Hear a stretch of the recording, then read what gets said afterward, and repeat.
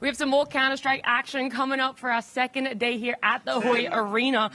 In fact, I think production is pretty much ready to get started. So let's see who makes it to the grand finals for our second day of the Blast Premier Open Rotterdam. Gold start. No punishment is so severe as the consciousness of guilt. Step by step, you give everything you have, but some walk away with nothing. Scars are gathered here. One mistake, a moment of hesitation, and your journey ends.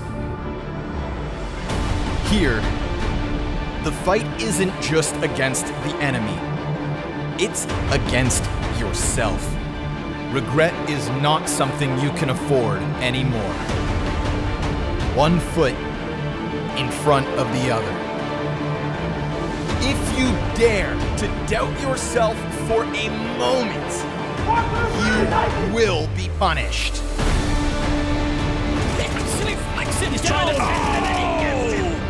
We all stumble under the weight of our own choices.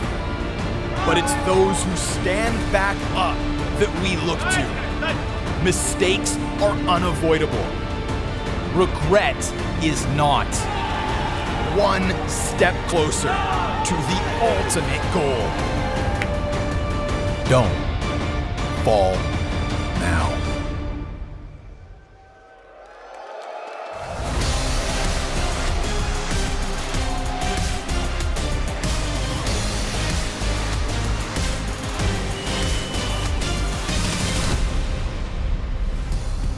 It's semi-finals Saturday. How are we feeling, Rotterdam?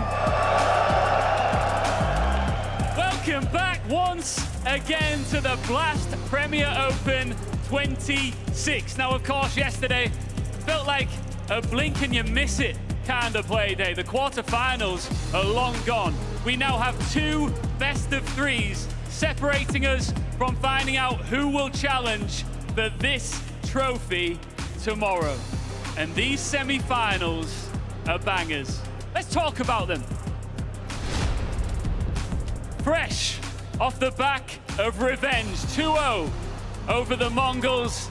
The Turkish veterans are looking formidable. Who's here for Aurora? They're going to need your support because their opponents are tough. The greatest team in the world, unshaken, unstoppable. They haven't dropped a map in the groups, and they are looking to stomp their way through to another grand final. Who's here for Vitality? All right, it's a mixed bag in here, Rotterdam. I'm liking it. Let's move on to that second semi-final. If you Google the word structure, you will see an image of this roster. They are incredible and are looking in phenomenal form. And again, they're going to need it for their opponents. They're coming.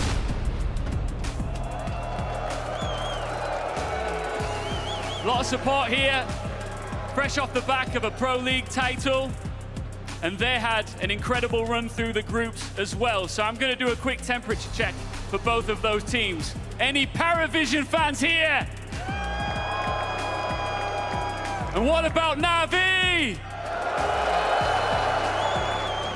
The players are all starting to arrive. I just want to give a big thank you to you watching at home and to all of you filling this arena. I want to hear you one time. 3, 2, 1, make some noise! Semi-final Saturday starts right now.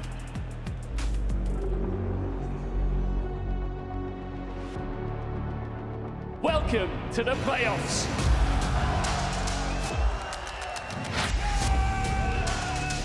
PARIVISION, step up. It's Aurora to make the semis.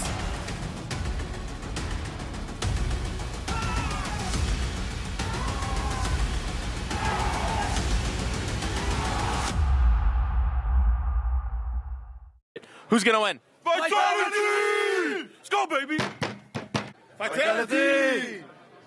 NAVI! Only Navi. Only Navi. It's Vitality, and then there's the rest. PARIVISION. Jim. The PARIVISION, because I trust in the coach. He's the best.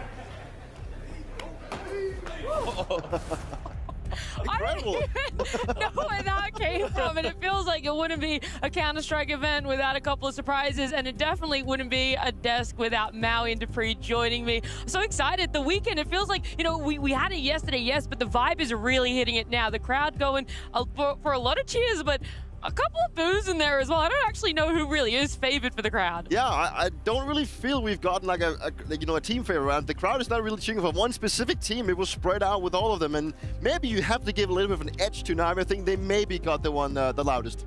Over PARIVISION for sure. I felt like Vitality just split the room in half. You had a lot of boos, you had a lot of cheers. I mean, I feel like also we just have the four most deserving teams. Off of the quarterfinals yesterday, you saw some great stuff from PARIVISION. They really laid the pressure on Falcons. Yeah, that's it, right? Now that we have entered our Saturday, we've gone from a top 6 to a top 4, and we're going to be knowing our grand finalists in just a mere number of hours. And now it does make me wonder, Dupree, last week in Copenhagen, when we were looking at our Nova shots, you were pretty all in on a couple of teams. Hand it to me. You know, had to this go is my back. specialty at this point. Our portfolio was looking a bit weak, but we got a lot of blast coins to spend there. Coming into the segment, we did sell a bit of our Spirit stocks, also the Falcons, since they're not part of the tournament anymore, so it did make sense. We're sitting at 610 blast coins to spend, so if you at home want to be playing a little bit of this prediction game where you can win real money, I think this is time to just pay attention. And you know, Maui, I think we should be looking down to this one, because I'm seeing a stock of PARIVISION right now that sits where I want to be spending more money. Ooh, okay. Where were you? It disappeared from me. Where did we go? Either way, I mean, I'm totally in agreement. You got it, right? I get it. The value on it was way too good to pass up on this one. It was, what, relatively inexpensive compared to a Navi team, and so, yeah, we're all in on it. We're all in on it. We just go all in on Let's this get it. Let's get it. Okay, well done. This Well done. is a classic. Boom, bang, bang, oh, wow. It's Maui is the one that's prominent there. We're going all in there for PARIVISION. They're going to be playing later today, okay? They're going to be going up against Navi, which means we mostly really want to focus on what's happening right now in the Ahoy Arena, with a lot of fans now piling in and dividing the room. You already talked about it. Aurora had some good cheers, but Vitality had the most noise made for them. And I'm not going to say cheers, because it was split right down the middle there. Oh, I mean, it was something that you can tell that this audience is really just getting totally fired up here. And the thing is, though, Vitality fans, they do have to worry. You are seeing an Aurora team that is powering up. The fact that Madger has gone back to the drawing board of how he wants to construct defensive halves for his team. You saw how vicious they were against the Mongols. They were practically the most airtight team yesterday in the arena. We saw Xantares with his usual heroics, but Woxic has just this coolness about him when he goes into these interviews, the way that he's been on these stages dozens of times in the past, and the shining star for me, Whitecadia. Every time they need an X-Factor moment, this guy is stepping up. Despite being 21 years of age, you would not know it from how comfortable he has looked in these kinds of moments. And a little shout out to Faber, because we don't talk about this guy enough, but every single time they went for a timeout, felt like the plans were picture perfect. Already signing autographs as you're walking in. The crowd's going crazy for you. You live for environments like this. Exactly. Like, we are so excited to see these people here. And they're not gonna stop for sure. But yeah, it's good. They were great for you yesterday in your impressive 2-0 win against the Mongols. What have you done since that win, and how have you prepped for the greatest team in the world here today? We just gave our everything as a team and as individually. We will see. I know that you are never afraid for a bit of shit talk. What would you say to any Vitality fans watching this that think that you're going to lose? This time I'm just gonna choose my word wise. No, we're gonna beat you guys now. I like that. Woxic took a moment. He's like, what path do I really want to go down here? And he took the right one, right? You got to bring fighting words to Vitality, because you're going to have a fight when it comes to being in that server against them, Dupree. You're a massive underdog, so why not just try and throw it out there, you know, have a little fun about it, but also, you know, play with the word that you are the underdog. You need to bring so much fire to the table. But now the man on the picture on January 10th, 2025, we had Robs joining Vitality. And I don't think anyone would have expected what will go on and happen with these teams. They have gotten 11 trophies. They are now hunting for their 12, with that being also 2 majors back-to-back and an Intel Grand Slam. This team at this time is playing phenomenal in Counter-Strike, and it is looking like a team that is unstoppable. Right now, we're just looking at a team that are trying to prove that they are the greatest team of all time, and right now, I'm afraid. Robs, nothing new here. Vitality arriving at a main stage tournament as the clear favorites. How confident are you feeling? I'm confident, I'm comfortable. This is where we want to be, and this is the plan. You haven't dropped a single map in the group stages. Do you think that that gives you even more of an advantage? Do you think that your opposition will fear you here? I think it's just giving us more and more confidence. As I said, not much else to say. I think we're feeling good, and that's it. What about this crowd? You got some boos as you walked in here. Do you think that the crowd might get in your head a little bit? I didn't even notice. I don't even know if they booed, but we've been in that situation many times, and we've come out of it, so no problem. Aurora were phenomenal yesterday in a 2-0 victory. I'm sure you watched along. What do you think of them? They're very explosive sometimes, so we have to watch out for that. They had a good match yesterday, and they're getting into the arena feeling good, so it's a dangerous game. And you know, it's going to be an interesting one with the veto and everything, so we'll see. I think it's going to be a good one. Finally, is it just going to be business as usual and a Vitality win here? That's always the plan. Business as usual. You know, we're feeling good, as I said. We're feeling confident. I think so far we're showing good results in this year as well. So we just want to keep it going. Best of luck. Thank you. Outside of all of the emotions I'm sure those players were feeling as they walked that red carpet and came into Ahoy Arena, Rob's mentioning there that he thinks the veto is going to be interesting. And maybe, Maui, for people who aren't always on top of what is so interesting about a veto, why does he say that? What puts that context there? Well, both of these teams share a permaban. And so for people at home, obviously the battlefield is utterly important in terms of just the extent of tactics between both teams. Usually teams can find an edge because they're just more comfortable on one or the other. But the fact that they both play, or they don't play Ancient, means that both of them want to get rid of it, but there's also a little bit of a game at play here where it's sort of that the team that decides to float it or not ban it for longer kind of gets an edge, because then they get 2 bans on maps otherwise that the other team may pick, or ones that they just assess themselves as maybe their 6th or 5th best map. And it's not untested territory. We have seen that these two guys have, or that these two teams have gone toe-to-toe on Ancient, where it was a very back-and-forth game with multiple overtimes where Vitality ended up getting the win. And that just plays a lot into the favor of Vitality, because Aurora will also respect the fact that last time they did try to go for this kind of edgy pick, they lost it.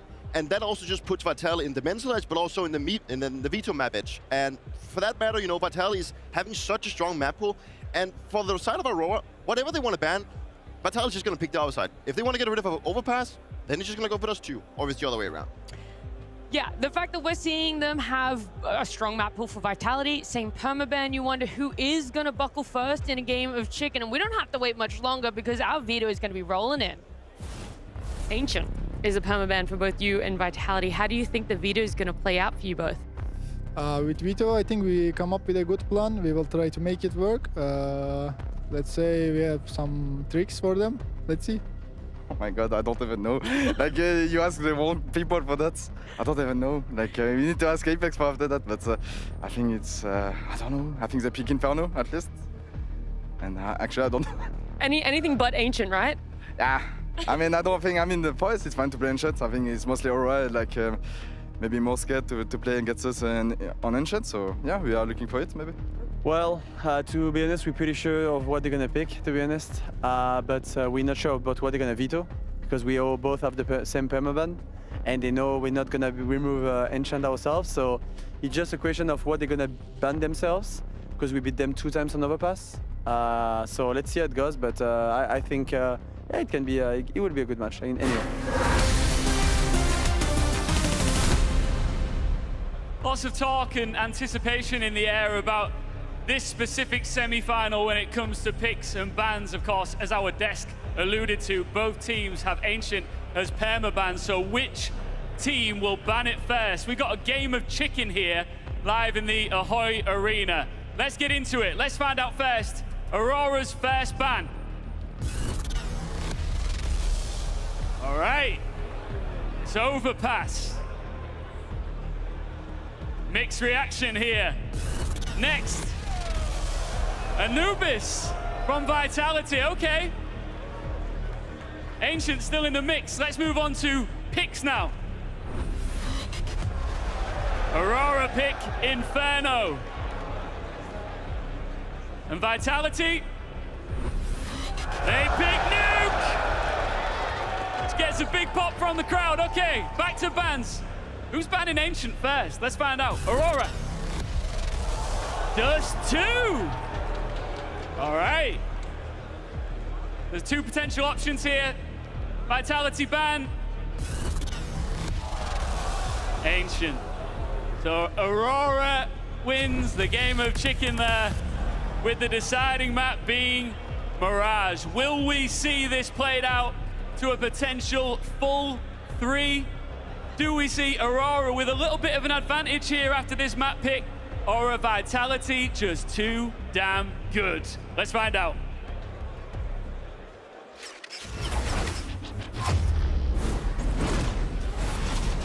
Yeah, this morning I just said, like, guys, we are playing the best team in the world, yes.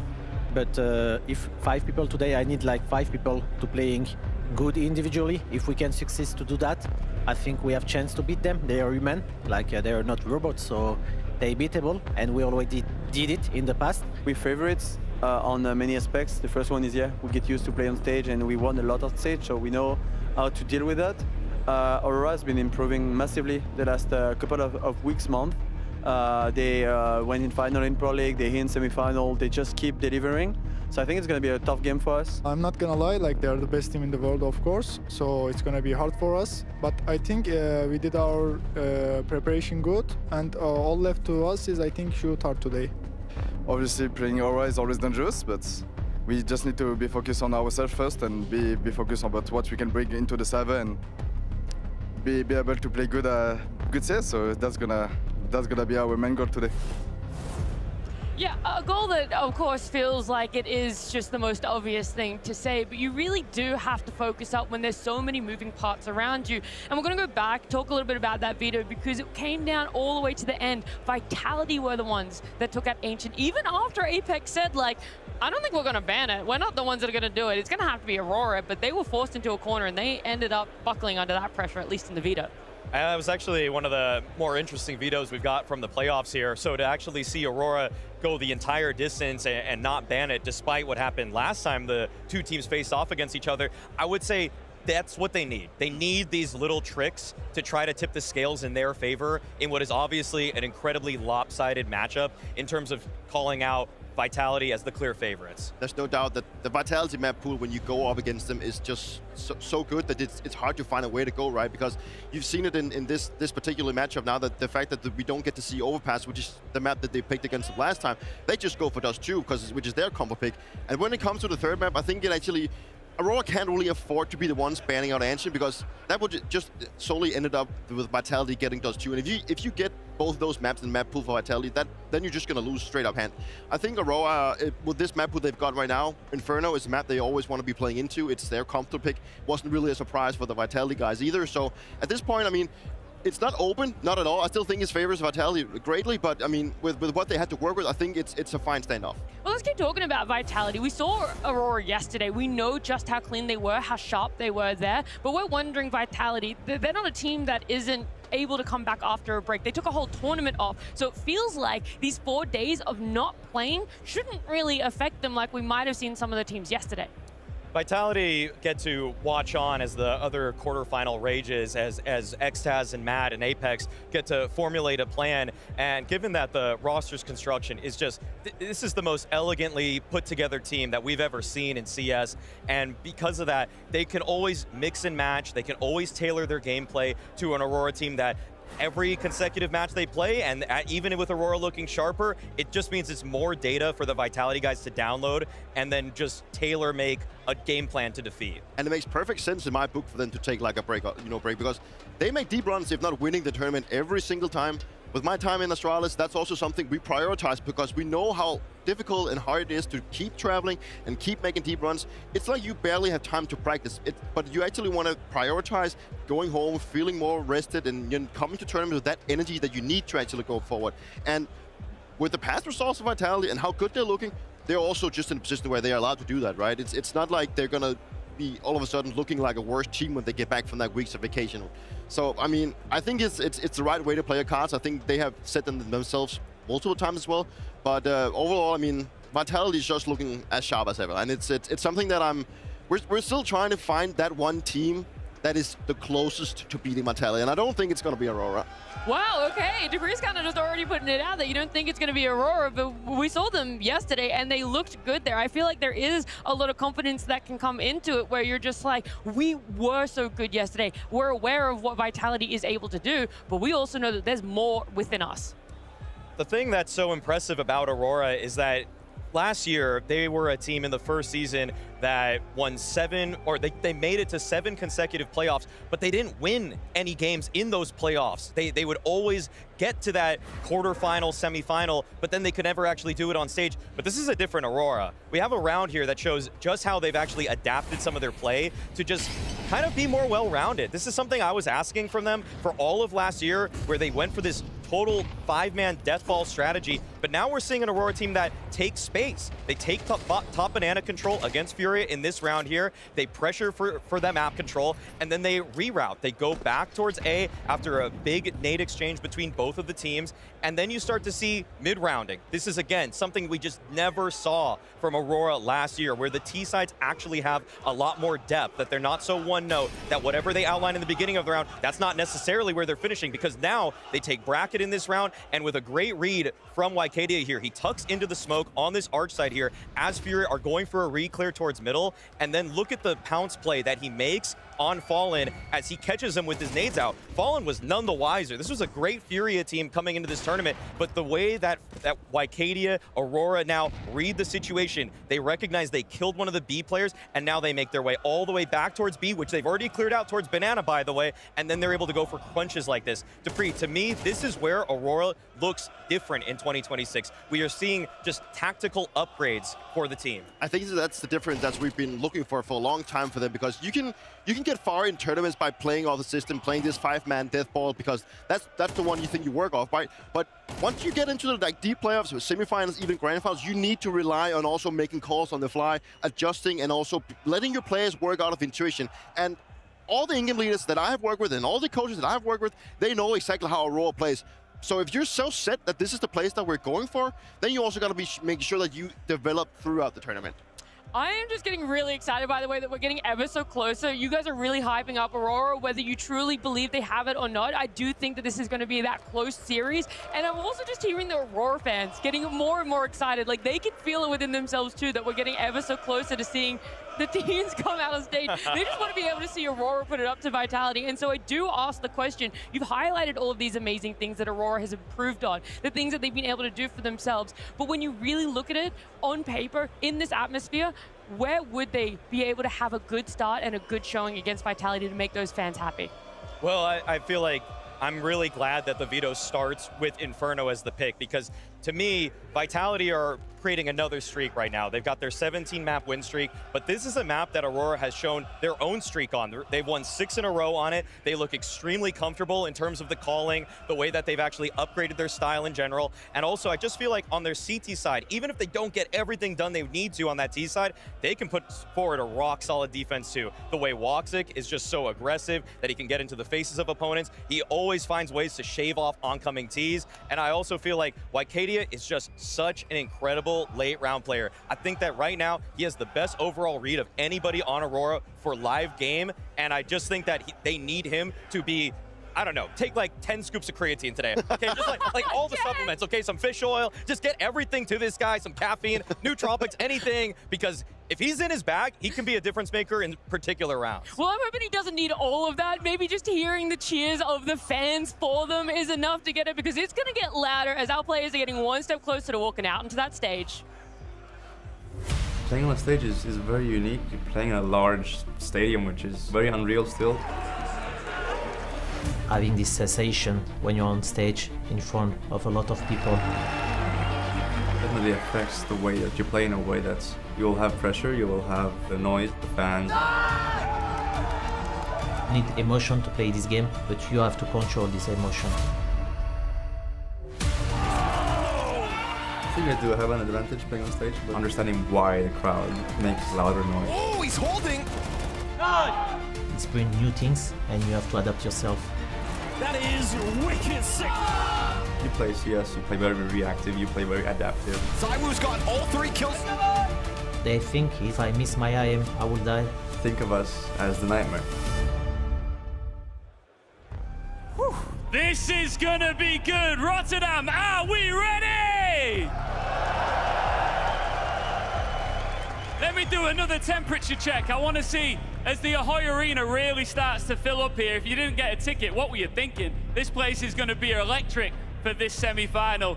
Let me see who everyone's supporting here. Any Aurora fans in the building? All right, I like it. What about Team Vitality?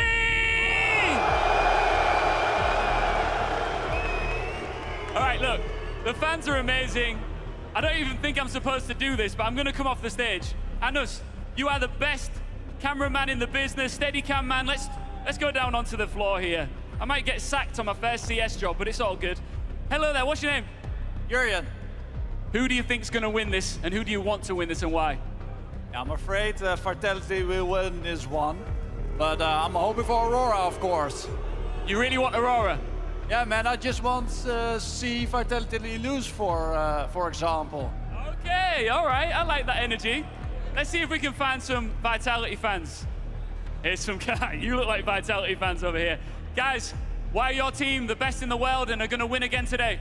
Because we have the best player in the world, Zywoo, of course. What do you think? Zywoo. Zywoo. All right, I'm heading back up here one more time. The players are standing behind this huge stage right now, and they want to hear you. So if you are ready for the first semi-final here, Rotterdam, make some noise!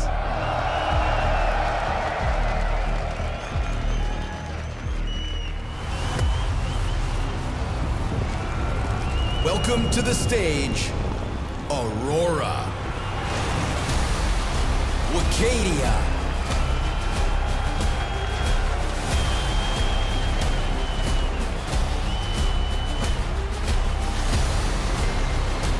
Santares,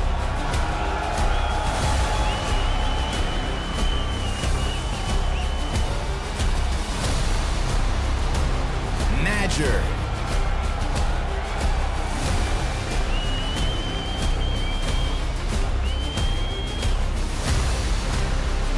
Woxic,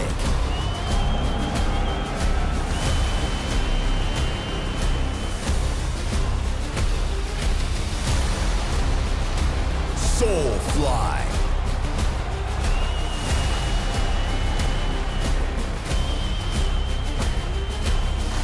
Brotherhood and Firepower.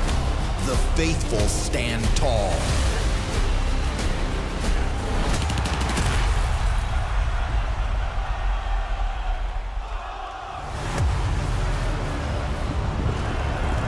Please welcome Team Vitality. Robs,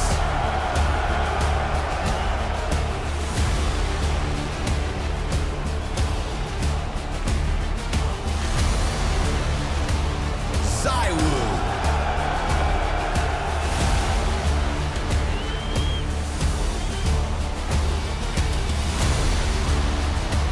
Apex,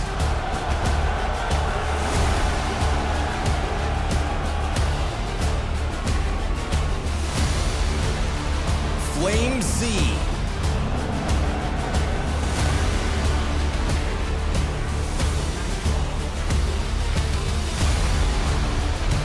Mezzy,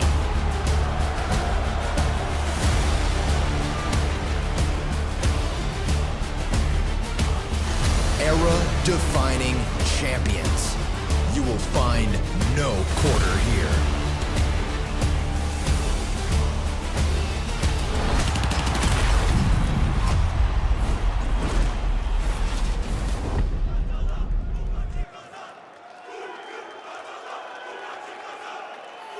There is so much noise in the Ahoy Arena at the moment, whether it's for or against Vitality, for or against Aurora. There's one thing you can't deny, Maui. It's got a lot on the line for a semi-finals when it comes to a crowd. Oh, the fact that the streak is alive for Vitality, that you got lovers of their team, haters of their team, and the Turkish fans, I can barely hear myself think when I'm anywhere close to those guys. It's lovely to have, this kind of atmosphere. And Aurora, they need this atmosphere to help them carry them over the finish line if they're even supposed to have a chance against Vitality. I tried my hardest to try and find a positive edge where I could see like Aurora has an edge in this game. And the only thing that I found is that it's a best of 3, and if you go in the best of 3 against Vitality, it's a better shot than if it's a best of 5. And then also their flashes. That was like those 2 things that I could find where I would give them a positive edge. So they have a hard one on the line here. They really do. We're seeing it now, Vitality doing their huddle. We've seen it before. They come out onto stage, and they haven't been shaken before about what a crowd thinks of them. And I wonder, does that stand strong? Are we going to see another impenetrable Vitality? Probably. Probably. There's no guarantees in Counter-Strike, but one of the reasons for that is just the way that they are so well oiled. The fact that even their superstar in ZywOo doesn't take a breath of oxygen more than he needs to out of this room. They all play off of each other. They are so consistently on top of each other. The teamwork is so exceptional. That's why the comparisons to the era-defining Astralis have constantly persisted, because the way that they have perfected CS, we've only probably seen once ever in our lifetimes. It's a discussion that we got to be having maybe coming into the Cologne Major. If they can bounce back and get that 3rd back-to-back, then I think it's a conversation that we need to be having on this. That is for sure. But this is the playground of Vitality. This is where they play the best brand of Counter-Strike. When we saw them in Copenhagen, I wouldn't even say that we saw the A game of Vitality. They had a very close series against PARIVISION, but this is where they thrive. This is where they play their best Counter-Strike, and it's not only because of their individuals. As a team, they just function, and they love the energy, the atmosphere of playing in an arena. That's what they're fighting for, and that's why they've gotten all their titles. So it's a game where Vitality is just, at this point, so much better than the rest of the teams that they're just looking to hoist trophy after trophy, and it seems like, at this point, it's more of a sub-goal of them winning trophies, because they want to cement themselves as the greatest of all time. Look, we've talked about it before, time and time again, of Vitality as that team, ZywOo as their star player, but this year, this event, there's been conversations about a rising of a 2nd star player in FlameZ. It has been incredible to see FlameZ in 2026. If you look at ZywOo's 2022 numbers, they're practically identical. So if you already thought that it was unfair having ZywOo on your team, what about having 2 ZywOos on your team from different years? That's what we're talking about now with Vitality, and how the firepower is just so well distributed. It's straight up impressive to see what FlameZ is doing in his roles and what he brings to the team. The amount of space that he manages to create for the stars in that team is unheard of, and I don't think we've seen something similar since Dong actually got here.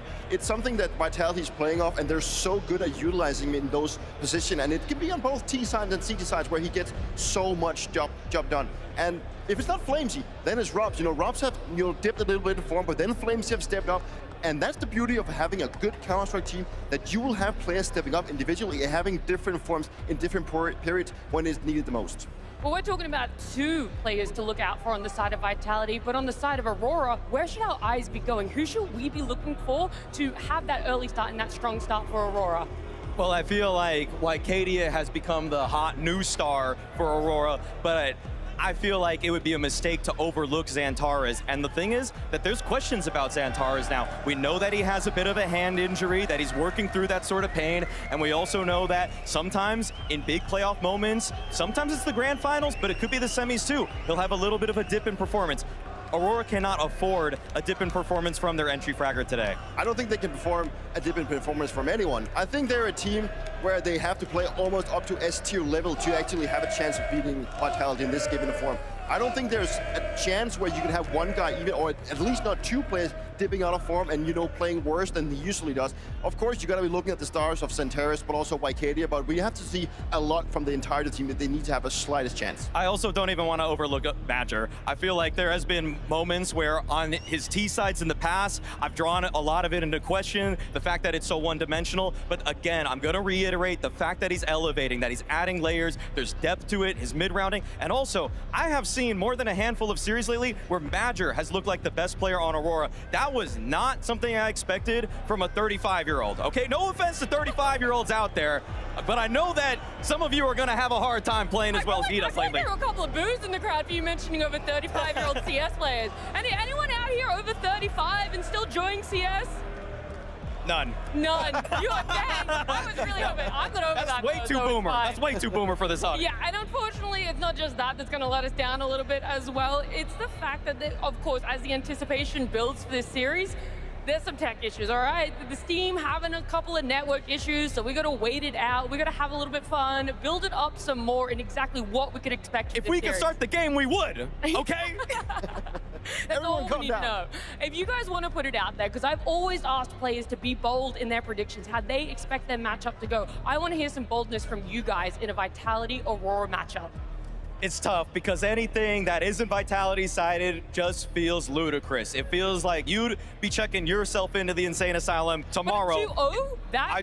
But I think the one angle I feel like is that this could be a 2-1, that Aurora could take Inferno. That in itself would be an accomplishment to me to stop the 17-map win streak from Vitality dead in its tracks with the map that might actually, in my eyes, be overtaking Aurora's Anubis. I felt like the way that they're calling on Inferno lately and playing the CT side, it's one of the most comprehensively strong maps for them in the pool. That's without a doubt. If they can clinch Inferno, that will be a massive step in the right direction for Aurora, also getting more experience playing stages, because they have looked better in quarterfinals, but now it's a whole other beast that they have to fight against, right? This is the semifinals, and you're going up against a team that is winning title after title, and this is where you really got to be earning your money.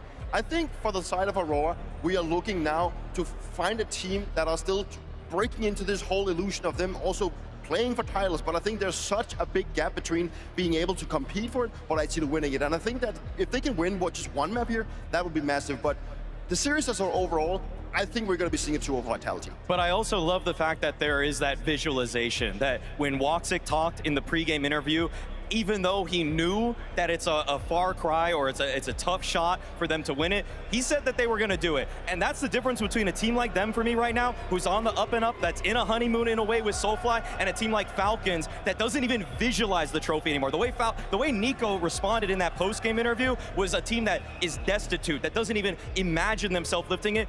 That's not what the case is for Aurora. Badger feels like they should be contesting for trophies, and Woxic also feels like there is a chance that they win today. I agree, and you know that is the thing that now in Counter-Strike is so much more than just getting your superstars together, because I feel like this Falcons project has fallen to the floor. It has not done what we have expected, but you can see a team like Aurora that has been working through things. Even a team like NAVI is also on my thoughts when I think of a team that's had their flaws, had their issues, but working through them. And Aurora has stuck with this roster, maybe making a change in here and there to try and fulfill the things that they felt was lacking. But that is also the key to Counter-Strike. You cannot just make changes all the time and just expect it to be better. You also got to work your way through it. And Aurora has done so, and it has looked better. But I still believe that there is still a massive gap for them to fill before they even can be on the tip of the stage lifting trophies. Because lifting trophies in Counter-Strike, when you have teams like Vitality, teams like Furia, and even teams when, well, if let's just say the Spirit plays better, then it would be a very difficult task at hand. I'm playing my own sort of mini game here in the arena while you guys are discussing what's going to happen when we do eventually get into the server, and it's every time a player is shown, is the crowd going to boo them or cheer them? Which individual is pulling more of the crowd's personality out there? Robs is the cheer. See? Robs is the cheer. Oh, cheer yeah. for Robs, that's a good one. Why wouldn't you? Oh, matchup, that's got a big cheer on the other side of the booth than where we're standing from the Aurora fans. Definitely more polarizing Aurora in the past. They got their lovers, but they definitely have their haters. I want to get a picture of Apex csgo. I want to get people's attention and, you know, a little bit of a temperature check on this guy, because he is a guy that you can love and hate. Personally, wait, you gotta listen for it. Mostly boos and a boo at the beginning. It's kind of some boos at the beginning. In all honesty, you love and hate him, right? I mean, I play alongside him. You know, I also had a love-hate relationship with this guy, because he can be awesome to have in team, but you can also at points feel like, oh man, would you just shut up for once?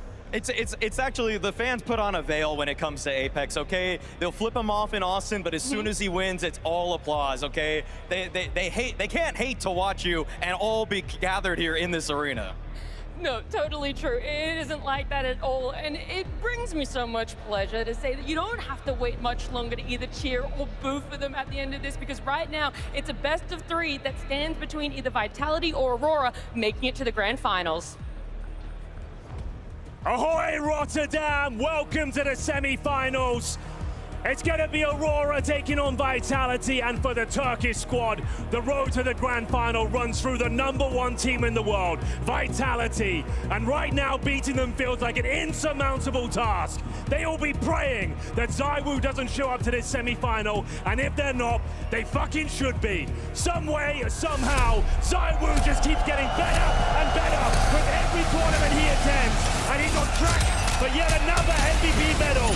The first map will tell us everything we need to know, whether David can hold a candle to the Goliath. Rotterdam, let's light up this arena. General Anders, take us into battle. Yes, Henry, we are ready. Yesterday was electric, and today you are 1 win away from getting to the grand finals. Everything is once again on the line. And we'll see Aurora start on that T side, looking to get a bit of information. But this is a ruse right now. They want to take this banana control, but the bomb, that's the big clue at the moment. It's on the other side of the map. Flashes around the corner. Flamesy starts it up, and he is cutting them all down. The entire plan has gone down the bin at the moment. It's just Wakadia left. What a way to start here for Vitality. Well, that's what you love to see. Aggressive, in your face, and precise at the same time. Everyone contributing there. A double kill for Flamesy, as Wakadia, the young star for Aurora, has nothing left to say about this one. 5-on-1. Best he can really hope for, Anders, is a couple of kills. Maybe the bomb plant has got the C4 in his back here, but Vitality looking for the perfect round, and they might just get it. A couple of kills exchanged, couple of shots coming through, but it looks like we are done here. It is the clean sweep. As Robs confirms the round, it will be Vitality going up 1-0, denying the plant, and Aurora. Nothing picked up there, completely shut down, didn't even get any control towards Banana, and it's all about this flashbang. Perfectly set up, nothing they could do. Look how blind they were, and it's that precision from Flames that wins them the round. That is so sick. I'm glad we caught the flashbang there on the replay, because you're right, that is the thing that set it all up. I think they took a combined 18 damage in that round, Vitality, so hardly even had to break a sweat to get this one going. And the second round, no bomb plants, but they still invest into this one. Tech 9s and 2 Mac 10s, now leading the charge towards the top of Banana. Into the fire they go, trying to see if they can find any entry at all, and they will take down Flamesy. You know what? This is not as bad as it started. There is a way for them to break through on this one. The bomb's going to be planted, and they've even stolen an M4 on top of it here. So now, Vitality are put to the test early. One of the most difficult bomb sites to retake in all of Counter-Strike here. Starts with Messi. He's done a great job with that MP9, mowing them down. Wakadia remains. He would have to do something very impressive. Cowering in the corner as Robs hunts him down, Anders.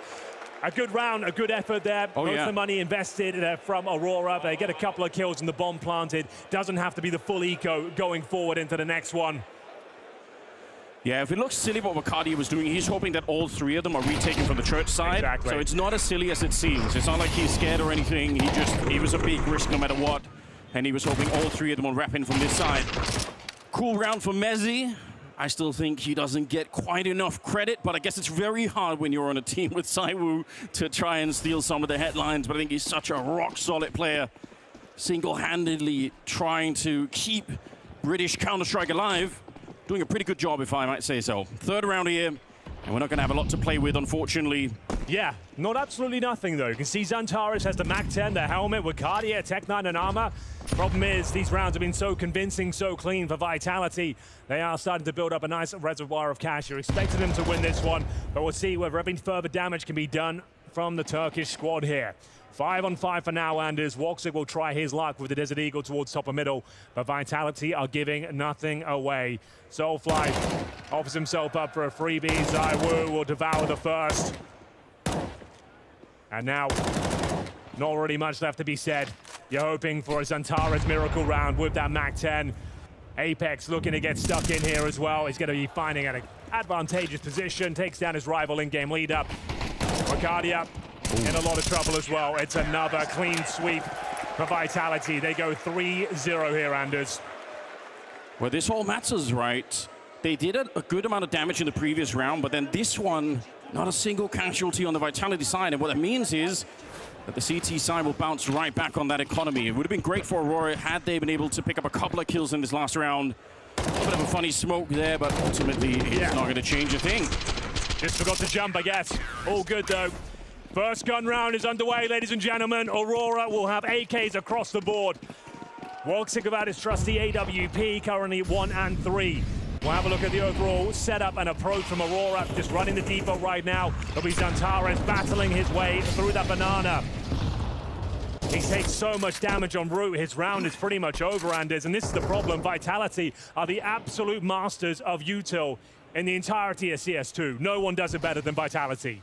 On a map like an Inferno as well, it's so brutal when you start the round like this. You know you're going to get close. You're probably going to get grenaded again at some point here.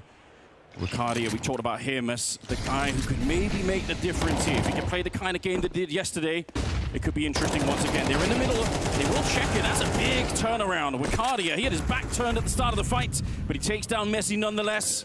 The bomb is at the bottom of the T stairs, so they're not going to jump on this bomb site right away. They have to go back and pick it up. Really excellent work there from Ricardia. Really sinking his teeth in this tournament, becoming one of the true stars of the squad. So reliable, so precise. A 180 kill to open things up. They have taken heavy damage en route. Early smoke from Flames towards the top of Banana allows Apex to rotate in here. So there will be 2 players to defend. 2 of the Turkish players are low as well. And in we go, Anders. Yeah, Flames, he gets the first one, pulls out the incendiary, but they're right in front of it. Soulfly, you have to get that kill. It might not be enough for you. Flamesy, can anyone shut him down finally? He gets doused in the fountain, but it's too late. Apex had already shown up, and Vitality, yes, they lost a player early on, but they were right there. The rotation from Apex, perfect timing. The defense looks rock solid again. This is the pick of Aurora, bear in mind as well. You get an opening kill like that. That's great news, but everyone was so low. Flames is having one hell of a run. The last few tournaments, he looks so clean, he looks so calm. So much damage, sets up his in-game leader. Look at all the damage and kills found by Apex to close things out. Maximum loss bonus at this stage, and we've got Tech-9s. Ricardia's gone for the hero AK, 2 and 4. And that's top fragging after 4 rounds of play. It's not ideal, but maybe he can do something with this one. The thing is, we all knew this is going to be the test. You said it right at the start. The first couple of rounds will probably tell us a lot about how this game will play out. It's such a task that they had ahead of it. Everybody in the world's been saying it. There's Vitality, and then there's a big gap, and then there's everybody else in the world at the moment. And we're trying to figure out how big is the gap to Aurora, and at the moment it feels like it's a pretty big one here. Apex top fragging in the server with the 7-1. They haven't even had to put Cywo to play yet. Right now, that gap feels like a canyon. That's very true. Let's see whether they can do anything with this one. Aurora, known for their poppy plays with the Tech-9s. We'll see what they have up their sleeve here. It's going to be smoked down towards the library side, in towards the arch. Trying to find some spacing towards shore. An over-opening kill. It's Messi that goes down again. Flashbang going to be setting up Robs here. He's got the AK-47 in hand. He's got Zywu joining him as well. This rock-solid duo just going to town on the A bomb site. All of a sudden, looks very comfortable indeed. Nothing but perfection here. Another clean round as Zywu confirms it. Gets himself a hat-trick, and we go 5-0. Vitality firmly in the driving seat right now. Even in those small moments there, you see Zywu and Robs, they never really overpeak. They're always backing into the corner. They use so few bullets, they don't have to reload. There's just 2 AKs on the other side, 60 bullets. It's plenty enough to shut down the entire attack. They're so efficient with every little micro moment in this. It's really sick, and it's very, very hard to overcome right now. Aurora feeling suffocated on Inferno, and we're just getting started. It's only map 1. Tactical timeout. A much-needed one, but this is where the game really gets going. You've got Woxic on the AWP now. Suggests where to slow things down. They are finding the opening kills, Anders. That's the problem here. You're getting the 4 and 5s. Right. You're getting that kill on Mezzi towards top and middle. You're just not converting. Up towards that quad side this round. Just well too set up for Vitality. They got Robs, they got Zywoo, two of the hardest hitting players in World Counter-Strike right now. With AK-47s in their hand, of course they're going to mow you down. We'll see if Aurora can get into this one. We need Woxic to find some impact here, because right now we've got 3 AKs on the CT side, and bear in mind, Zywoo, he doesn't even need the AWP.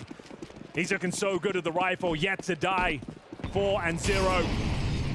Another round of play here. This time, Majo, the one battling towards the top of the banana area. His teammates all the meanwhile working towards second middle, so a different approach. We're not seeing Zantares brute force his way up towards B. Gonna try and get some space towards middle with one of their star players actually having the health to take part in the round. Lads, come on.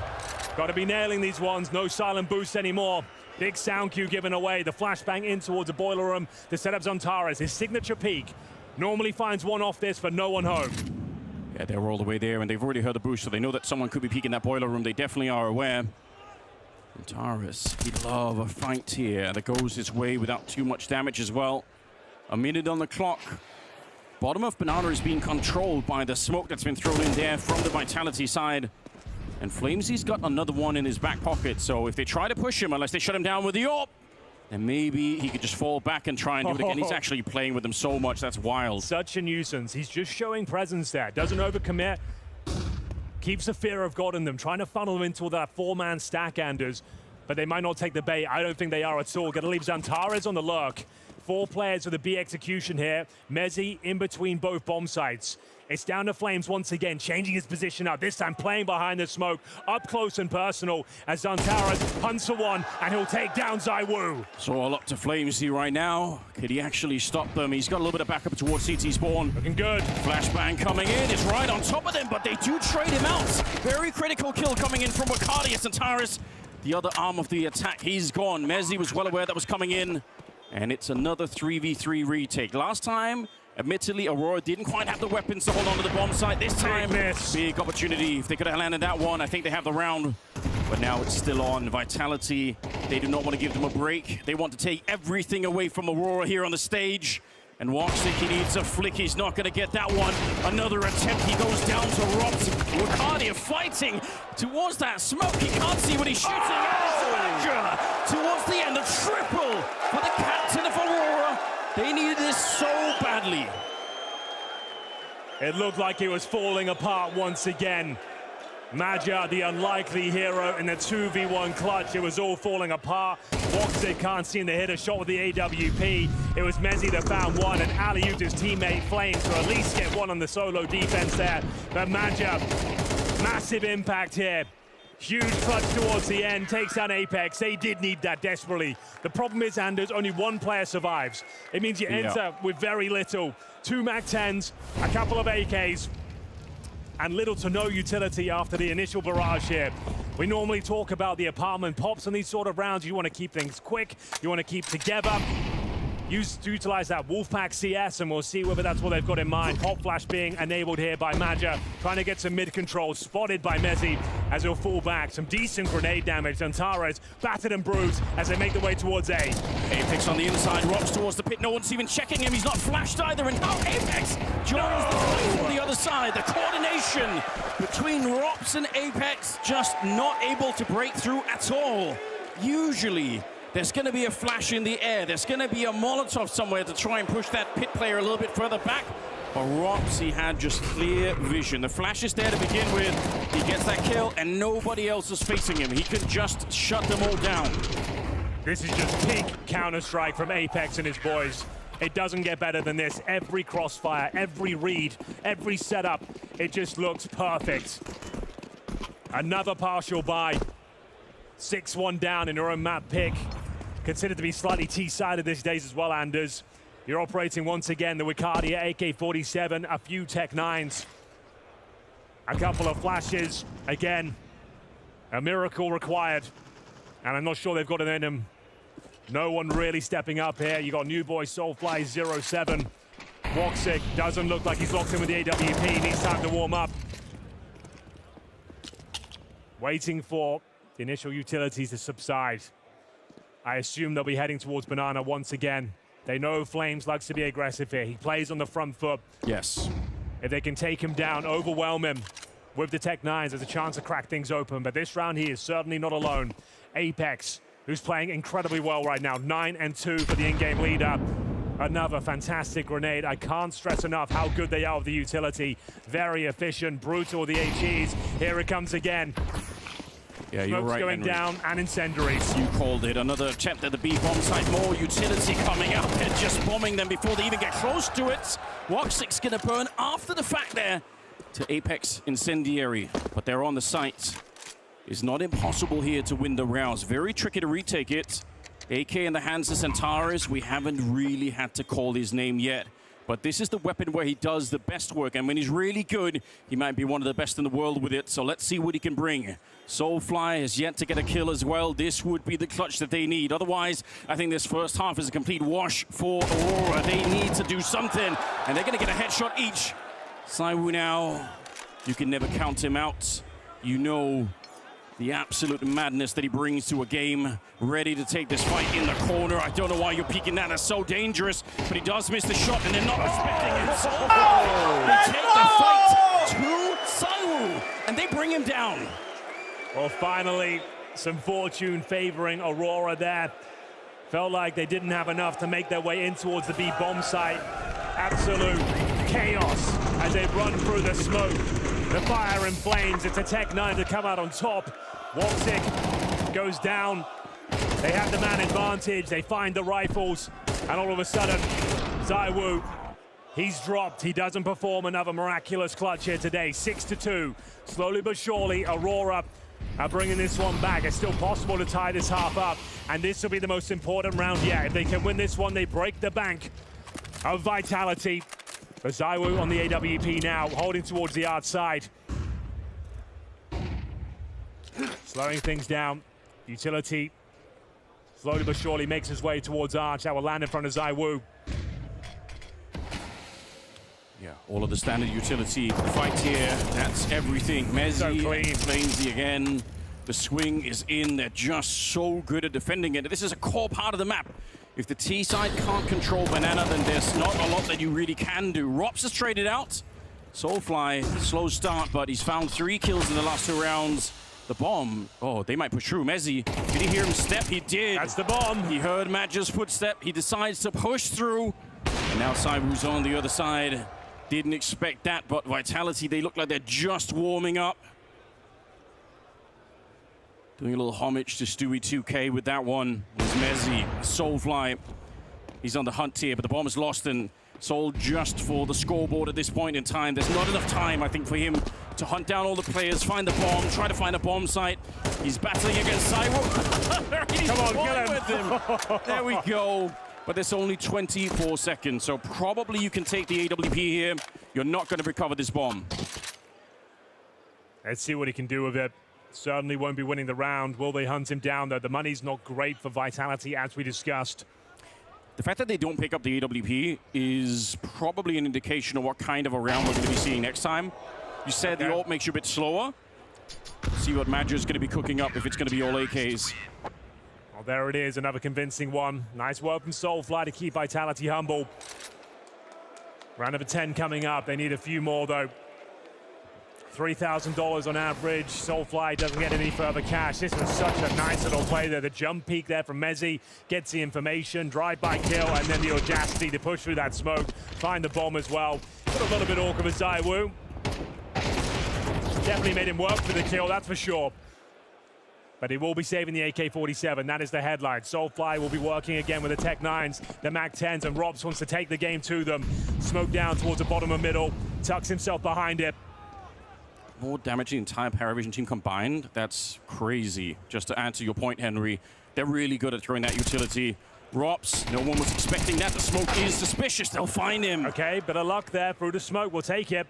And now it's Wakadia trying to find that gap towards the apartments. Yeah, but look at the rotation. The entire Vitality team are here. There's nobody defending B right now. They've just called it. Oh, this is sick. Apex ahead of the game right now. And Saiwu with the AWP, they're walking into a bit of a fortress here at the A-bomb site. not welcome whatsoever. Soulfly, he did very well last time, but this is asking a lot once again. A 1 versus 3 Henry, new recruit on the team. He's gonna get the bomb plant at the very least, but they'll use that time to surround him. They're right on top of him here, grenade in, and Flamesy, it's an easy shot. A double kill once again, and an 8th round. Vitality proving why they are so far ahead of everybody else in this business. Aurora, it's been too far between these rounds. They needed to do more damage. They need to keep them closer. Every time they have a chance, Vitality get all the money back and they're ready to fight. They have got Aurora in their pocket right now. Another tactical timeout. They can feel their map slipping away. They are being outclassed in every facet of Counter-Strike right now. No one really stepping up. Maja with the best sequence so far in that 2 versus 1 situation to beat bomb site. Apart from that, they've managed to win a Tech 9 round in towards B as well. There haven't been any real clean gun rounds going in their favor. Just to say as well, the fact that Flamesy got the last kill there on Soulfly in the last round means Aurora know that they all 4 rotated over. They will have known, oh man, they were already all here. We actually walked into a 4-man stack in a 4-on-4. So just to add to the insult there that Maja's gonna know, man, they're reading everything right now. They've got it on lockdown. A 2-8 scoreline here. Vitality, we all knew it was very likely this would happen. It's not over yet, but this is one of the big opportunities right now. On Inferno, Aurora, they could do some real damage, but they haven't got off the ground yet. Let's see what they can do. It's Flames that's looking way too comfortable. He's the one dominating and dictating the pace over in that banana area, and it's such prime real estate. They keep sacrificing it over, and it enables these stacks to come through. 4 players usually towards the A side of the map. Mezzi transitioning over right now, but for now we have got Flames getting boosted up. Flashed off, not feeling it. We'll have another look. Xantares to deal with. What a battle this is. Xantares down low, doesn't do any damage in return. Once again, his round is nullified. He's 3-10 right now. The absolute star player of Aurora having 0 impact in the semi-final. And they're going back towards B. He's normally so confident. I thought maybe he was going to take that fight and shut him down on the boost wall there, but not exactly how it played out. Oh, Anders, this is so beautiful. Playing for that pixel gap, taking barely any damage, dropping a smoke of 40 seconds, and now you force a hand. You either run through this or you run out of time. Or if you don't run through it, there's another smoke on the other side. Apex got 1 more, Henry, so they have to run through. There's no choice here. They try and flash it, but Flamesy, get out of here. Needs to knock them out. Oh, there's just no entry. Here comes the next smoke with 20 seconds. There's no choice. It's not even a hard one to make. You have to run through. If you try and wait this out, you're going to lose the round 100% of the time. They got the bomb, sure, but they're trying to see if they can even navigate their way through. They're lost in the mist right now, as if they're in some kind of a Stephen King novel. The monsters are on the other side, ready to eat all of them. The clock has run out here. Vitality defeating them with the utility. Vitality making them look foolish right now. The fact you're in that sort of position, they still have 2 smokes remaining, and your team can't decide if you're running through or not. You're going through blind and a gray screen. There's fire on the other side, 2 players waiting for you. It wasn't even competitive, Anders. Your flashbang does nothing to Flames. He's changing his position up each and every time. He's presenting that aggression at the start of each and every round. You're too scared to fight him. He took Xantares down to 20 HP. Like we said, nullified his efforts at the start. And you're just kind of acquiescing in towards the bomb site, hoping you can get something done. But it was so flat, it was so weak. Vitality continuing just to eviscerate them as Flames nose down 2 more. How has he got away with that? He swings into the fight and they don't even get a chance to answer back. There were 2 of them waiting on the other side, by the way. He should never have been allowed. He should have been traded out there. And that's your 2 heaviest hitters. Woxic and Xantares just gone before the round has even got going. Some damage in return, I suppose, but a 5-on-3. Robs is about to say one of the best towards a quad position. Doesn't play the crossfire, doesn't peel back towards the bomb site. He plays on the front foot. That could be a mistake. Flames is low. The next move now, very important for Aurora. It's the final round of this first half, Anders. Yeah. And Lord knows they need to pick this one up. 10-2 will simply not do. Oh, is he going to walk straight through, Maja? I think he's on the other side. Oh, he's inside of the smoke.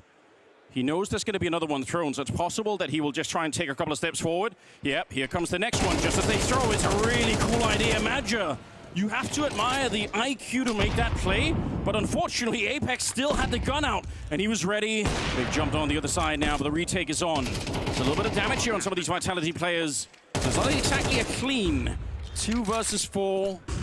They need this. Yeah, if there's any dream right now for Aurora, they must win this round, but it is a very big task. I think Mezzi ran out of bullets. That's a bit awkward. Wakadia, he will still be traded out. Soulfly, he's been probably their best player so far. Maybe Wakadia slightly outdoing him, but he's in the back corner, and they're going to check everything. It's easy for Flamesy. He will pick up another kill, and it will be a 10-2 first half for Vitality.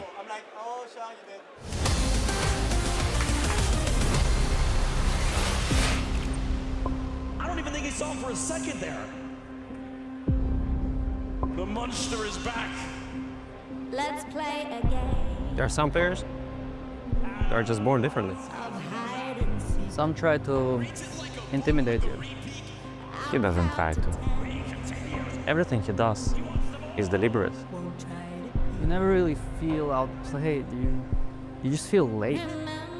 There is no pattern. And they can't find him. He's been so slippery. He doesn't move faster. He's moved first. He makes it look easy.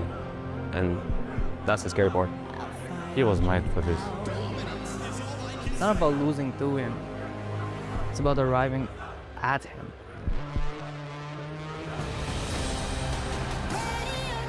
I can't believe it. Oh, he stopped. Beautiful work there from ZywOo. It is ridiculous. ZywOo doesn't need the help. Nails every single shot. Right here, right now on Mirage. Oh my God. ZywOo knows he's gonna fight right here, right now. Most efficient player in Counter-Strike history. No wasted ammo, no wasted movements. Where there's a chance, there's ZywOo. If you try to, I will catch you.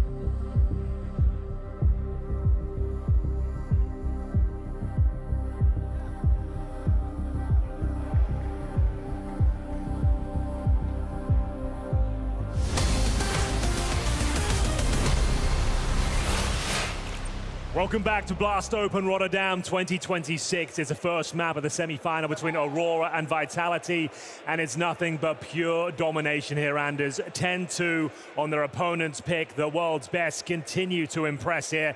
Everyone stepping up, everyone delivering, and I have to note something very important here. We talked about the utility deployment of Vitality. Apex alone dropped 523 damage with utility alone. Do you know how much damage Aurora did in total? Go on. 47 across the whole board. On their T side, sure, but it means they landed one good grenade the entire half. That doesn't even sound real, but we saw it right there on the graph as well.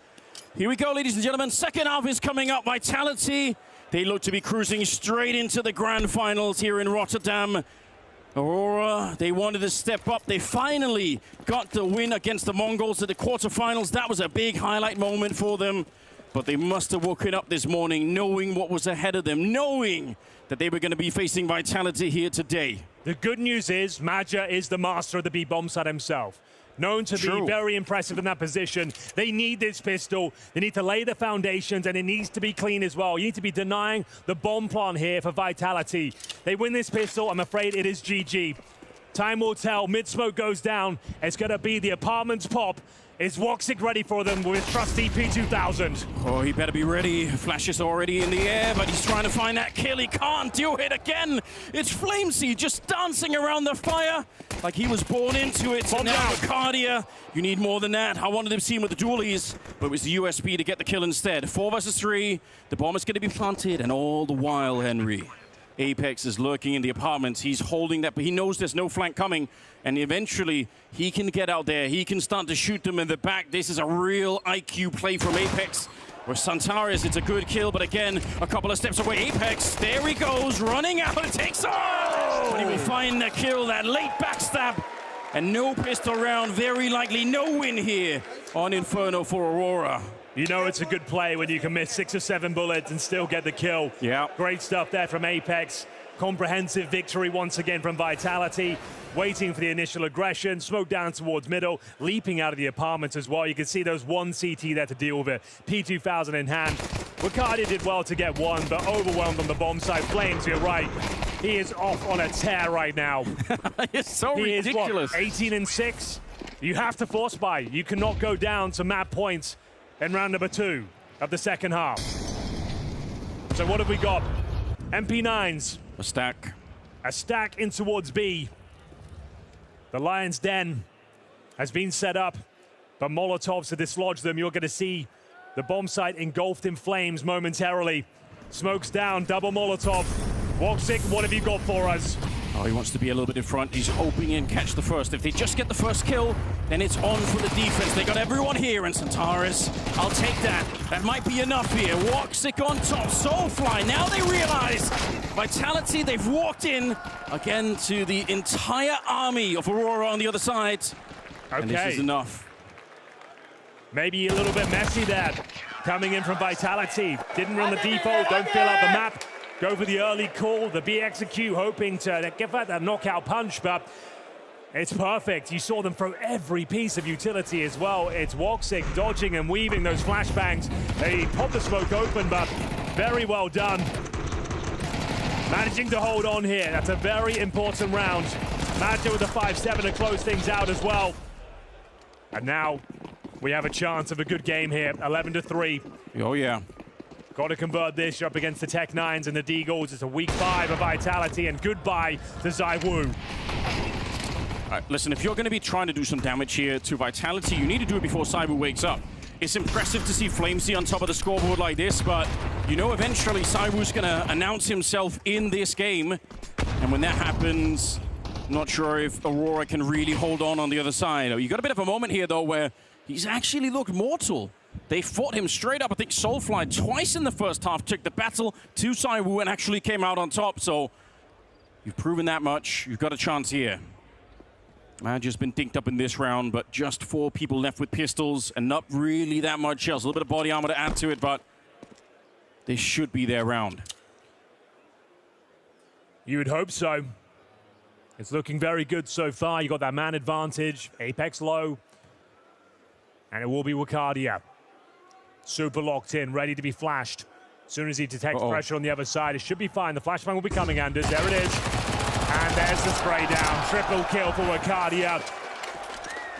This is looking more comfy now. They needed these couple of rounds. It's full eco coming up next for Vitality.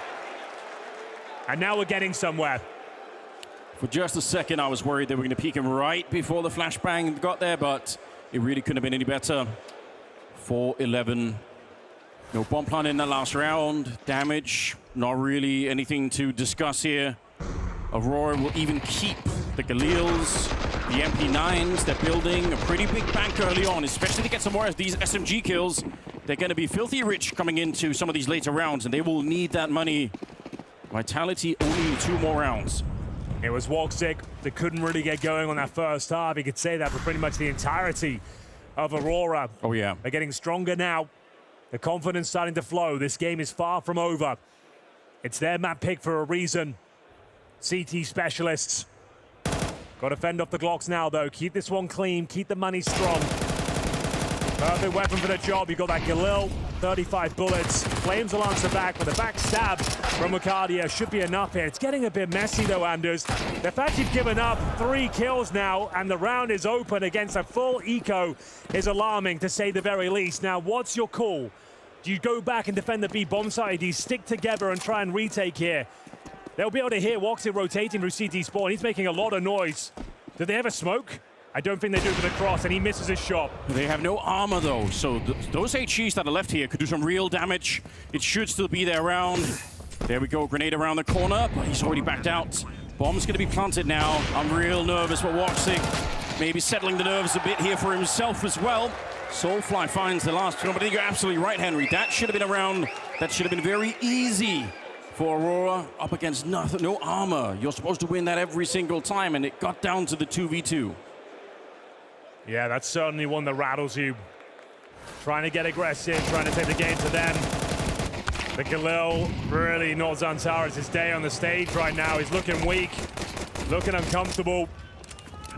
They need him if they're going to recover this, but excellent work from Woxic. He is starting to wake up. Soulfly to confirm the victory. If there was a smoke available on the T side there, they get it down in spawn, they would have been in a lot of trouble. Thankfully, just the Molotov. And we see it get into the first gun round here of the second half. 11-5. Can they keep it going? Bear in mind that being an expensive round will cost them dearly going forward here. ZywOo leading the way towards the top of Banana. Tucks himself into the barrels. Grenades being exchanged. It's Woxic towards top of mid with the AWP right now. Nice grenade, at least tickles away at Vitality. Okay, they got Zantaris over here as well, so a really big defense to begin with. You mentioned Magic being good in this position, but Arcadia, he's also an absolute champion right now, playing this banana position on the CT side. Nice nade. Very nice nade. That'll do it. They're so far behind on utility damage. Probably feels pretty good to get a little bit of that back right now. And there's another one for Half-Wall here. Majap, this bounces right behind the Half-Wall. If they're there, he can double nade it, and this could be huge. Mezzi might be going down off this nade alone. One grenade could find Mezzi. If he deploys it now, it's a kill. He missed it. Oh, it's supposed to hit the arch and bounce down. He missed it. He missed both of them, in fact, and now it's on for the B bomb side. That could come back to haunt him. They saw the opportunity. That would have killed maybe a couple of players there. That lineup is designed to do 50 damage towards the Half-Wall. Yeah. You misthrow it, you get almost nothing out of it. And he had 2 of them. One grenade would have killed Mezzi there, and instead they use that opportunity, knowing that that grenade lineup, you have to be vaulted up. They pounce through and just dominate the bomb side. That is such a shame. Yeah, Counter-Strike is a game of margins, sometimes down to the pixels. It probably was in that moment. If he hits it a little bit lower, it hits the arch, and then it bounces right down. This is what we're talking about. Mezzi would have died, 100%. Even for one of those grenades, it would have killed him. Oh, you hate to see that. You really do. Yeah, that's going to go down as one of the big what-ifs to the semi-final. And that's what the desk will be talking about. You can't afford to make any mistakes against Vitality. Those small details are what makes them the best team. They don't make those sort of mistakes ever. They're the masters of utility, and it's a huge part of their game and a massive part of why they're so successful. That grenade was good. This one, oh no, an absolute stinker. What a replay, though, that we are getting here. You see how close that is. And you know exactly where Magic's going to be at that point as well. I'm glad you brought that up. They don't have to think. They don't have to wonder, oh, is he going to be playing? So, like, they know exactly where he's going to be. Here we go, ladies and gentlemen. It's 12-5. Vitality a round away from taking away their opponent's map pick. Oh, yes. Aurora, they are in a lot of trouble right now. They said at the start even, they need everyone here. It's got to be the entire team that shows up. I think Arcadia is putting his weight right now. Soulfly, given how inexperienced he is at this stage, he's actually playing pretty well. We need Zantaris. We need Woxic to hit some more shots. It's got to be all of them. This happened in the EPL finals as well. Zantaris bottom fragged in the best-of-5 grand final, and it's happening again here in the semis. 6-14. Where is the Terminator? Completely offline right now. There is still a chance, Anders. I know that's a ridiculous statement, but 7 rounds on the CT side, it's not impossible. But maybe when the GOAT is hitting those sort of shots, It might already be over. Woxic goes down. Flashbang comes over. Wicardia fighting for his life. 2 players to deal with. They know there's one more. That flashbang had to come from somewhere. It's down to the in-game leader. Can he fend them off? It's just him here alive, and he's not going to be alive for long. Mezzi will take him down. Oh, he missed the nade on the pop of the smoke. He did indeed. There's another one. Oh, this is not what you want to see. He done it again. I can't believe it. Soulfly the one to go down. Too many mistakes. Feels like Centaurus is melting, not to the molten steel, but to the stage lamps right now. They did double smoke it, to be fair. I will note that it was a double smoke, so... Okay, fair.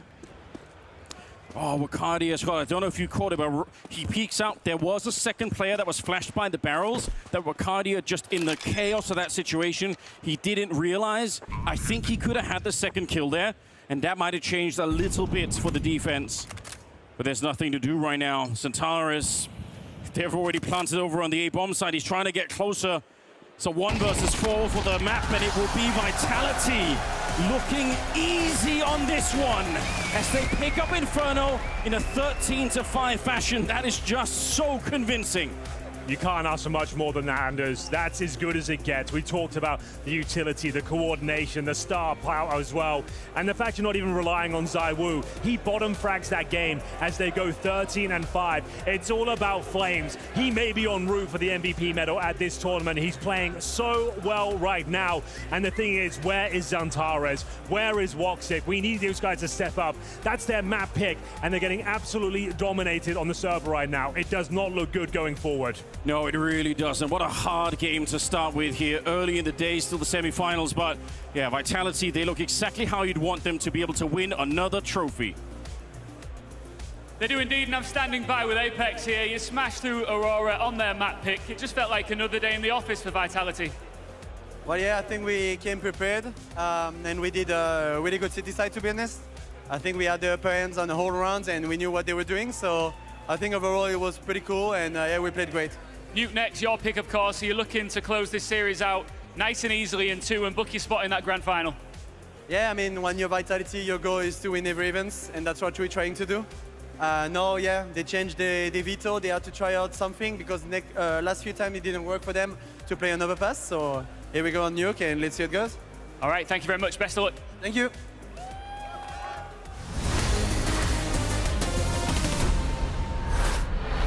Apex referencing the veto there, and that's also a similar story that our Aurora players were talking about before this series even started, that they had a couple of tricks and they thought maybe it was going to work out in their favor. Inferno was their map pick, but nothing really getting going for them in that first half.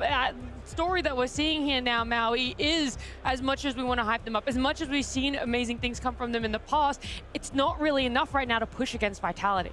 You just have to play flawless Counter-Strike. I'm not asking a lot, but you just have to play flawlessly More than this, right? if you want to beat this Vitality team. Unfortunately, Aurora, despite the come-up that they've had so far at this tournament, through this season, it's not enough to match the world's best. Just a handful of mistakes in every single department of Aurora's play. You know, I think it came down to the individuals not hitting their shots, making wrong reads, utility missed.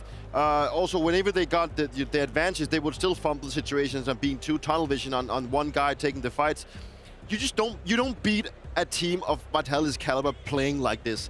And then I'm even prone to say that they can throw Anubis inside of this, this map pool right now. Just give it to them right now. Let them play Anubis, and they will still lose because the difference in skill is just showcasing so much in this one right now, and Vitality is looking better in every single way. Yeah, and we, leading into this, had specific players that we wanted to highlight on Vitality. It was ZywOo and FlameZ. Now, ZywOo didn't necessarily live up to the ZywOo aura that we've noted so many times, but FlameZ has. It feels like maybe people think that we might be building up a little bit too much, but when you look at him on this map, there is no building him up enough. The thing for Flames is that he gets so much done, and we see in this situation as well that you even see that Aurora actually goes to go and get mid control here. They actually get the first kill, and then this is really good for them because they decide to group up, go for Banana, go for this death ball play they do. But Flames is just doing things on his own. He gets a first kill here, goes forward because he knows he has a friend coming in the back. He even gets a third one. I mean, the thing that Flames just pushing forward and confidently getting these kills time after time to set up Apex for the follow-up. I mean, this is just individual prowess in so many ways because his decision-making with how he used the utility, the first fights he picks, And then also knowing it's probably Apex coming from behind saying, Flamesy, you need to fight, I'm coming right behind you.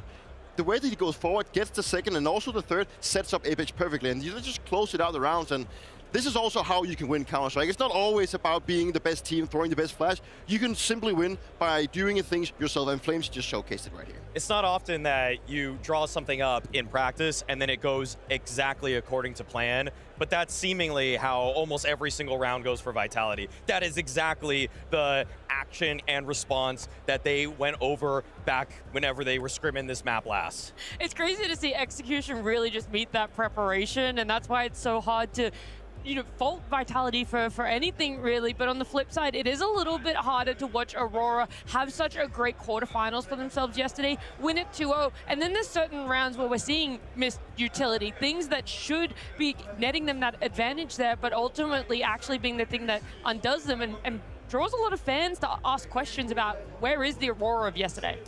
These moments are extremely frustrating when you see Madger missing a little bit of utility or Xantares at the tail end of this game, because it's just, everybody's kind of wondering right now also in the back of their heads, is Vitality the greatest team ever, or are the opponents weak? These kind of rounds, unfortunately, lean towards the latter. I don't agree with that, okay? I'm going to just say outright, I don't agree with that the teams are just bad, because throughout all of history of CS, people are making mistakes, but this succession of errors was too much to really turn a blind eye to, and that's why we had to bring it up, that in a game that was not really going to probably be brought back, you're not just doing yourself any favors by missing 5 nades there. No, that's the mistake that's on Aurora themselves, right? Yeah. Major will probably land that nade 9 out of 10 times, but when he actually has to hit it, playing against Vitality on a stage where it matters the most, that's why he constantly, that's why he has to hit it, but he doesn't, because there's probably a lot of nerves on him, right? You even see Xantares sitting in CT. I think he used 3 nades to try and break it to get himself an advantage, but he misses them as well. I mean, you just can't afford to have those kind of fumbles when you play a team like that caliber, and it's just straight out bad from Aurora that they can't get things done, because they make it very hard for themselves. They had occasions in this game where they put themselves forward to actually have a success. 2 rounds back to back in the beginning of the game, they would get the advantage.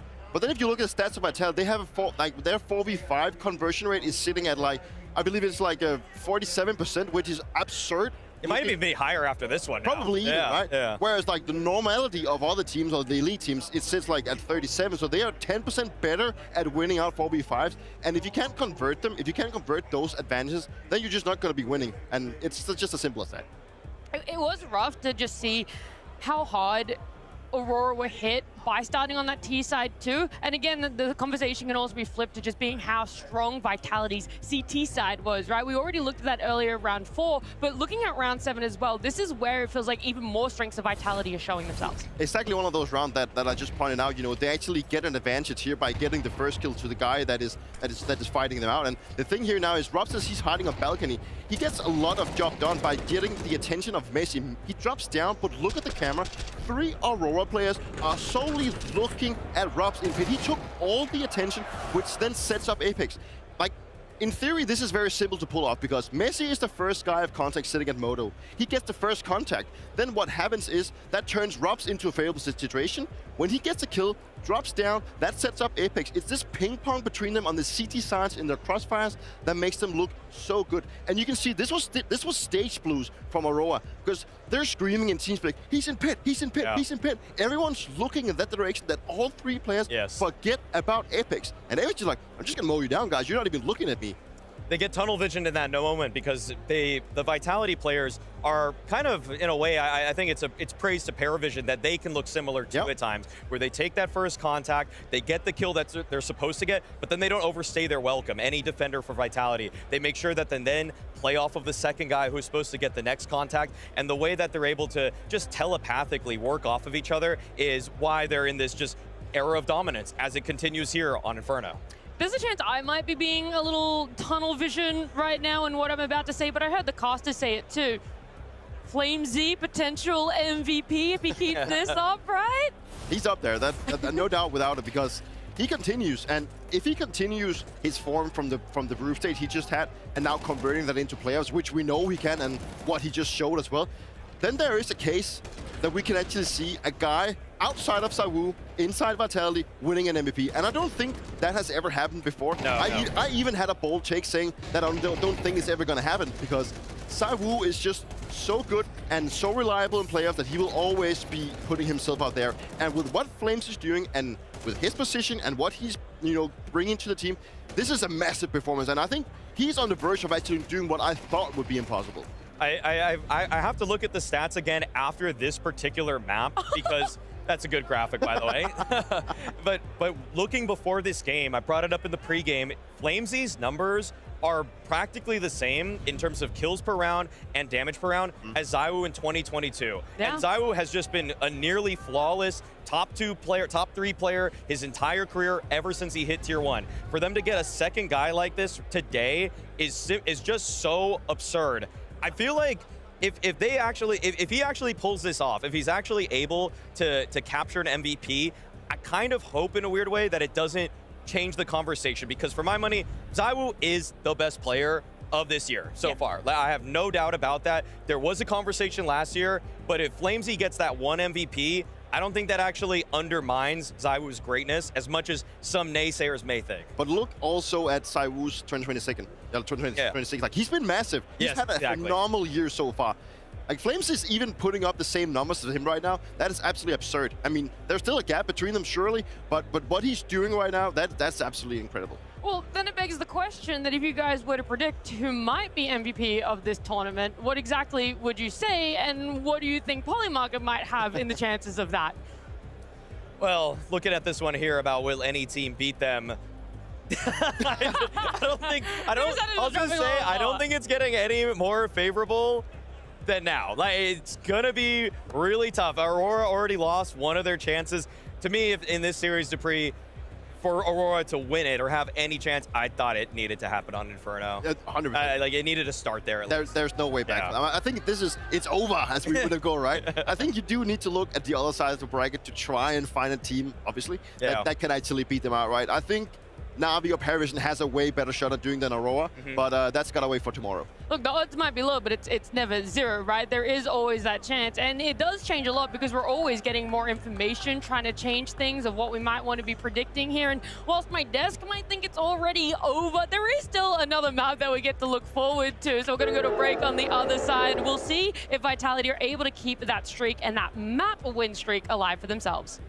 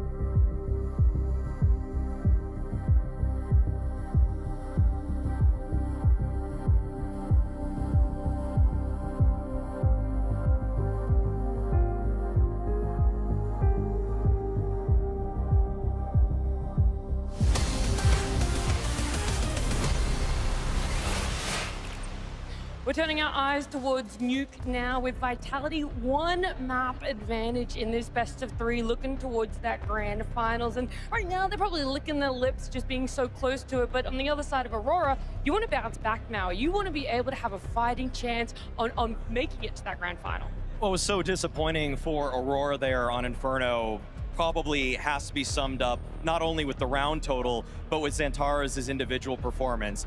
Admittedly, he was the victim of more shrapnel than I think anybody has ever been in this kind of environment. I mean, he was just eating nades and Molotovs left and right, so I can't blame the guy, but this is a map where he has more opportunities for himself. Fighting towards that outside yard of Nuke is gonna be more open. He's gonna have more chances, gonna be able to work around the smokes of Vitality. He needs to punch back in this one if we don't want another slaughter. Fair play to Aurora to try and go for a different kind of map now. The fact that they didn't want to go against Overpass, which is the 2 maps that they have faced off against Vitality latest. Now going into Nuke, it's not something that looks good on the paper. I think that Vitality is sitting at 100% win rate, and we also look at the side of Aurora. They have looked pretty bad on Nuke lately, so I don't think there's anything forward that would put me in a position where I feel Aurora is making it back into the series. And that just solely comes down to what I've seen in the first map. Aurora is not present right now, but Vitality, they're here to make grand finals. To be fair, we could say they have a 100% win map on a lot of different maps, and so we're hoping that Nuke is going to be different. And we don't know exactly how it's going to play out. We can only say what we want to see. I know everyone wants to see a map number 3, but for now, we get all the hype and action of Nuke. Yes, thank you very much, guys. The second map is around the corner. It's going to be Nuke, and I agree with Maui, an absolute slaughter on Inferno. We didn't see much output there from Xantares, from Woxic. They need to step it up. Do you feel like there's a chance of a comeback here, Anders, or is it just a foregone conclusion we get the 2-0? You know, I would love for nothing more to be wrong on this one, but I can't imagine. We said we needed everybody to step it up on that first map, and they really didn't. Half the team was missing. Inferno did not go their way. We do need this Nuke to start strong. I need a pistol round from Aurora. I need more than anything in the world Xantares to be ready for this one. Otherwise, there won't even be a match to talk about. We're heading into it now, ladies and gentlemen. Rotterdam! Are you ready? I know I am, Anders. It's that CT start we've got for Aurora. We need to see so much more. It will set the tone. The round in front of us right here. If they can make this work with the USPs and fend off Vitality, they might stand a chance. It all starts with Xantares, and down he goes. But Woxic with that P2000, he has managed to bring it back to an even kill, but not for long. Look at Flamesy. He's run the whole... They don't know. He sprinted to this position, and they never realized. What boldness for him. Oh, that's a shot and a half, isn't it, Madja? Okay, this round is still on. Sends Robs flying, yeah, head over heel. That might be something here. Soulfly is still on top. I feel like he's held his cool very well under the pressure so far. A headshot's what's needed right now, but Flames, he's playing with him, toying with him on the other side. And there's still a minute on the clock. Oh, he's so in the open. Mezzi sends him to an early grave. And Madja... He's out of secret. Yeah, he's got an HE, but... Good luck, I suppose. Even with a smoke kit combination, they're never going to let you onto the site here. He's got an HE. I love your optimism, Anders. I'm trying all the time. I want to, you know, I want to construct some kind of a story here.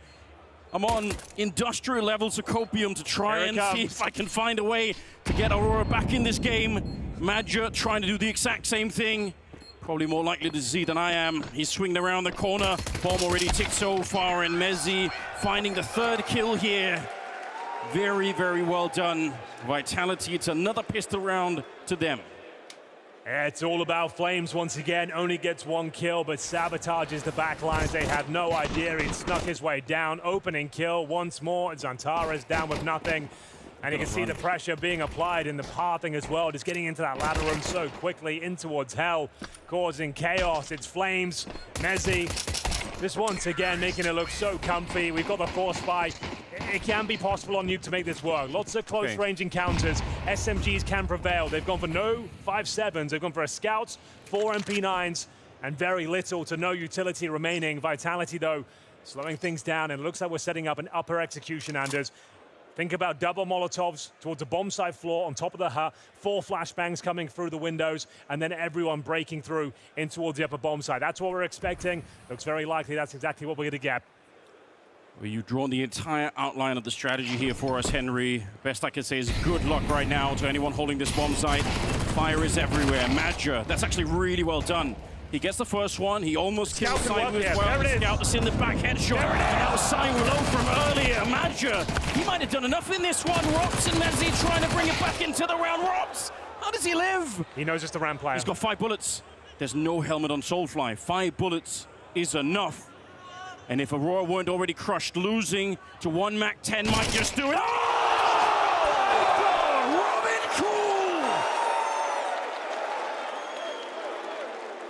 Cool! You painted the picture perfectly, Anders. 6 HP, 5 bullets in a MAC-10. Nothing but a headshot will do. Perfectly played, and ice cold from Robin Cool once again. How does he keep doing it? You'd think after this sequence on Walksick, that's got to be enough. And the MAC-10. Sickening, isn't it? Out of position. Looks like he's done for. Just 1 bullet from Soulfly wins them the round. It was a must-win. It felt like they needed that. What is the response? Madger has got the answers. Boosted up towards outside. He'll at least take down Apex here. A 5-on-4. Vitality are wounded, but they're not done yet. A beautiful opening kill. But they just don't have the Kevlar, they don't have the utility. They need to make a maneuver, and they've chosen the ramp from it. Up against that MAC-10 once again. They are getting mowed down. Massive damage. Madger down to 4 points of health, looking for another 1 league. Flashed off the angle. You started the conversation, Henry, about Flamesy being a potential MVP for the tournament. Overtaken Saiwu. He's doing everything he can to prove you right at the moment. He was a demon on that opening map and not looking to slow down anytime soon. You can see the confidence in every step, every fight that he takes. I'm still blown away by Rops. He is the absolute master of lurking around on Nuke. Everyone knows it. Those sort of clutches are his bread and butter, but Soulfly, he knew where he was. Rops have been nameplated towards upper already. Yeah. There's only a couple of places he can be, and he read the exact play. He comes out. He's got the crosshair there ready. He got the first bullet off as well, Anders, and he couldn't land one. A single bullet anywhere on the body wins the round. That's enough. And 5 bullets, 6 HP. Rops comes out on top. Zantares keeps sinking to the bottom. He cannot get anything done this series whatsoever. Rops will find him. Molotov into Madger. Bear in mind, 1 tick will take him down. That's neither here nor there. Flames will find him. Arcadia, MP9. A 3-0 completely locked in. And the discipline here. They know that Aurora didn't have a lot in this round, but they still slow play it. That's Flamesy now with 4 kills. The MAC-10, he's made a ton of money on top. Very thin margins in this game for defeating Vitality. They're getting blown up. We talked about the HE on Inferno that missed the wall, and then now against Rops, a bullet of difference between losing and winning the round. You make any mistake, you give them even an inch, and that's it. The round is over and done with. It really could come back to haunt them. Soulfly not winning that 1v1. If they don't get going on the CT side, that was a golden ticket opportunity. He had 100 HP. It was the lack of helmet, as you pointed out, that led to his demise. The only way Rops could win was an instant headshot with the MAC-10. It's crushing, isn't it? Absolutely crushing. But here we are. Round number 4 now kicking up. We got Walksick on the AWP. And he wasn't necessarily bad on Inferno. They just get beat a lot, but he actually did land some pretty decent shots. That flashbang, it's just threw into Arcadia. Madger up on top of the hut. The A-bomb side's lost already. Walksick, I don't think he can stand tall on this one. Flamesy sees the opportunity, and he will take it as well. Another double kill for him. He's up to 7-1. Just getting thrown around like ragdolls now. Rops really is one of the true masters of Nuke.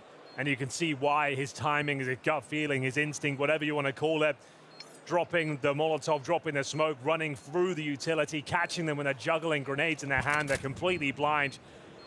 This is the best looking Counter-Strike team of all time. Every facet of the game is pitch perfect. You can't poke any holes in it. Yes, it's hard not to argue that right now. Even on the first map, even without Saiwu, fine, you've got the best player in the world on your team. That's not how they're winning. They don't need that. That's a luxury that they're keeping in the background if things start to go off the rails, but the rest of the team, they're firing on all cylinders. Good news is the AWP has recovered. Okay. So there's something to work with going forward. With the loss bonus, it should be fine. But look at the flashbang setup. It's Zyra with the flash. Molotov to flush out the CT bed. Rox just has to focus on the bomb side floor and focusing on headshots as well, of course, as well. Beautiful stuff. Excellent execution. Yeah. And Maja, yeah, he's feeling the struggle out there. They're getting nothing done. They need one of those miracle rounds here, Anders, and I think we're changing the pace. Full speed ahead for Mezzi and Co as they come through that squeaky door. No respect. They want to crush Aurora right now. They're down the vents. They've got the bomb with them as well. They're going to be able to plant very, very fast out here, but maybe the first mistake that we've seen. Apex, I think he had an opportunity to win that fight. 5 on 3. Okay. So no kits. This is a round you have to win. Even that defuse kit, right? It doesn't really get a lot better than this, but already starting to throw some doubt into it as Saiwu picks up the first kill on Macardia. And he's cut off that rotation point now. They can't go down secret, but he's already gone back towards the lobby. Now he's controlling the vent. Robs with the decon door, a 5 on 3, evaporating before their very eyes. They have no kit. Woxic and Antares, I think, yeah, they have to call it off. Another gut punch of a round. You have all those openers and still nowhere near the victory. Woxic has to hold on to the orb. Can he do it? Robs is coming for him. Why wouldn't he? Grenade in the back makes it look easy. They die to the bomb. I don't think they care. They have so much money on the T side. It's not really a factor at the moment. A 5 on 3, and it doesn't even look competitive to Vitality that had 3 alive. They look like that was just another day in the office here. Opening kill from Zantares through the smoke while blind. You take that all day long. Soulfly in transition, catches the in-game leader, but as I mentioned, Zaiwu getting that kill, cuts off rotations towards Secret. They'll be too scared to even go down there anymore. He goes back to lobby, same story towards event, catches the perfect timing as they're trying to descend down towards lower, and it's just perfect play once again. Zaiwu didn't do too much in Inferno, didn't really have to with his teammates stepping up, but that's an excellent round, perfectly timed, takes his total up to 3 and 3 right now. But his Flames once again almost at the top. He's 7 and 3, Rob's 8 and 2. We need to see some rounds right here, right now from Aurora. They have the AWP once again. Woxic normally very good on nuke. The CT side, he's known for being aggressive, dynamic, nimble around the map. He likes to go for the opening kills towards ramp, the hut, heaven. We'll see what he's got up his sleeve this time. They got an AK, they got an AWP on the CT side. Aurora missing in the semifinals. They got a tiny bit done on the opening map. That was their own pick. Now we're on the home ground for Vitality. Nuke, they do some of their best work here. They have some absolute experts. How do you find any kind of a crack in the armor here is the question. It's a very good question. Smoke's being deployed towards outside. All a bit of a ruse, though. We just have Apex that'll be utilizing them. He'll try and get down towards Secret, suggest the ramp take, Anders. Lower splits. Haven't seen too much activity towards the ramp so far. They'll be sending out those pop flashes towards the ramp room and trying to get the backstab with Apex. They've got a nice setup here. They've read this well. 2 players in towards the ramp. It's down to Zantares and an AK. He needs 2, Anders. All eyes on him right now. The distraction is in. He's got Woxic there. If they can't hold this, there's nothing to fight for. And they will get the first couple of headshots there. Soulfly will take down Robs. Apex was waiting for the breakthrough on the other side. He wanted to be a little bit late to look in. But now that that hasn't happened, they've changed their minds. We've already seen one 5v3 go the way of Vitality. Another one, it will be criminal here, and it starts with Apex finding Zantares. How is he beating him with an AK outside? I don't know. Macardia on the bomb site. They've got Madja on the hut. It's still a very tight defense. It shouldn't be cracked open, but it might be anyway. Madja trying the best that he can to save his team, but they're down below. There's nobody here. Mezzi, do not underestimate him. Mezzi is the master of the clutch, let me tell you. He thrives in this sort of round. He knows what he has to do. They're right on top of him by the door as well. He knows it. Let's see what he could do here. It's not going to be enough. Fortunately, Soulfly tapping away at the back line, and we'll take down Mezzi. Aurora get their first round on the board. They need everything they can get right now. That was another 5 on 3, though, Anders. It almost fell apart for them. It was looking very promising. They clean it up quite nicely towards the end, but you can see they're stressed. We said that he needed a couple of kills here towards the ramp. They had 3 players there. Soulfly, Zantares, and Woxic. Still an uncomfortable finish. Apex cracked things open. Zaiwu made things uncomfortable. Nice work from Madja. If Mezzi hits one of those taps towards the ramp room, he wins that round, let me tell you. He knew where the second player was coming from as well. So sure, you get the first on the board here, but still tension running high on the Aurora camp. They've got the AWP for Woxic again. Very important round here. You can break the finances of Vitality. Of course, they have no loss bonus going forward, so you need to make sure you convert this one. Woxic outside. And it's a Mach 10 for Mezzi. Hoping to find some players without helmets here. There's only Maja. Okay. It's good on the helmet watch. We'll keep it in mind if it comes down to a 1v1 that could still make a difference here. Xantares, he's hearing the footsteps. He's calling it. You can see on the microphone there. He's telling it out to Woxic, saying there is someone out here. And the shot being fired is not, it could be a kill, but it's just to try and distract. They want to make sure that no one's checking Xantares. They've got Wacardia down towards Secret as well. They're expecting outside play, but Woxic goes down. Apex ready for the fight, and Flames will be striking from the silo. A 3-on-3. Vitality will take that all day long. The defense is stretched very thin at this stage as well, and Rops is using that information to sneak around the map, start the lurk, and sniff out CT defenders down towards lower. It's Wacardia he's looking for, but can he find him? He is one of the most enigmatic players for this exact reason. You lose track of Rops on the map, and you know it's not going to end well. Now, the glass is still intact. They can try and use a grenade to try and sound the cue of the sound crack of the window crack here. True. See if they can time it well enough. I think it was with the seconds. flash. I think they did it with the flash. Yeah, you're right. I don't think they know either. Oh, this could be deadly, but there's another flank coming in here. Maja, maybe a little bit early. Didn't quite have the crosshair in the right position. Clock's running down low. Oh, this ramp defense. This should be enough for jump around the corner. Wacardia, he gets the first one. Comes in. And you know where Maja is. You've already seen him. That late flank. He's already down here. Could he do anything to stop them here? He is the captain. He's going to go down with the ship in this round. Opens the door. The spray is not great, but he will get the job done, and that's all we care about. There's no time in the round. Is he actually planted the bomb? I don't think he can. I think he ran out of time for this one. It will be Aurora to time. They win the round. Maja, he's stepping up when they need him. It's not clean. It's not pretty, but they get the job done. It's Maja once again saving the day. Shutting down the finances for Vitality. It comes down to the milliseconds there. They knew where he was, but he made the perfect rotation. Through that squeaky door, down towards the double. It's an open plant, and it looked like another horror show of a round for Aurora. But there's just no time. It needs to reach 4 on the clock for it to go down, and there just wasn't enough there. Aurora desperately needed that. It is not going to be a force fight this time from Vitality. Just a saved AK for Robs. Takes heavy damage en route towards the hut position. You've got to convert this. There's no way you can afford to give this round up if you're Aurora right now. Has to be a victory for them. If they can win this round without too many casualties, it might be the first time that we could see Aurora in this semi-final take something like a deep breath and feel like they have some influence over this game. Because Vitality have been dictating every single round up until this point. It's never been easy. Everything has been a battle. But now it's an opportunity, maybe the first one that they have. Wacardia gets a long spray, you don't get the kill. All right, the USBs come out, and he gets the job done. That should be, oh, wait a minute. It's a one-on-one, dude. It's a one-on-one. Flamesy, how did he get the kill on Xantares? He's got an M4 as well. I don't know, he's got 12 and 5. He somehow danced onto the bomb site. Got kills in every direction. And now Soulfly, you must get this retake. The team needs you. He's backing up. He doesn't have any body armor. No kit. Oh, that's the problem, isn't it? That's the crucial difference here. Soulfly. Flamesy's got to make him play himself here. Oh, the kit's on the upside. That's so gutting. It's close, but there's a flaw between him and the kit right now. He's panicking. Oh, he knows he's got it so him. well. I think he's in his brain. You're absolutely right, Flamesy. He's done enough 10-second defuse on the other side. We're down to 5 now, and he's timed it perfectly. He does get the kill, Soulfly, but it won't matter. Flamesy with the 1 versus 2, the bomb plant on top, and he fakes it out towards the end and stops that defuse. That one hurts. That one hurts so bad. Added to the list. That's one of those rounds you're up against a saved AK, a couple of upgraded pistols. As you mentioned, Flames without even Kevlar there. But that's a thinking man's clutch.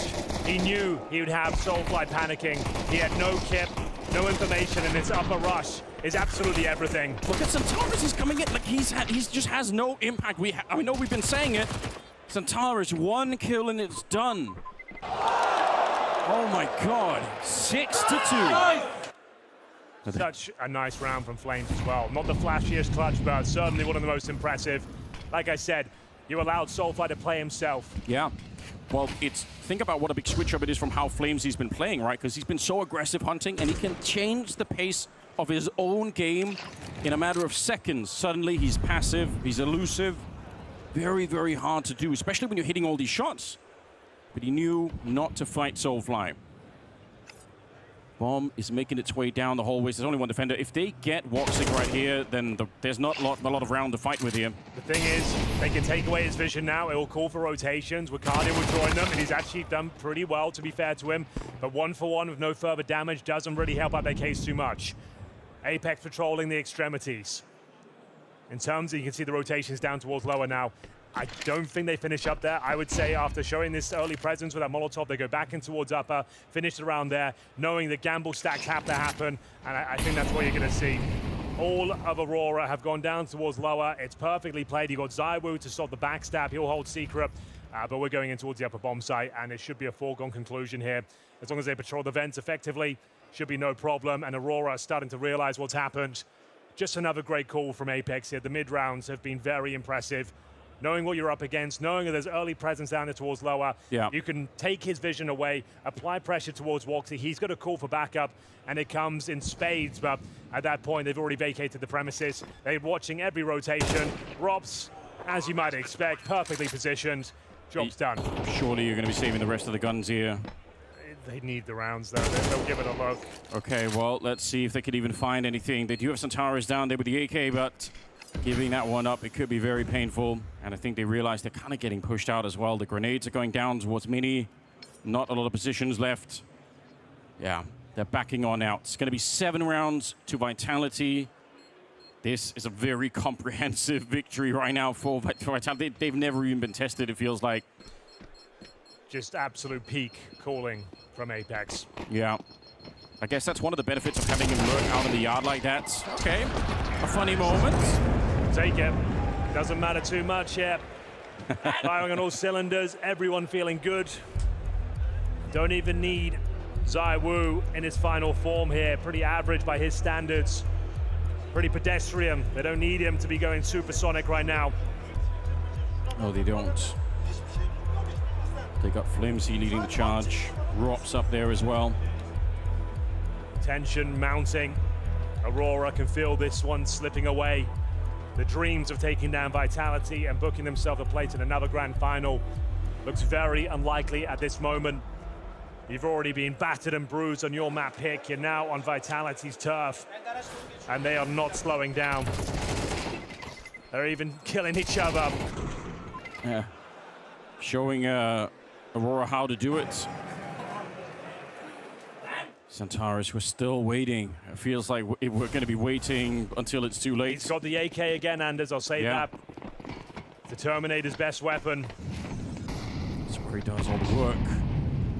He's outside there, not going to be pushing up to the silo. He tried that in the previous round, and it was Flamesy to shut him down from that high ground position. Hearing some of the Aurora fans, I think, in the background, trying to cheer the team back online. They're going to need them now. Yeah, more than ever. The game's not over. If Aurora can find 5 rounds here, they can bring this one back. They can be a tenacious team, but they need those 5 rounds. Round number 10, very important here, Anders. We're creeping everyone across, and Zantares is coming to life. Takes down the Danger Man Flames. Has he got anything left in the tank here? They need to convert this 4-on-5 advantage. And what a gift it is. You find the first one through the smoke. He did take a lot of damage in the return, and Rops is now putting on the pressure and distracting from the fact that they're down the B hallways, and there's not a single defender down there. We know what they can do in a 3v5 Vitality, but still a 4-on-5 right now. Only now Soulfly is starting to walk down the ramp and get close to the B bomb site. He's very exposed right now. They'll be going behind. He's going to be dead. He could be dead in a second here. 3 people on the other side. There we go. Spray's actually not bad, but Messi still takes him. And now Rops on the look. Again, finding the kill on the high ground there. Centaurus nowhere is safe.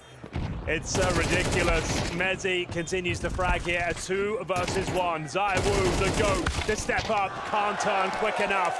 And it will be Maja once again winning another clutch here on the lower bomb site. It finds them their 3rd. I've seen these Aurora games way too many times where Maja is the one that's trying to save the team. And it's a really cool story. It's just not how you want this team to play. No, definitely not. It seems to happen all too often as well. Yeah. And that's nice from Xantares. It's a fortunate spray for a smoke, though. That's not the aim display. No. That's not the soldier we expect to be stepping up and mowing them down and finding the taps. That's just a nice fortunate spray for the smoke. Fire enough, we'll take that. But we need to see him get to his final form. Still has the AK here. Needs to show some confidence, some assertive play. Can't just be a couple of kills through the smoke every now and then. Honestly, that 7-5 is looking more likely right now. Again, the money's not great here for the Vitality side. Every time. And it's Xantares gone again. What? This time he's gone through the smoke. They're dropping like flies out in the yard. They're not even getting a chance to answer back here. It's another kill. Soulfly not expecting the push. He's been so fast, Flamesy, all half long. Now you just pump the brakes. You know they have to play themselves. They are desperate for information, looking for anything. Both players down towards lower. ZywOo with the bomb, vaulting up to the heavens, playing like a god, as you might expect. Apex, even if he goes down here, but so much discipline, doesn't even go further than Secret. He knows they're probably trying to save their weapons, holding on to their AKs here, giving nothing away until the bomb is planted, and still going through all the protocols here, making sure no mistakes are made. No one's hunting, no one's letting off the leash. It's just going to be comprehensive Counter-Strike. Yeah, I know we're talking about it all the time. It sounds like all we're doing is praising Vitality, but what do you want? There's not much else we can talk about, and you're absolutely right. That smoke goes down. It covers Squeaky Door and the vent. Yeah. So any little plan you had to sneak up there, completely shut down. No one's home. Round over, 8-3. The hunt will be called once the bomb is planted. And there's just nothing you can do. You have to try and save here. They've had them close to the brink of the economy on the Vitality side a couple of times. Aurora, they could have had some rounds where they were up against nothing but Glocks, and every time they get close, every time there's an opportunity to manufacture some sort of a lead here for Aurora, they end up throwing it away. They get cut down in the yard this time. ZywOo and Apex with a couple of opening kills, and again, just want to point it out, Flamesy pushing so deep on the map that the CTs are not ready. You could see Soulfly was coming in on the side. He had no idea that Flamesy was going to be there. Individually, he's let off the leash, and they don't know where to find him. 8 now. Vitality. Man, what team is going to bring them down? On the other side of the bracket, PARIVISION and NAVI. Who is going to be able to stop this? Maybe it's only James. Maybe he's the only man for the job. Off-meta Counter-Strike, a different style. I mean, he's got close on both Mirage and Inferno lately, so you may be all right. I don't think it's a bad idea. Aurora do not look like they have the answer. We're going into round number 12, and it's been a very one-sided opening half here. Vitality up to 8, Aurora just with 3. Here we go. Scout kill. Oh, but it's immediately turned back. I love it from Woxic, but they can't hold on to the lead once again. Doesn't really do much for them in the 4-on-4, especially when they have the lesser weaponry. It's going to be Flames trying to find some space on the map here. Again. Bravely walking through the smoke, knowing they're taking down Woxic, and wow, Maja, you've been absolutely owned, my friend. Final round of this first half, we're looking for 9-3 Anders. The freedom that Flamesy has to make this move is just crazy. Oh, he might find a free kill if he's kept on looking, but will miss the opportunity. But the fact that he's back here, there's nobody watching up here right now. He might just be raining down. Death from above. Exactly right, Henry. There we go. It's a quick death, at least, for Xantares. He never even really knew what hit him there. And Wakandia now in the mini position. You need a headshot right now. He's going to do pretty well, but it also reveals him. And they know where Soulfly's playing. They know that he's anchoring that ramp position. So it's not going to be a big surprise. They have all the information. They've got the man lead. Vitality are really taking no hostages in this semi-final. It's beautiful Counter-Strike. There's almost nothing you can criticize for them right here. There is a kit on Wakandia, but in round number 12, no one's going to be running away from that bomb, and he's already low on health, trying to get up onto the rafters here. Flamesy getting another kill, and now Soulfly poking away towards the Messi will take them down. Truly fantastic Counter-Strike being shown here on the big stage by Vitality.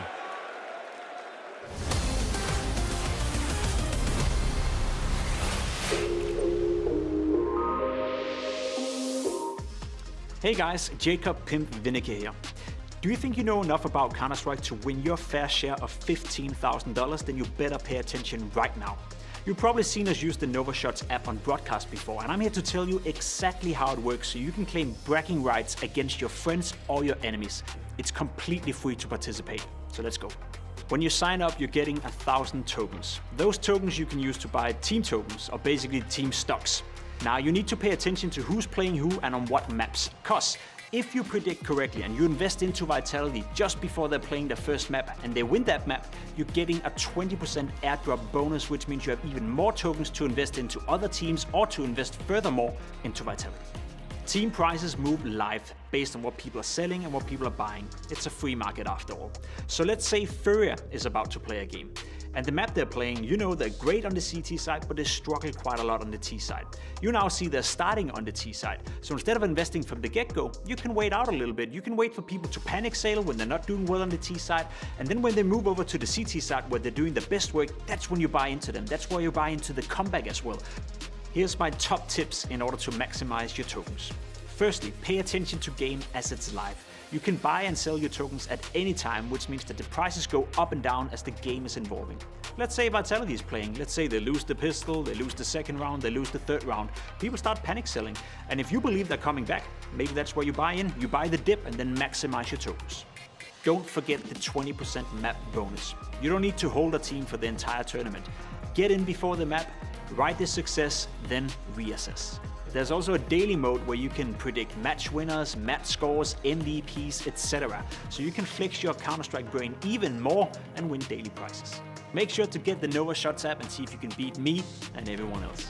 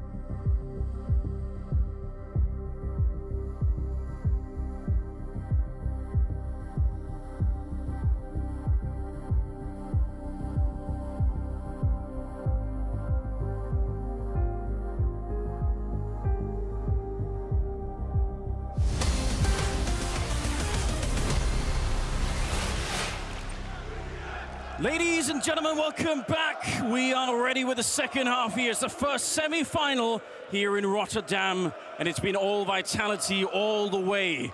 That age-old question is being answered. Henry, what happens when you get an unstoppable force that runs into a shopping cart? Turns out it is this right here. It gets swept aside. There's nothing Aurora's been able to do. They have been completely demolished by Vitality. Second half here.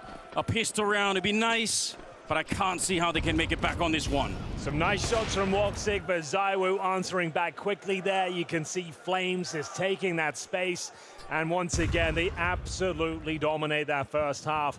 Nothing to be said. A couple of Magic clutches, and you mentioned it, Anders. That simply won't do. If that's their headline, that Magic won you a couple of rounds, some 1v2s, it's not good enough. That's not a team that's going to beat Vitality. You need the big names. We need the Wicardias, the Woxics, and especially the Zantares. Where is he? Oh, Robs. Oh, don't do him like this. Are you really? Don't do him like this. Is this where we've come to now? Finally, might be at the end of the road here for Aurora. Okay, he pulls out the USB, hiding in the corner. He still has the headshot, but you know what? This is looking better. Aurora! They come into the round here. Zantares will pick up a kill, and now it's just Mezzi alone versus 3. He wasn't actually at the A-bomb site, but he lands a shot onto Madja. A warning shot across the bow. Let's see if he can crush Aurora for once and for all here. I don't think they can recover if they lose a 1v3 in the pistol. Up on the high ground, they know that he's coming. They've got the Glocks trained here. He's gonna have to show the top of his head as well as he comes in. Very unlikely he can make it through, and Woxic will be there to make the round a little bit easier. They get a kill each in this round, and Aurora, it's the first sign of life for them in quite a while. You'll have to see that, though. The pistol round going in their favor. Wasn't too uncomfortable towards the end of it. Assertive play. The upper split coming through. Maja hitting a nice shot towards outside. Antares, good precision on the penultimate kill, and Woxic to tidy things up. Let's get into it then. Do we have the force buy? Yes, we certainly do. Another round you have to win if you're Aurora here. CT side, Vitality on the defense with the MP9s in hand. Fast towards outside, sending multiple numbers, 4 players down towards Seeker. We talked about this before. You'll have one lurking towards the ramp. It'll be a lower split. And we have got 2 Vitality players ready and waiting. Oh, Robs. Oh, my. The king of the ramp room. He'll find Maja and give them the man advantage. They'll cancel their plans to try and go down towards lower, and now explore options towards the yard. Scared of the 5-7 now. Here we go. Centaurus crouching on in. He will find Apex. Yeah, he thought they were going down towards lower, right? Yeah. Wanted to see if he could rotate around there a little bit, but they are on the railing on the outside. Still got a little bit of a defense here in Saiwu, but he can't really stay on the bomb site when he doesn't have any backup here. That's not the smoke you're looking for. That was for heaven, so you don't see that too often from Vitality, missing utility. You think that's covered, but it's certainly not. Oh, the spray, not the weapon for the job, but he gets the kill in the end. It's going to be the backstab coming through, and now the man advantage does sit with Vitality, but not for long. They're going to get that kill on the Flamesy. That's pretty good. Rox here shooting him right in the feet, and he will take down Centaurus. I don't know why he's not a little bit more covered in this one. Now it's Wakadia. I mean, if anyone could on this team, it just might be him. Goes to put down the bomb. He knows where Rox is. He's trying to find Saiwu, and he will, but not with the result that he was looking for. The force buy works. Vitality have no patience. They want to be out of this semi-final. They want to move on with their day. Not even going to give them that much. It all started with the ramp play, the 5-7, the snapping turtle.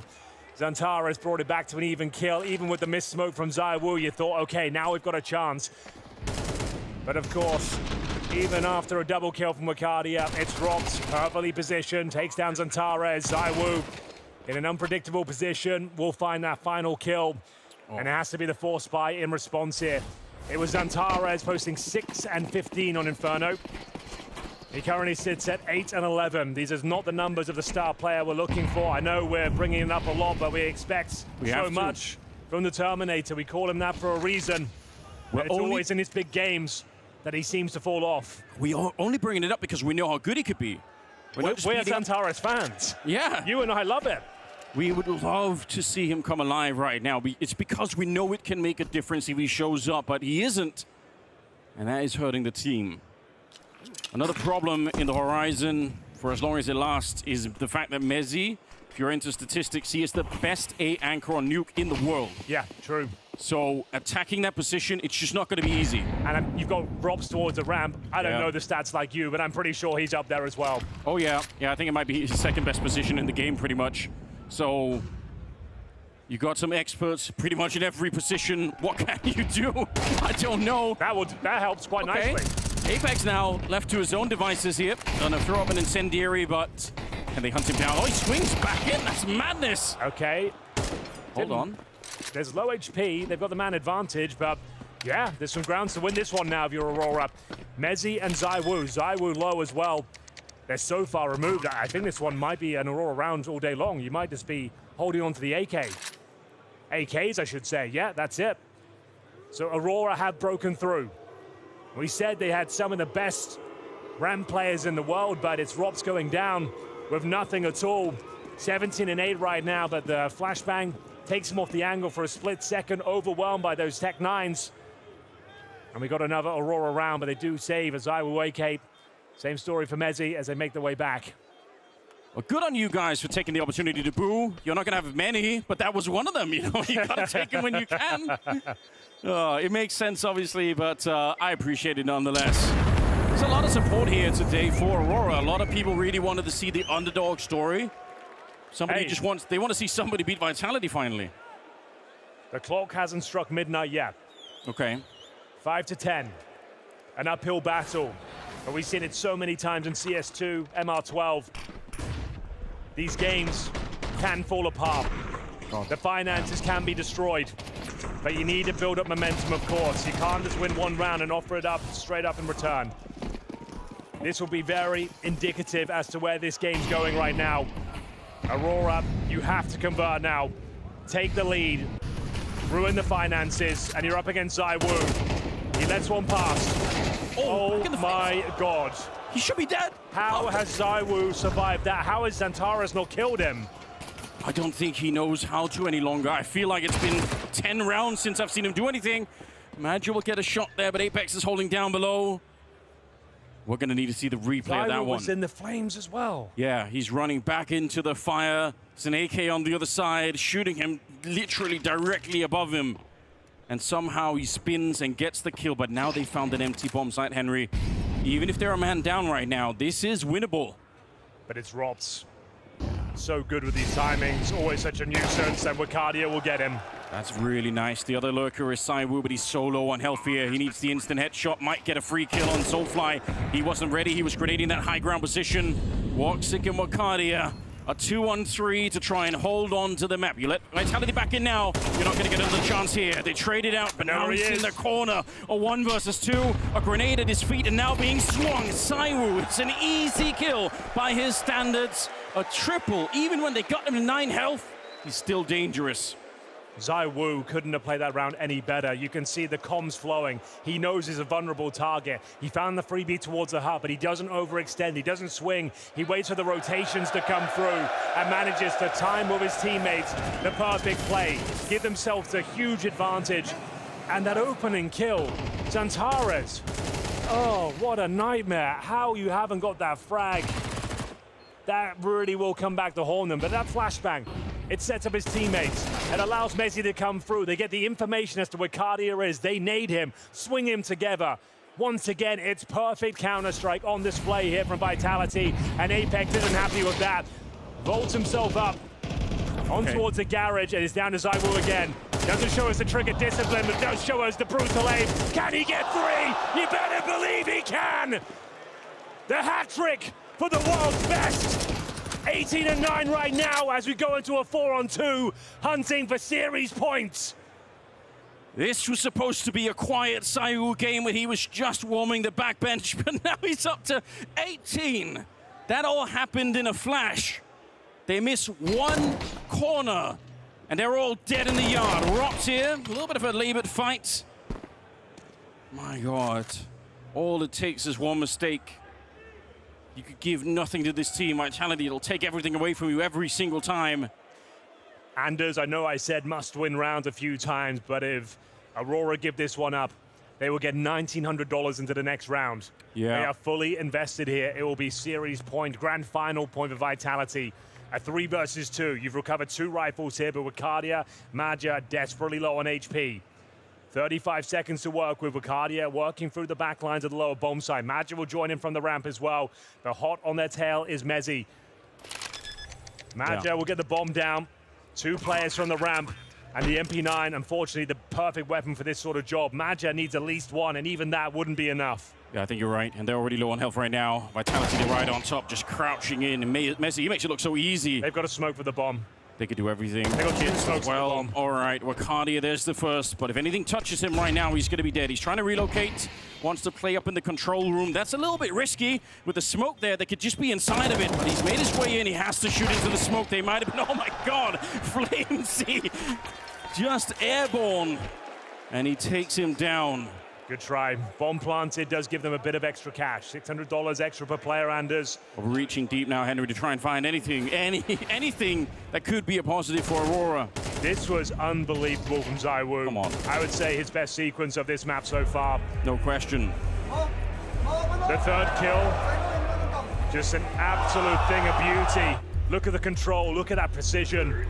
That is the first time that you've actually had to show some skill if you're ZywOo. The first time that he's really had to do anything in this game. And that's what he delivers. It's been the Flamesy show so far in this series. Yeah. Rops also slowly climbing the scoreboard like he always is. I feel like that's so... One of the scary things about Rops is that you might not always remember, all of those kills that he's getting, but you look at the scoreboard and suddenly he's way up there anyway. He's such a nuisance on Nuke. Yeah. He always feels like he's everywhere. You have to be on high alert. at all times.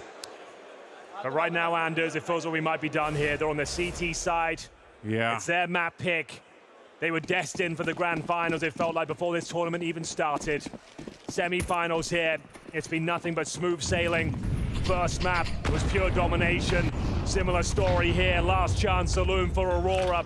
Have they got anything left in the tank? It has to be the upper pounce. Wow. Flames waiting for them on the other side of that smoke, and a missed smoke at that towards outside.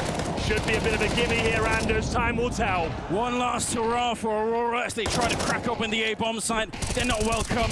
They are not going to get a chance here. Apex will take them down with a triple, and they've done it again. Vitality, they make another grand final, and they make it look easy this time. Aurora, they never stood a chance. Vitality, a team that cannot be defeated.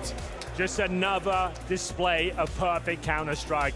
Difficult to poke any holes in their system. Both CT and T side, the communication, the default to mid-round calling, everything was spectacular. You've got the big names showing up, 18 kills on ZywOo, 17 kills on Robs, 16 kills on Flames, 14 on Mezzi, and the headline is that Zantares bottom frag once again when it mattered most, Anders. We don't want to beat up the guy too much, but the same thing happened in the EPL finals, dead last there, and he's done it again against Vitality. When they needed the Terminator to be online, he was nowhere to be seen. No, unfortunately, you're right. Melting under the stage lights once again. It's not what we were hoping for, but it's exactly what we got here. What a terrifying display of power from Vitality. What we've seen here tonight is going to make everyone worried. Either PARIVISION or NAVI will have to step up in that grand final. Yep, you guessed it. Vitality booked their spot in the grand final tomorrow here at the Blast Premier Open Rotterdam. I'm standing by with Mezzi. Does it ever get boring being this good? No, never. I mean, we worked so hard to get this good, but no, it never gets boring. What has that work looked like? Because everybody's saying it, the fans know it, you are playing almost, well, you're playing perfect Counter-Strike. Is there even any room for improvement in your game? No, I think there's always room for improvement. I think definitely this tournament, the break before helped us. We've come with a lot of new ideas and built on a lot of new things. So there's always things to improve on. I think today we definitely played some good CS. So I hope we can just keep this going. Is there a secret sauce here? Is there a vibe within the camp where you truly feel unstoppable? I mean, we see it in all sports, where when a team is in full flow, in that flow state, as a pack, it's almost like you feel unbreakable. Yeah, I mean, I think it all starts from the preparation as well. Before the event, during the building up to the game, I think everything that we do in terms of the preparation, outside the game, inside the game, I think it's not just inside the server when we've got some of the best players in the world. I think everyone does their part, and that's what makes us so great. For an average team, they look at a trophy like this, and it feels somewhat out of reach, but I imagine yourself, you can already see your fingerprints on that bad boy. Yeah, I mean, that's always the goal. I think we want to pick up as many trophies as we can. It's especially in a new arena with fans that we don't usually play in front of. It's always an exciting prospect, so yeah, hopefully we can get this one as well. Just briefly, you talked about the fans there. I don't know if you've noticed this shift as of late, where of course there are a lot of Vitality fans. How many Vitality fans in the building here? But of course, when you're the top dog, fans like that want to see you lose. Do you feel that?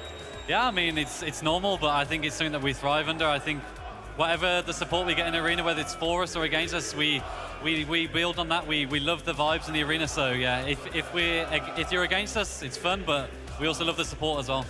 I have no doubt that you imagine that you are going to win this grand final. Who do you think would give you the biggest challenge, the biggest threat, NAVI or PARIVISION? I think it's going to be tough either way, but I think NAVI are looking really strong. I think they're definitely confident, and it's a matchup that we would like as well, just to see as well where we're at as well. I think they're getting better with each game, with each tournament, and it'll be an exciting game to go up against NAVI. Congratulations one more time, Rotterdam, for not NAVI. For Vitality!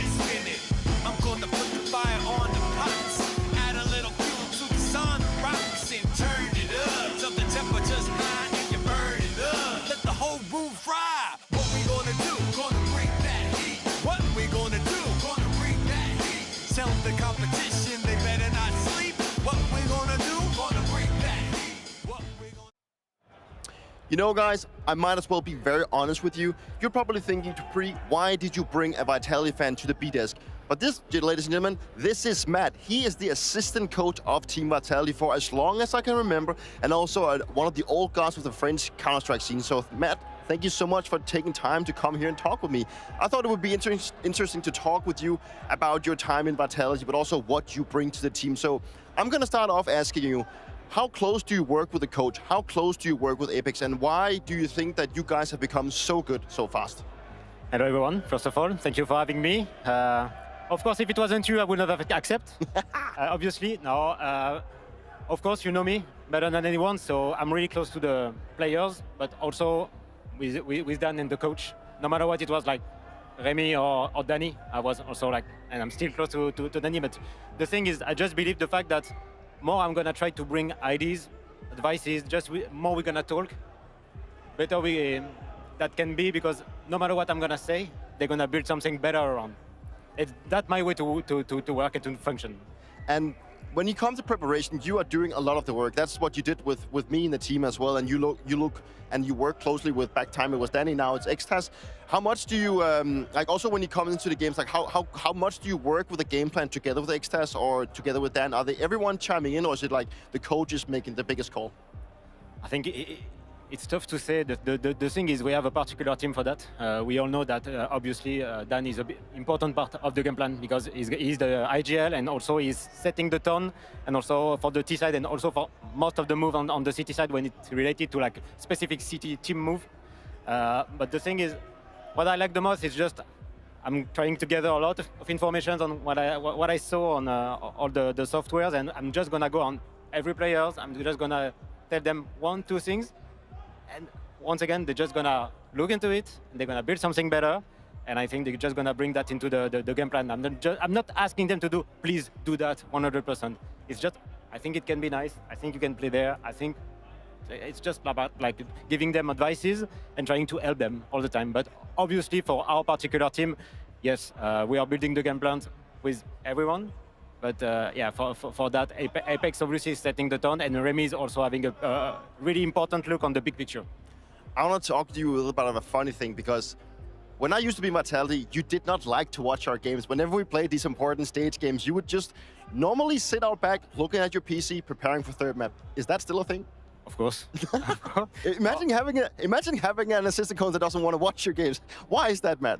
Okay, the thing is, for me, the way I look into it is just, we're gonna prepare a lot of maps, but the thing is, for me, just coming there and watching the 2 first maps, for me it's a waste of time, because I can still look for the third when it's a grand final, the 4th, the 5th, and it's just like trying to find any detail that can be spending 1 hour for nothing, yes, but at least I'm not just gonna sit and watch the TV. So it's just about like, yes, trying again and again to find something to help them. Well, it clearly works, because what you guys have done so far since you got Robs has been, it's crazy. I'm personally getting a little bit afraid of my, streaks and everything with Astralis. I think that is something that people know by now. I want to talk to you about getting Robs in the team, because he changed everything for you guys. Can you try and put words into what Rob specifically did for the team? How did he come in and have such a big impact, and why are you guys playing so well all of a sudden? I think he also came at the moment that it was really needed for us. Of course, with the end of the 24 season, it was not great. We were not having like a good form, and also like a good chemistry altogether. So obviously, a change was really needed. And the thing is, even if we didn't know everything about him, because it's true that even if we are like competing against him like for years, it was also tough to know like who is the real Robin more than the Robs. Mm-hmm. And it's just like coming that it clicked really fast. The thing is, the way he sees the game, it's also like the same way as Dan is also seeing the game, and also the others. Like, it's a lot about logic, and he's the perfect lurker on CT, and he's also like just also preparing well his games about like I want to do that. It's just like bringing his ideas and his way to play the game, and also like as a human, he's now like an important piece of our team. Before I'm going to let you go, Matt, I need to ask you a little bit of a funny question. Do you still clean up the practice rooms after the players? Okay, yes. No, I mean, I can answer to that, because it's also important for me. Like, more the environment will be good for the players, more they can be like just focus on the most important. It's the game, the way they can prepare. So also to respect their routine, and also us. We are, I think, since the beginning of this team, I think we changed a lot our routine pre-game. As a team, also individually. Shah, by example, also changed his routine a couple of months ago, and we can all see that it's really working. But yes, as a team, as our way to prep the game, to talk about like the game plan, we changed like maybe 3-4 times already, because we are just trying to keep growing as a team and evolving and doing better. Thank you so much, man, for taking your time. The best guy on this planet, in my opinion. Thank you so much. Thank you. Well, each to their own opinion, but I personally think the desk has the best guy on this planet. We've got Flamesy joining us, and we're hearing from Matt himself. He still cleans up after you guys. So I'm going to touch on the funny moment Dupree got for us there.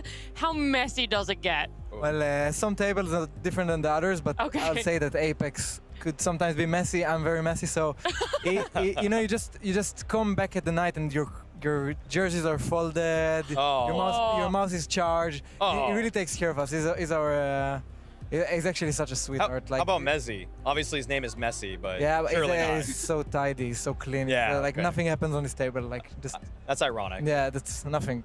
so nice guy. I love it though. It feels like there is so much more within Vitality that things, you know, we're overlooking, right? And it's very rare that we even get to hear words from Matt, and he talks about what he does for the team. But how does that affect you when you're preparing for coming into the semifinals? When you take a couple days break, like what is he adding to you guys that he might not give himself credit for? Well, he will not give himself credit on anything. He doesn't want to do that to himself. But the amount of support he gives us, the amount of you know, he's like a CS nerd basically, and he knows a lot of shit that we don't know, and he just keeps bringing that. And you know, if I prep yesterday night against Aurora, he might come to me, yo, have you seen this, that? And he doesn't want to force you to do something. He just asks you like, are you comfortable with that? He's very open-minded. He's very he's very smart in the game, so he pulls up with a few ideas, and then you have like a whole game plan that just someone said a few words and it connected. And this is the type of guy. He will never take credit. He will never be on the. He will always want to be behind the stage.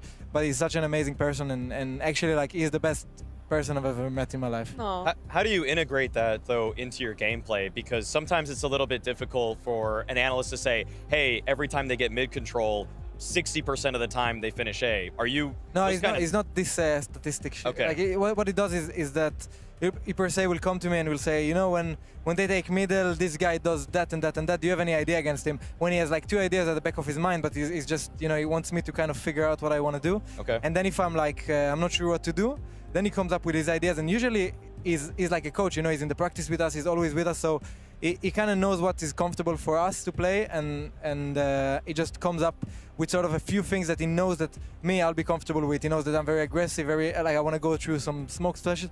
Then he will create an idea upon that. But he also works a lot with Apex and Remy, the coach, and together they plan a map in like 12-15 minutes, and it's actually great, like so short. But he always is on top of. He's always ahead of one step ahead. How would you then compare him then to Xtaz? Because it seems like Matt's bringing a lot to the table in terms of the tactics, but it seems like Xtaz probably manages more aspects. No, I think the tactic-wise is a lot undone. He brings a lot of like gameplay and stuff like that. I think Remy does a really good job at prepping the games, like overall giving us like the game plan. And he's also, you know, we don't call it like a system in Vitality like some other teams do, but let's say we have something that we do. Remy's job, and what Remy does really good is that he always checks for our mistakes. He always checks for something that is ahead of time, like possibly things that will counter the way we play. So and then he brings it on the table. And Matt is kind of like assists that as well. Like he helps Remy a lot in finding those kind of stuff. But Remy will kind of like watch. Like let's say we have 10 days off, Remy will watch our all games, and then he will come back. Okay, the plan for the week, we want to work on that, we want to work on that. Discipline, we want to work on the clutches, stuff like that, more rotations. And then he lets us play with the ideas as well, because we have a lot of players with ideas in the team. And then he also has his own ideas that he gives us, like, you know, like just as backup in case we don't have much on the map. Okay, the last question I have for you is just about the fact that the MVP race is heating up. I know you've talked about you don't really care about the entry fragger and stuff like that, but your performance this year is just insane. It's incredible. Jewish dunk. You said it, not me. I guess Rob said it first. But yeah, I mean, what would it mean to you in your guys' era for you to just kind of snag one of them? The MVPs? Yeah, the MVP. Well, it would be cool. The thing is, many players, you know, it was Spinks in 24 and 23. It was Robs in 25. You always think you might have the chance to win the MVP, and then Zayu just does crazy stuff on the final. So I'm not that like. Obviously, I'm excited if I get the MVP. I'm happy with it. But on the other end, like, you know, it is kind of like space.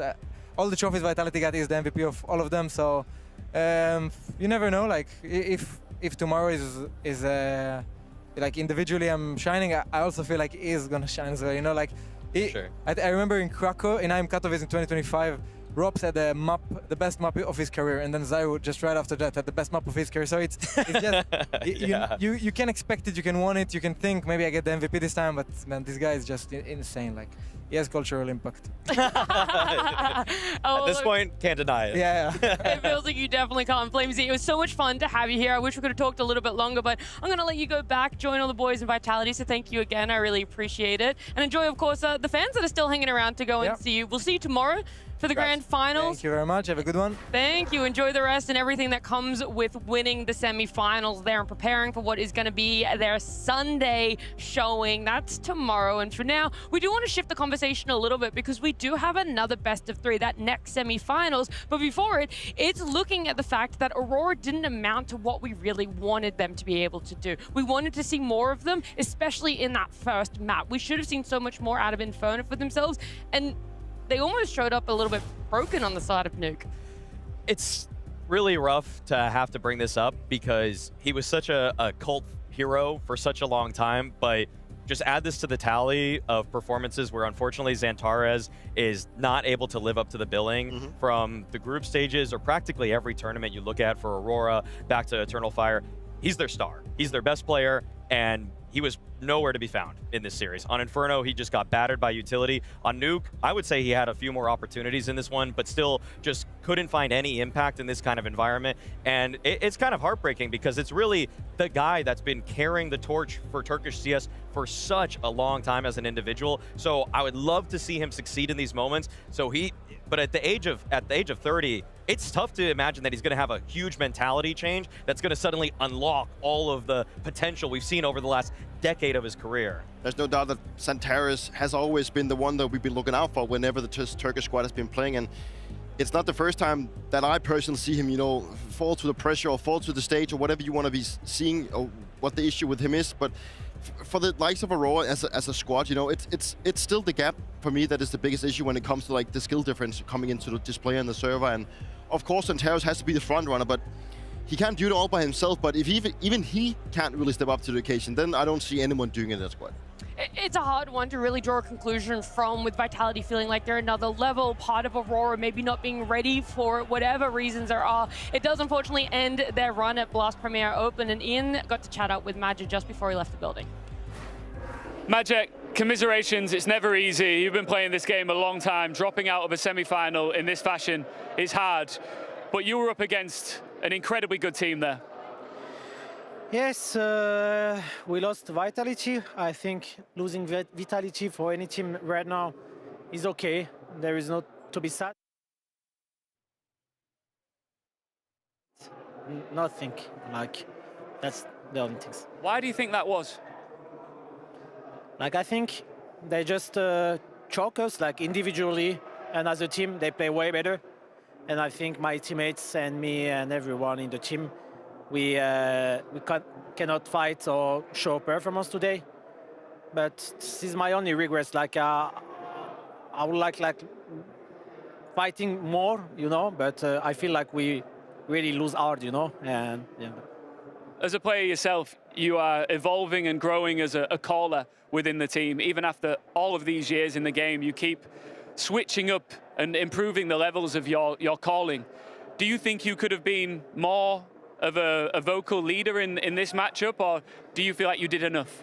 Yeah, bro, I did. I was talking 100% like full, but I feel like, you know, when all the teams individually you're not performing, it's very difficult. And when you play Vitality, like I told you yesterday, I told you in an interview, you need to have 5 players on a good day, you know. And today, as a team, everyone, we just fall off. But it's Vitality, and this is why they're strong, and this is the best team in the world. But yeah. Do you think for teams to start to rise to the top again, you're just going to have to wait for Vitality to not be so good? I don't know, but I think you can win them, but like I told you, you need to be on a good day. Like every green light need to be good on this day, and because even Apex told him very well in the interview, even when they play the B game, they're still winning, you know. And against them, you have to have 5 players playing your A game to win against them. So it's okay. It's fair enough, but we will see. I think obviously with time, team will be more comfortable playing against them, and maybe we will see a better result next time. You will be back. Thank you, Madja. Thank you very much. Yeah, hoping to get a couple more reps there against Vitality in future events. That is definitely one way to be able to figure out some of their weaknesses, is just getting to have that opportunity there. But Aurora's also right in saying sometimes Vitality is playing at a level that almost like, in a way, brings out those issues that you have, and you think you fixed it, and then you get frustrated over the fact that somehow Vitality still exploits it. That's kind of the experience for Tier 2 teams when they play a Tier 1 event for the first time. All of their vulnerabilities are further exposed. Oftentimes happens to Asian teams and North American teams when they make the pilgrimage to Europe for their first event, that they see that, oh, that style that was working in our region isn't quite as airtight as we had figured. It's just shocking that a Tier 1 team in Aurora, arguably a top 5 team in Aurora, has that much to learn from a team like Vitality. That's the gap we are working with right now, that we are so deep in this Vitality era that another elite team is just being spanked to the point of learning lessons when they face them in the server. It's relatively simple in the fact that Vitality just make their opponent look worse, and that's what he touches on, that they will make more mistakes playing Vitality because they are so good at putting on the pressure, not making them, like, giving up mistakes themselves and just playing out the situation perfectly. And then you just add on top that you have individual players that are just blowing up the server, and that just doesn't really make it any easier for you. And Major touching on that, he even feel like if Vitality is playing their B game, they're still hard to beat. And I feel like Aurora, they need to not even play their A game. They have to be their S game to even come to a point where they can actually go toe-to-toe with Vitality. And that's not only for Aurora, that speaks for a lot of the teams that are right now, in that lower echelon of teams that we're trying to figure out if they can actually beat Vitality. You got to give it to Vitality. They're playing some great Counter-Strike. Yeah, whatever level you think that you need to play on, you actually have to still best that to be able to bring it to Vitality. And that's why we're seeing them in the grand finals. That's why they topped their group stage, made it to semifinals, and honestly made light work of Aurora with that 2-0. However, who exactly is going to be coming up against them in that grand final? That one's still to be decided, because NAVI, after topping their group stage, making it to the semifinals, we haven't seen what sort of form they're in, but we do know PARIVISION being able to handle Falcon swiftly yesterday is going to be able to put up a good fight for themselves. So make sure you guys stick around. It's only a short break and a little bit of fun in the arena before we get to see all of that action.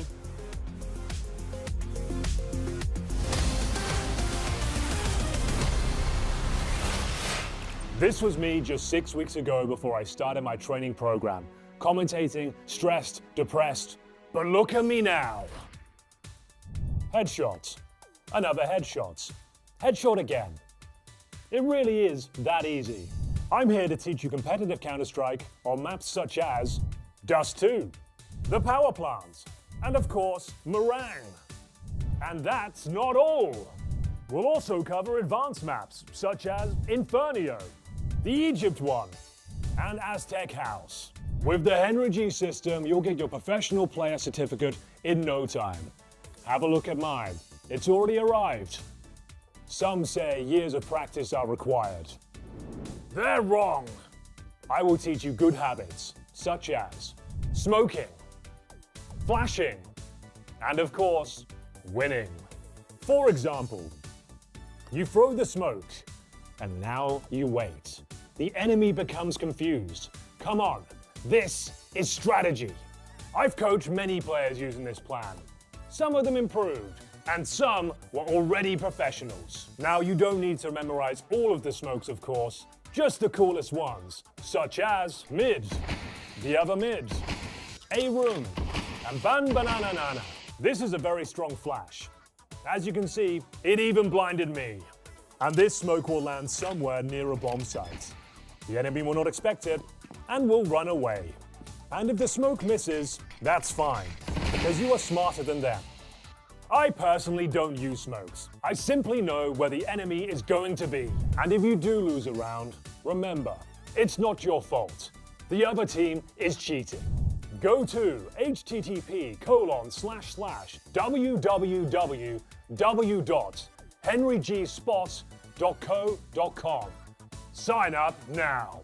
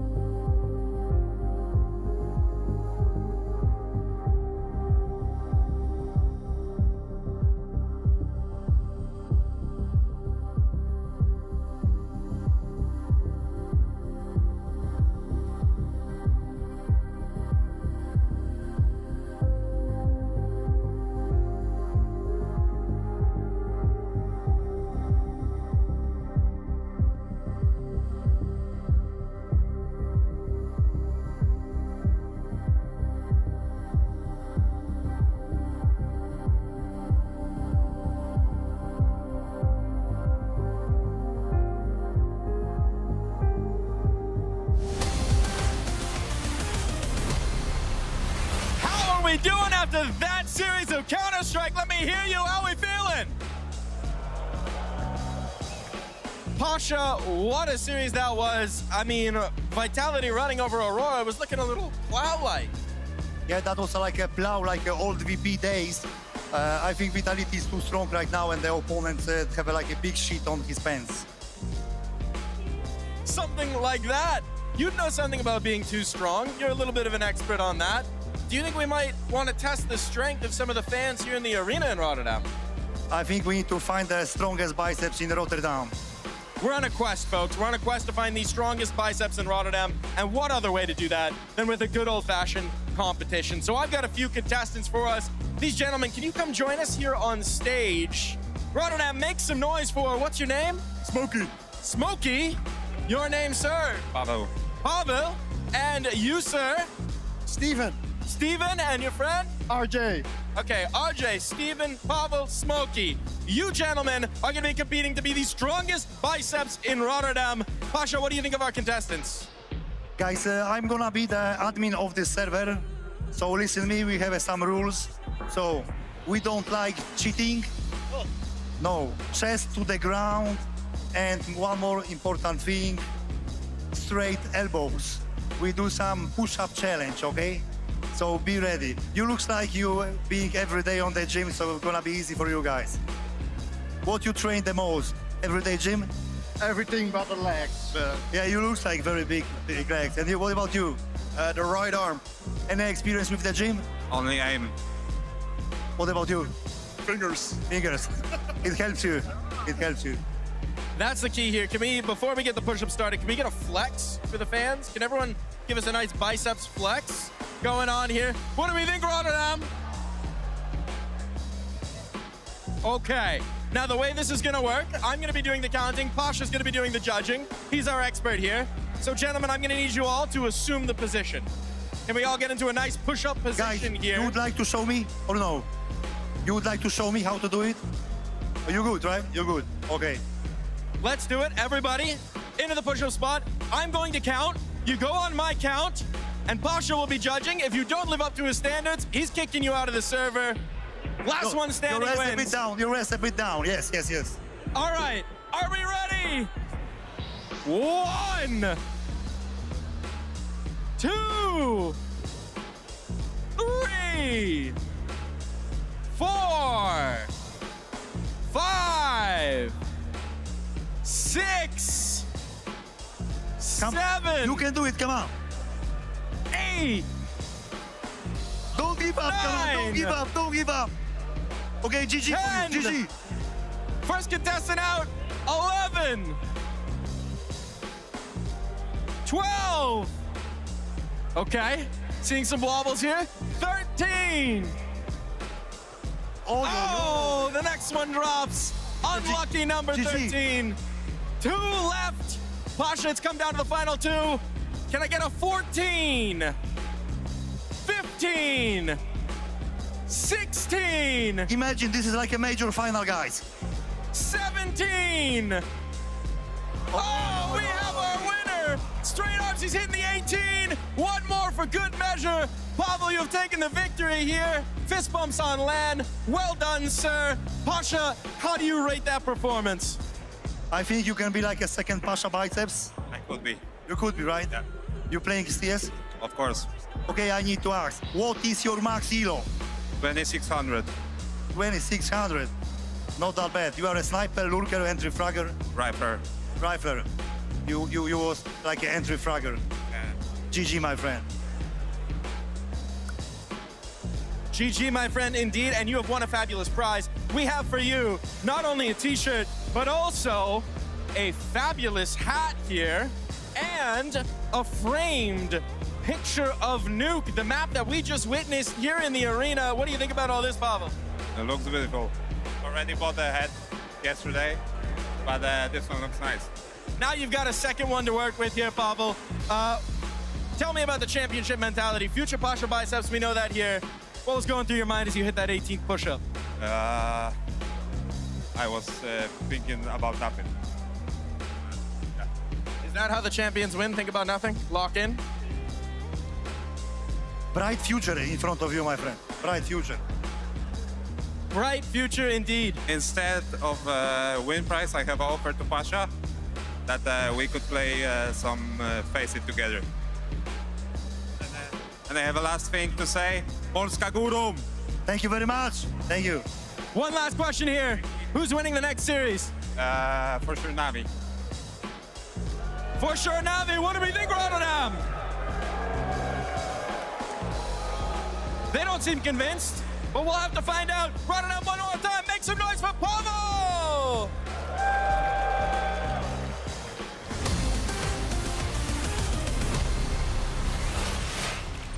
Where were my Pasha push-ups? We're doing out there, we're doing a physical challenge, and I'm not actually getting to see Pasha do it. I know, right? Why is he not arm wrestling people? Oh, You would beat everyone. Yeah, I guess Yeah, we're too lopsided. That one I could definitely understand a little bit more of, but there was not so much of a convincing cheer that Navi were going to take it, even though our audience member was so sure of himself. And so I do wonder, Maui, where exactly could we put our faith? Is it going to be in Navi? Are you all in the Navi camp? Don't even have to ask that? Without a doubt. Without a doubt. I'm so in on this Navi. This is obviously the brain trust of Blade and Alexi B. And for me, that's the second best duo you could possibly have to lead your team in 2026. On top of that, all of the support players have proven that they are not chokers, which is a rarity in modern day Counter-Strike. 4 of them part of the team of 2024, and then Makaze, of course. How can you even overlook this guy in what was a cog in the Navi machine in 2025? At this point, he has elevated himself to become the showroom engine. Hey, Makaze, how you doing? Good, bro. You? Happy semi-final Saturday. How are you and the team feeling ahead of this one? Feeling confident. Going to the match. You have been on a tear recently, just phenomenal play from yourself, multiple MVP performances. How much do you think that Pro League trophy, that experience, will help you coming into this semi-final? I don't think it's going to help us. Like, I think when we start in this tournament, we come with confidence that we won tournament. I think right now we are just focusing on ourselves, and let's see how it's going to go in playoffs. Yeah, you're thinking of yourself, but of course you're thinking of your opponents in PARIVISION. They're very structured, very disciplined. How do you stop them today? By killing them. Just up front, just one about it. Man knows what he needs to do, and it feels like he doesn't want to overcomplicate it with any other words than what needs to be done to stop PARIVISION there. The thing is that, you know, he says that they just want to go out and kill him, just beat them to the tally, but I don't think it's going to be as easy, because when you go up against a team like PARIVISION, that is not an easy deal. I think we've already set the tone here that Maui is going for Navi, but the fact that I have actually decided to go for PARIVISION is, guess, no real big surprise. The guy on the screen right here, James, has really picked picked up a bunch of unexperienced guys, but he has made every single player work inside his system. Alongside his coach of Dastan, everything is looking to play out for them. They have had roller coaster results throughout the season, but as far as I can tell, they are playing great Counter-Strike. They're playing with a massive amount of discipline. They're playing off each other, not only as a team, but also as individuals. And I am excited to see what they can bring when they go up against NAVI. Dastan, welcome to semi-final Saturday. The team behind you are looking incredibly confident, and so they should be. They were phenomenal against Falcons yesterday. How proud are you of this team? It's nice to beat them 3 times, because 3 times it's very confident. It's very confident if you win 3 times, but generally, nice feeling. We just enjoy the moment. Yeah, and to continue enjoying that moment and make it into the grand final, your team now needs to stop NAVI, who have had some incredible success themselves recently. What do you make of them? What I think about that? NAVI is a strong team right now. They won last big tournament. They have Makazi, he is MVP. They are huge favorites. But for now, no pressure, just play. If you win, lose, okay. I think everyone waits for Vitality NAVI final. We try to not do that. Classic Dastan, even on the red carpet, he isn't phased, he isn't feeling that extra little expectation, and he's very clearly not putting it on his team either. The fact that he realizes what a lot of people want and what people might expect of PARIVISION, he still goes against it. He always makes sure to temper expectations. The underdog mentality has been vital to the success of so many storybook runs that we've seen in Counter-Strike, and it feels like Dastan and James have just captured that in a bottle. Every single time he's sprinkling a little bit on his players that there's no expectation, there's no way that we should even be here necessarily, but good job, guys, and keep it up, because maybe one day we can achieve our dreams, and somehow, for a group of stoic Russian guys, that gets to them. It does. It really does. You know, they're playing their cards smart in this department. They're really underplaying themselves. Every single time we hear an interview, it's about, yeah, we know we're going up against a good team, but it's more like we just want to go out and play and, you know, become better for the major. So far, so good. They have done that, you know, and I think the matchup now against NAVI is going to be interesting, because it's like 2 structured teams going up against each other. Is Blade that mastermind that we know he is? Can he actually, you know, go in and do the job that Sonic didn't manage to do, actually figuring out how to beat PARIVISION, because the playstyle is the big question here. It's normally lightning in a bottle, but this time around underdog in a bottle. That's the essence that Maui has coined is so good for PARIVISION. A couple of chants starting behind me, hoping to see NAVI take the stage too, but before we see that, we want to see exactly what maps they're going to be playing on. We are expecting to play the maps that we usually play, Dust 2, Mirage, Inferno, maybe Ancient, but yeah, it's gonna be a mystery, because they can pick whatever they want, because they like to pick 3 maps out of what I said, and then we will see. I think that there might be some differences in the video, yes. Because of our overall form on some of the maps, like we shared maps and we had played previous series against them, and I think this time it might be the other way around. So we might be picking a map they don't expect, they might be picking a map we don't expect, but we should be well prepared for the overall video. Honestly, we don't have hope, you know, we have a plan. I cannot say it to you guys, but it's planned by Dastan and James, and you will see this soon, so.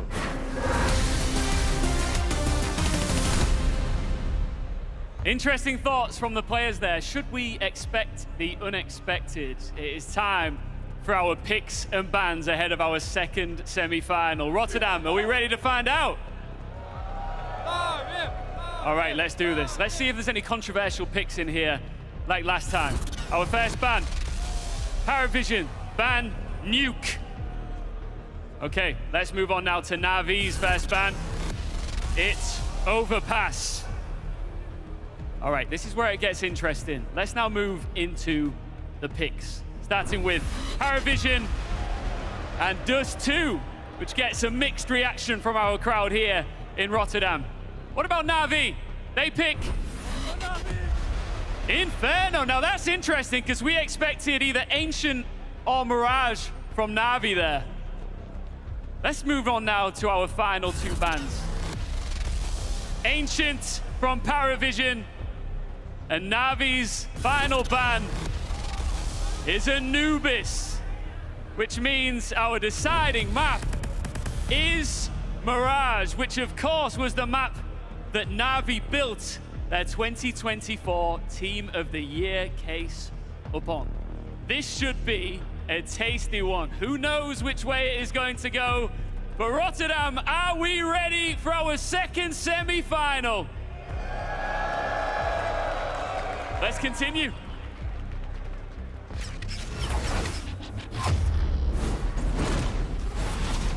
What can we expect from NAVI after a couple days off, now coming up against PARIVISION? Well, you can expect everything, I would say. But obviously we are trying to not be cocky, because sometimes it can backfire you. But obviously we are coming out of a very good form, and then we are hoping to show this today also. I think we are confident and comfortable to play against any team in the world, maybe except Vitality, because they're on another level, to be honest. But we never win NAVI. Last time it was in Krakow when we was in bad shape. Today it's gonna be different. I hope that we're gonna just show our best games that we showed yesterday against Falcons, and I hope crowd will gonna cheer for us this time. And with this help, we're gonna win, I guess. A crowd cheering for them, along with a good performance that they saw yesterday. That's what PARIVISION want. On the other side of NAVI, it's just continuing the confidence of group stage. Yeah, you can expect a lot from us, is kind of what we heard there with a caveat, but it does bring me a lot of joy in what we could potentially see between these two and the different sort of styles that could come out with, you know, that interesting map beater there. I would say that whereas PARIVISION is exacting, meticulous, NAVI, on the other hand, it's just about construction. The way that they're able to build every single round is just, to me, an example, a textbook example of how to take map control, of how to exert pressure upon your opponents, about how to punish mistakes. So both of these teams, they're trying to constantly get the absolute most out of a game plan that involves every single player and making sure that you don't miss any damn utility. It's a clear picture for me also seeing when Navi won in EPL, what that did to the team. You know, it's a team that has been looking for success for a long time, and what one victory, one event win can actually do to your team. Throughout this tournament, it's been specifically Kamikaze, but also Emma that's been stepping out, really powering through. But for the team as a whole, you can just see that they believe in what they're doing right now. And I think that's the big change for me, is that you can feel that they believe in what they're doing inside the server, and that the system they have been working on for a long time is just purely, you know, coming into fruition again. And it is one of those things that if you as a team lose a bit of your identity, if you start losing a little bit of faith in what you've been working on, then it's hard to get back. But I think this win actually plays into to Navi getting back to a form that we know and expect for them. We saw their group stage history there, a lot coming through that upper bracket, so it was only 3 best-of-3s that we saw, but maybe people weren't watching, Dupree, so what exactly would you look towards when you describe Navi, and maybe a key thing that needs to happen, or someone to show up again today? Without a doubt, we need to see a Makaza, right? Like, Makaza has been this guy that's been picked up the Navi squad that didn't have the best show up in the beginning. He had to have some time coming into the server and also feeling comfortable inside the system. But without a doubt, he's the guy that we want to be looking out for. And it's also a fact that, you know, he's bringing that vibe of having at least a small GOAT on the team, and that has quite the influence. And I've really been trying, like, the last 24 hours to wrap my head around, but what has made Makaza so good and why he's so good. And then I came to this conclusion that I wanted to ask you, Maui. I believe you have a nightstand at home, right? Sure. What do you have on your nightstand? A lamp. Cool. I have another thing. I bought something for you. I'll get it up here for you. Okay.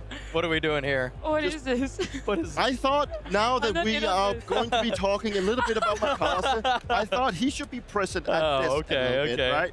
So I think he deserves to have a spot just beside his #1 fan, so he can take it away and talk why Makaza is Are you going to so put this good. on your nightstand, by the way, quickly? Of course. This is obviously going to be right there next to family photos and making sure that I have light in my room. Yes, of course. Because he is the light of my life, okay? That's what's been happening with Makaze lately for me. Just the growth that this guy has seen is exactly why I had so much faith in him. I guess I made the hot take lately that I would say that he has come to, in terms of showing his talent and actually delivering on the potential. So often we speak about that in Counter-Strike. This guy's got potential, that guy's got potential. It's a buzzword that floats around way too frequently without it being actualized. But Makaze's talent is. He has, in the last 11 series for Navi, had in 10 of them above a 1.1 rating. Kyosuke, get in line, okay? And learn something, okay? Because when I'm watching Mikaze, it doesn't matter what kind of team he's playing, what kind of game plan they're throwing against him, he just feels inevitable. It's very rare that you see a player in CS that almost resembles Zywoo, where he can have a slow start. They can game plan against him for the beginning of the rounds, using a boatload of utility to try to slow him down, but he always gets his. That's what's been so impressive about this guy lately. And don't get me started on mechanics, okay? Because that's what everybody begins with. I'm just ending with that. This guy is one of the sharpest shooters that we have seen in Navi. I haven't seen a visceral entry fragger on Navi since Prime Electronic like this guy. So it is inspiring me, and everyone in Navi Nation should be inspired by him. We fired it up. If they weren't before, they definitely are after that one, all right? Everyone else is going to have to get their own Mikaze photos for their nightstands after this if it goes anything as Maui predicts. But PARIVISION are going to have a little bit to say, Dupree. They're also going to want to put a good fight up against Navi. 100%. I think we're going to have a little bit of a brawl on this because Maui has clearly taken the side of Navi, and I have taken the side of PARIVISION. PARIVISION is a team that I really started to pay attention to coming into this tournament because when I see good Counter-Strike, I get hard on. I'm just gonna be. I'm not gonna lie. When I see a team play the way they do, it just does something to me. The way they have the discipline, they don't have a clear superstar. That's not the case, but they make the team work so well with what they have to work with. And what Jamin Dansler has built just so far, the foundation of having a team that can play so well together, that is a massive, bright future. And I cannot wait to see this matchup, but also moving forward into the major. Yeah, I'm sure you're really eager for that one, Dupree, and you're gonna maybe have to watch somewhere else because we're getting ready right now. We want to see our teams come out on stage. We want to see the hype that is going to be Navi up against PARIVISION.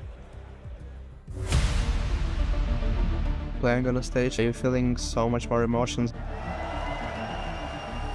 Your heart is pumping very hard and then you are not thinking straight. You just need to handle this pressure. People are screaming and then you think, oh, what's going on? Like, is someone pushing, someone is flagging. I was calm for the Mega, for Spirit, for PARIVISION now. That's my biggest power. You are not thinking straight, or maybe you are rushing some thoughts. All of this come only with experience. What a headshot from Mikaze! It's We might have an advantage. We played so many times in so many stages. To be in head of the opponents, you just need to be Jamin this time. Jamin just ends it! There is nothing you can do about previous rounds. You just need to look forward. Now we are top 5. They should be scared. I do not care what they think about us. Just play your game. Do not sleep on this semi-final. By all accounts, it's set to be a banger. Of course, we need to determine which of these two will go on to face Vitality for this trophy tomorrow in our best-of-5 grand final. But before we bring out the teams who are, of course, waiting just beyond the stage to come out here in front of this awesome crowd in Rotterdam, let's see who everybody's supporting. Who's taking this semi-final? Is it PARIVISION? All right. What about NAVI? Wait, I just need to double check. PARIVISION! Okay. NAVI? Let's not waste another second. It's time to bring out the teams.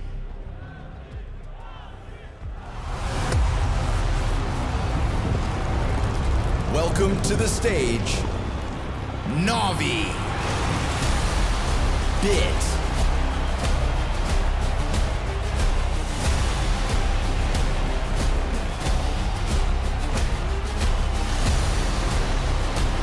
Wonderful,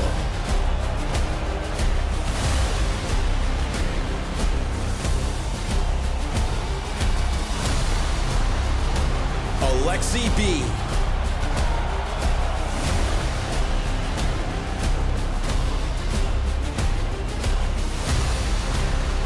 Mikaze,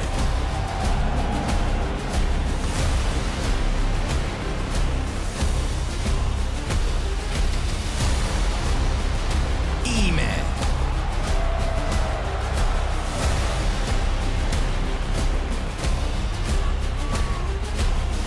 from legacy to remembrance, these kings have returned.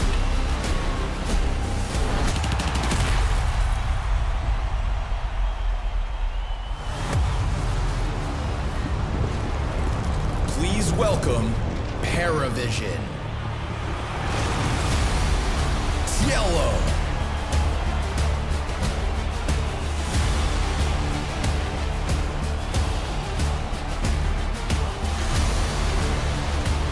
Nota.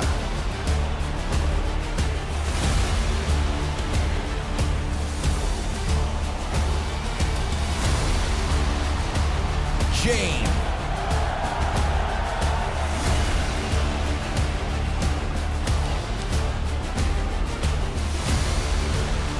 Sway.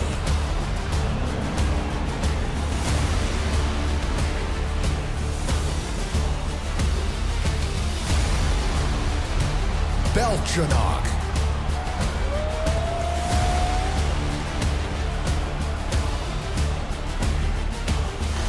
They are the ruthless flock under the wise shepherd, the young guns.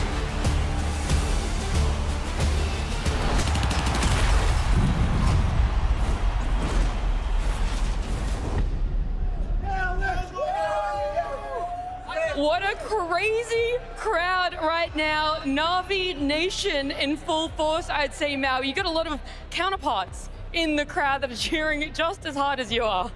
I feel like the crowd was even more for Navi than they were for Vitality earlier. I 100% agree, actually. That is ridiculous. I mean, as soon as Navi gets back into a championship contender form, you know that the nation is right behind them. I think that's the one thing that I'm also looking very much forward to see, that can Navi be that team? Can they be the next one to actually go and contend Vitality? Like, I guess that's also why a lot of people in here seem to be loving, you know. We know how great Navi can be.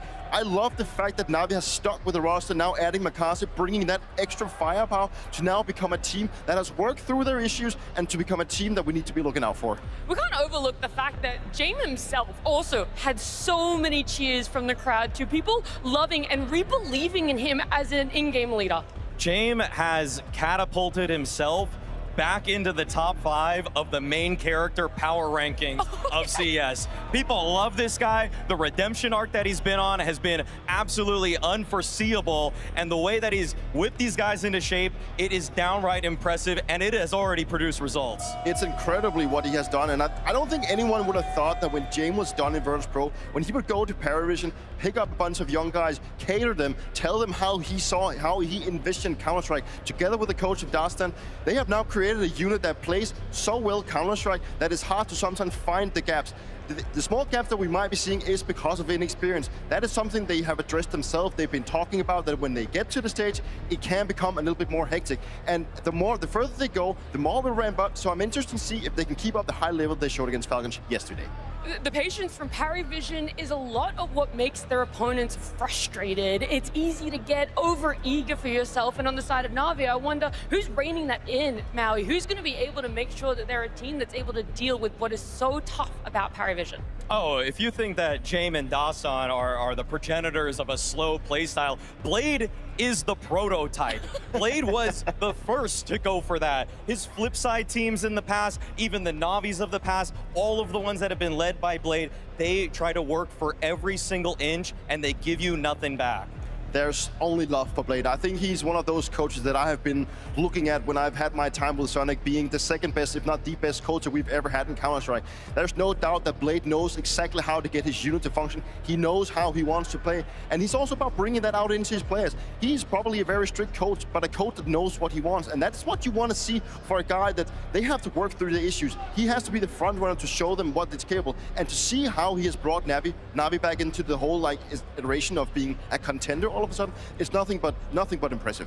Outside of just the coaches, though, Makaze, Beltranok, there's a conversation to be had, especially with how Beltranok played yesterday against Falcons.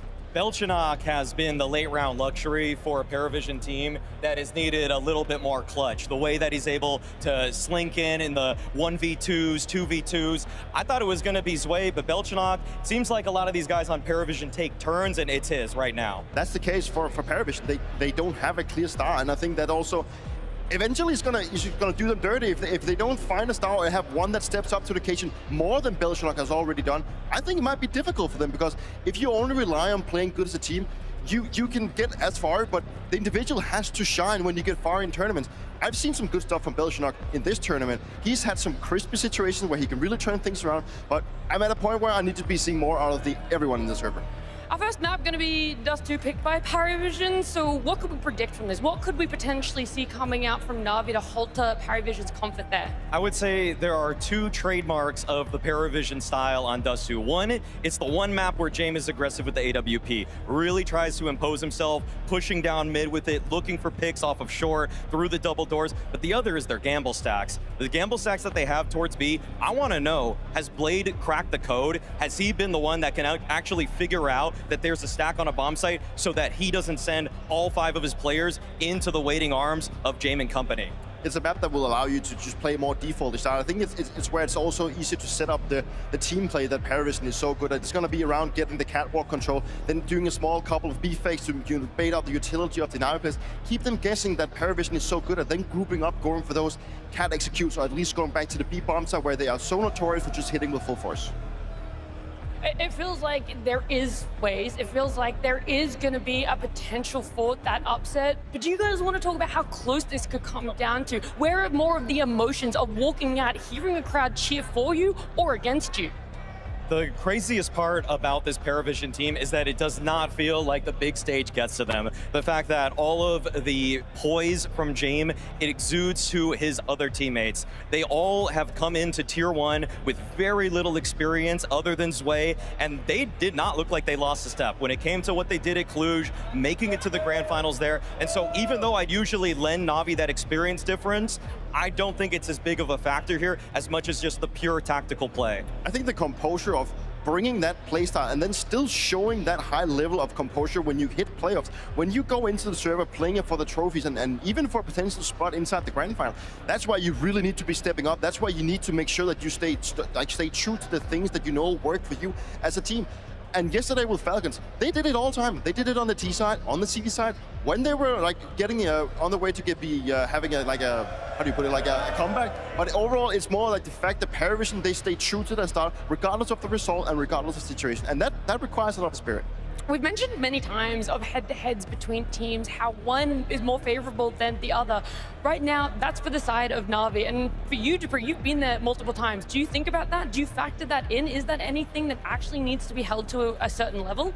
Yeah, I mean, of course, you mean, the Navi side has to be the favorite in this one. I mean, like, regardless of much I've been talking about PARIVISION being a team that I have really looked up to and had a vision of seeing how good counter can be played, even if you're like not the most experienced. You got to give it to Navi. You know, they also come into this game with you know, the victory of EPL and a lot of confidence, and I think that is really just shining through for the team. They're feeling like a unit once again, and I think that pays off. And you just have to give it to Macasable. What he's been bringing to the table is just phenomenal. The margins were extremely fine in the last victory between these two matchups for the Navi side. And I don't think that that's going to perturb anybody on PARIVISION. I know that this team is just going to try to execute the game plan from start to finish. And if they were better today, then they're going to earn it. So I feel like James right now is the one that's going to have his work cut out for him in this kind of matchup, because we know that Dostan is able to bring a lot of discipline to this team, but it does feel oftentimes in these live situations that Zwei might be the only right-hand man for him, whereas Navi, they have a wealth of options, a wealth of experienced players that can always give a plan B, plan C if anything gets tough. And that's what sort of leans into the fact that Navi right now having a 7-match win streak for themselves, something that I think people gloss over a little bit, that they might overlook, and that's where there's also this story of, yeah, good, but. And there doesn't really need to be that right now, Dupree. It's like pulling off a little bit of a mini Vitality right now. Yeah. You know, I mean, we got to give it to Navi as well with how they have been performing ever since EPL. And even in the interviews, like, they're very comfortable around their things. It's clearly that this team has just stepped onto a whole new level, and it's great to see that they work through their issues. I think it's this whole map, like, I think it's also about the map pool for them. I think they've just found more comfort in it. And it just really shined through to me that the team, at least with Makazi now, is in a position where he is, I wouldn't say he's far from being the GOAT, right? But he at least brings that superstar power that they have been lacking for so long inside this Navi camp. And that just brings something to the team, because if they can send him out mid on Anshin, or they can just let him like let off the leash and he can create openings for the rest of the team, that is something that they have been lacking a little bit. And it's good to see that they finally found that kind of groove. There's also more patterns to look at, not just streaks, not just records to try and match or break, but the fact that PARIVISION can come in, have a good tournament, a rough tournament, a good one, and now, if the trend were to continue, Maui, this should be that good tournament. I mean, it's every other tournament, isn't it? I mean, to win one at the beginning of the year, then to exit in the group stage there of the following event at Krakow, Cluj hit another grand final, EPL lose out in stage 1.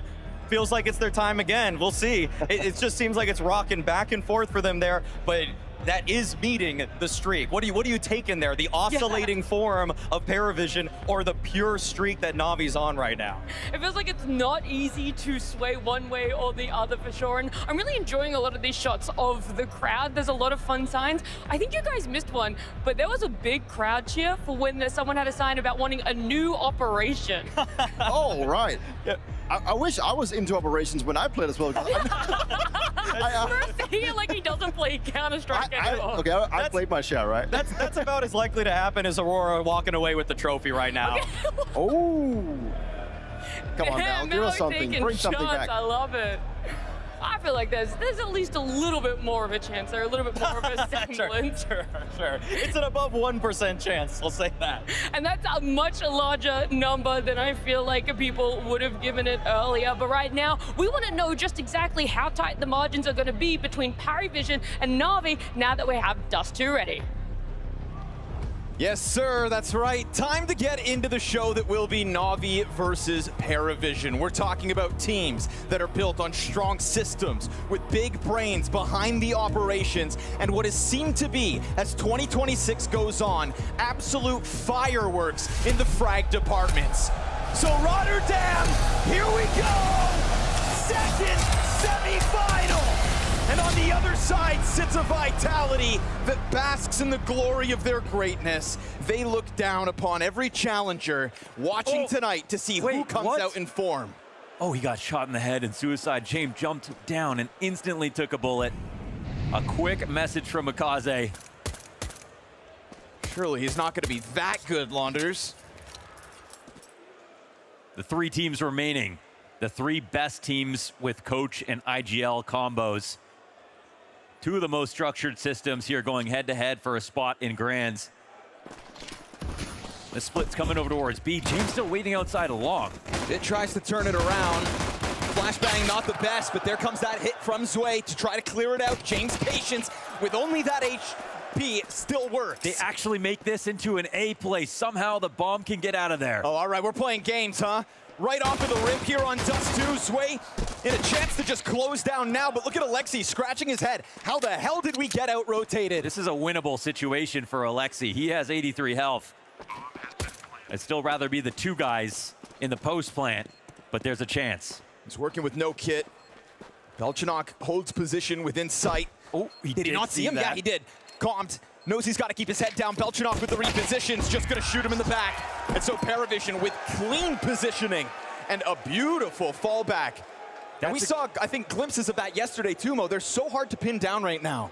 That's a great example of if they had done less in this round and they had just gone for the B split, it's possible that they lose. It's possible to get cut off and everything like that. So even though they have this really strong B split, the lurk in from James as the insurance policy, every little bit mattered. I mean, he took a headshot at the beginning of the round and still made himself useful.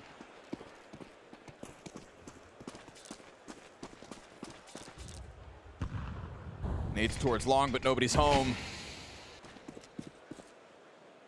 That was an interesting establishing shot on the map so far because we got great shots out of Navi as well. Kaze has been an absolute beast, highest rated player at the event in the server right now.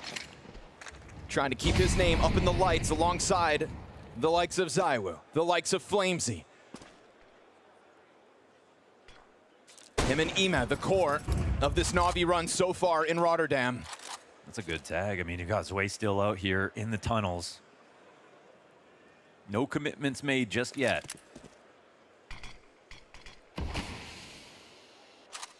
Met by a smoke, though. Things will slow down. You know, we've seen PARIVISION in the playoffs already, I think, play with tempo and timing to a surprising swiftness. And a bit more chip damage, so the next move will probably need to be the final one. They can't afford to get scouted again.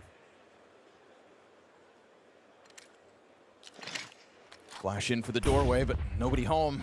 Oh, they're always playing so far back on this. That's that passive health from Ziello on 30 HP, still stationed outside it. Ooh, Wonderful didn't get a bullet off. Flashbang makes it awkward, he goes back. 24 damage. Just a bit of chip on Belchenok, heads down as PARIVISION look to extend out elbow. And Ziello doesn't need to speed up.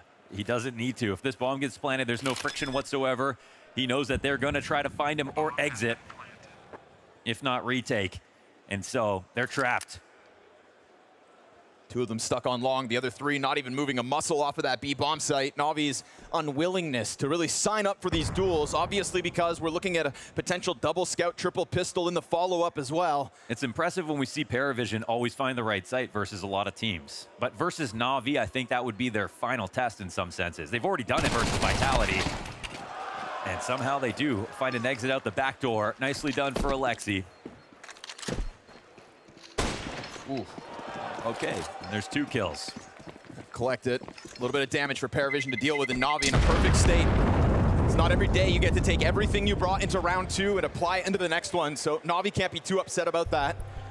No, it's mostly about the calling again. It's mostly about the fact that PARIVISION found the easiest route to success, found the way out of a bad play in the last round, or maybe they could have won the B split as well, but the fact that they had 2 options to win, that's what's got to worry you if you're Navi.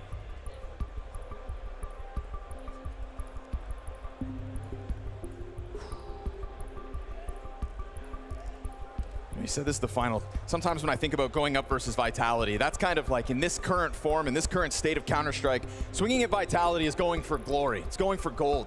Barely anybody can put a dent in them at the moment. I love kind of framing this matchup as the test because we're talking about structure, we're talking about systems, we're talking about great in-game leaders, and on top of that, a coach element that kind of brews beforehand. So this is kind of its own grand final because for Navi, they're trying to validate their last run. Obviously, they come off a trophy, but they didn't beat the hardest teams. Now they are.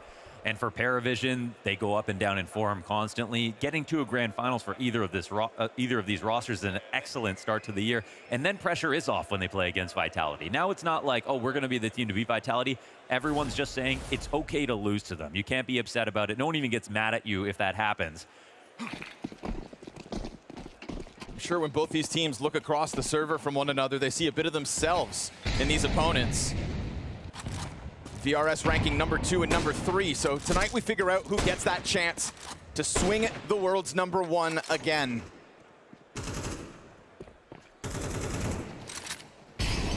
And a grand finals versus Vitality isn't something you're just gifted, it's something you have to earn. And in this matchup, if you know game, if you know ball, you've got a close eye on this head-to-head between the two. And right now there's no challenge for the walkout middle. They're trying to coax them into this mid B. They did it last time as well. They had the 3B lane. But once again, the bomb hasn't made any decisions. Noda will get hit and fall back. A lot of attention on Makaze tonight with just the way that he is tapping into this whole new consistency and massive level. Exact same smoke that comes up on Cat. Last time there was only 2 on the A site. Alexi was towards long. Looks like they're just trying to dress up the same play a little different. You see the climb towards Catwalk. You spot an anchor at the top of middle. That's going to keep Noto locked in top mid for the time being. Bit doesn't want to seem to give this angle away, but he's pressured off of it by the utility. Oh, they drop off and go towards tunnels. It's been very hard to pin down PARIVISION so far. But somehow it's the right move again. Look at Bit. He's on the other side of the smoke. Looking to move that scout back over as he just glimpses through the doorway. Well-placed Molotov, but nobody actually punishing that scramble from Ime. Now we've got a double up by the pistols on the cars, and PARIVISION are playing with a dangerous amount of time. Makaze's got himself 2. 3! Finally put to rest, but Ime's got that element of surprise, and Navi's reposition here is perfect. For the amount of utility they had and the amount of weapons, they did an excellent job of both burning the clock and taking HP off of PARIVISION while they were thinking. Makaze was set up for success with that hold. Set up for success and delivers. Third kill is a thing of beauty, would have made it all the harder for the 5-7 to maybe get his double.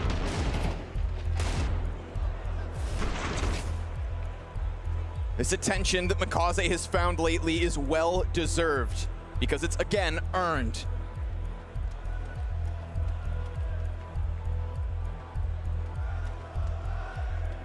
I think if you're Deston and you look at that round, you kind of get outdone a little bit. You're running around the ring, you're taking damage throughout the whole round. You're trying to safely, without losing a player, get some information. But every time they took a peek, a little bit too far out of middle, an HE off of Cat or something like that, the small gaps that they left, Navi found them and got some output.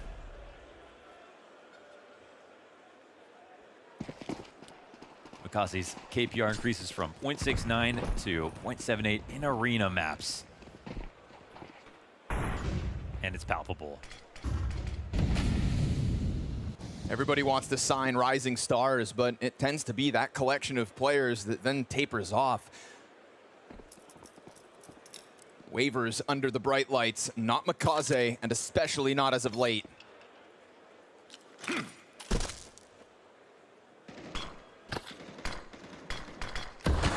Feels like there's high expectations for this matchup tonight, that these two teams are well fitted for one another. There's high expectations for this round for PARIVISION. They spend everything.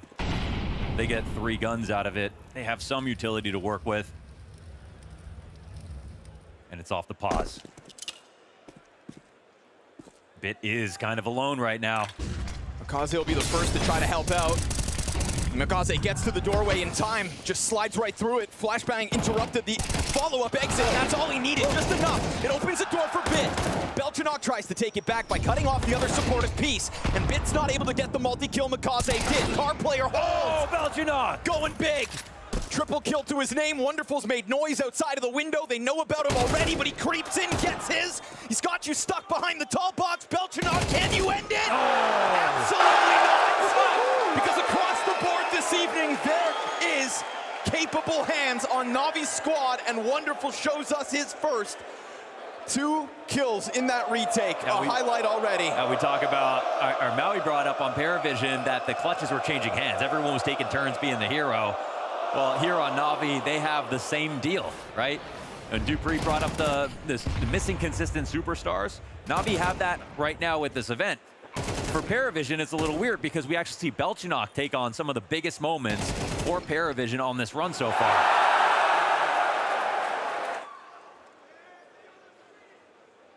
Everyone in this server can be a little streaky, and they can also go huge and deliver moments like that. But the stakes were kind of high there for PARIVISION. They invested fully, and now they have to save. What you just mentioned about players being able to be streaky for highs or lows, I think that's what makes this game so exciting. Oftentimes you have to watch a superstar and you know they could win anything, but when you look at this game before it starts, you don't necessarily know who it's going to be. Obviously, Makaze, Emet putting themselves up there so far in this event. Are you telling me Wonderful's not going to have a potential moment? No, ever since Budapest, we've seen so many great moments from Wonderful that show you really how high that ceiling can be. But again, everyone's streaky. It's a nice stabilizing situation for Navi. And this is one of the first times they don't go for the B lane.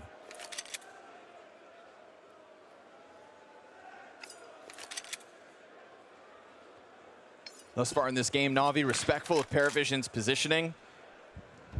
Nobody really throwing themselves at the enemy just yet. They'll smoke them off at 40 seconds, keeping these pistols outside of A. I mean, we look at that cat smoke every single round. It doesn't matter what's happening. They're making sure that is perma-smoked. And that's been a problem for PARIVISION. We've seen a couple situations where they would have taken a cat if that door was open. But now we're getting into a part of the round where they almost just need to die. If they can't run across this, unless Wonderful misses, and he's not, Lets them have a bit of room and just tethers off of Emat, who's here for the cleanup. Wonderful's pistol to close out. So not only are we talking a Navi that start winning rounds off of saved force buys, but now also keeping 5 players up too. They're in the lead, and with it, securing some economy to give them a chance to breathe if things start to go south. Yeah, interview with Belchinok said, you know, we're comfortable versus every team except for Vitality like everybody else, but we also struggle versus Navi. He just said that this will be different today. And to be honest, as good as we've seen PARIVISION in all their tournament runs, they're playing their best CS right now. Here we go. Wonderful looking to take space, knows that op's out on the field with Jame having fired his from suicide. Oh. Nice nade. Oh. That's half of Nota down. Cielo and Jame in the 60s.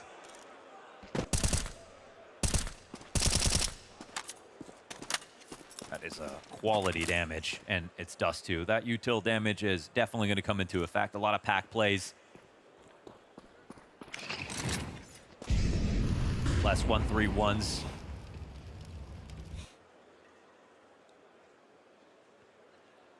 But once more, they want to contend with this catwalk. You said it last round, it's remained perma-smoked. And they've got Imma shoved in Goose right now. He wants this to happen. The moment they're ahead of it, so yeah, this is an invitation from Navi instead. PARIVISION happy to take that invite into the A side. Emet will bring one down with him. Unfortunately here for Navi, it's Alexi empty-handed.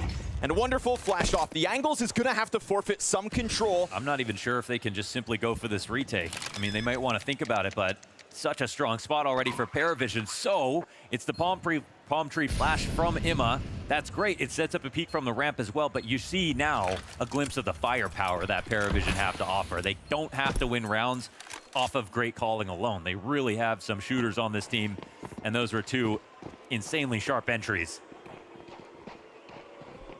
So they kind of just patiently waited for their opportunity to get Cat, which is what it's been on their mind this entire half.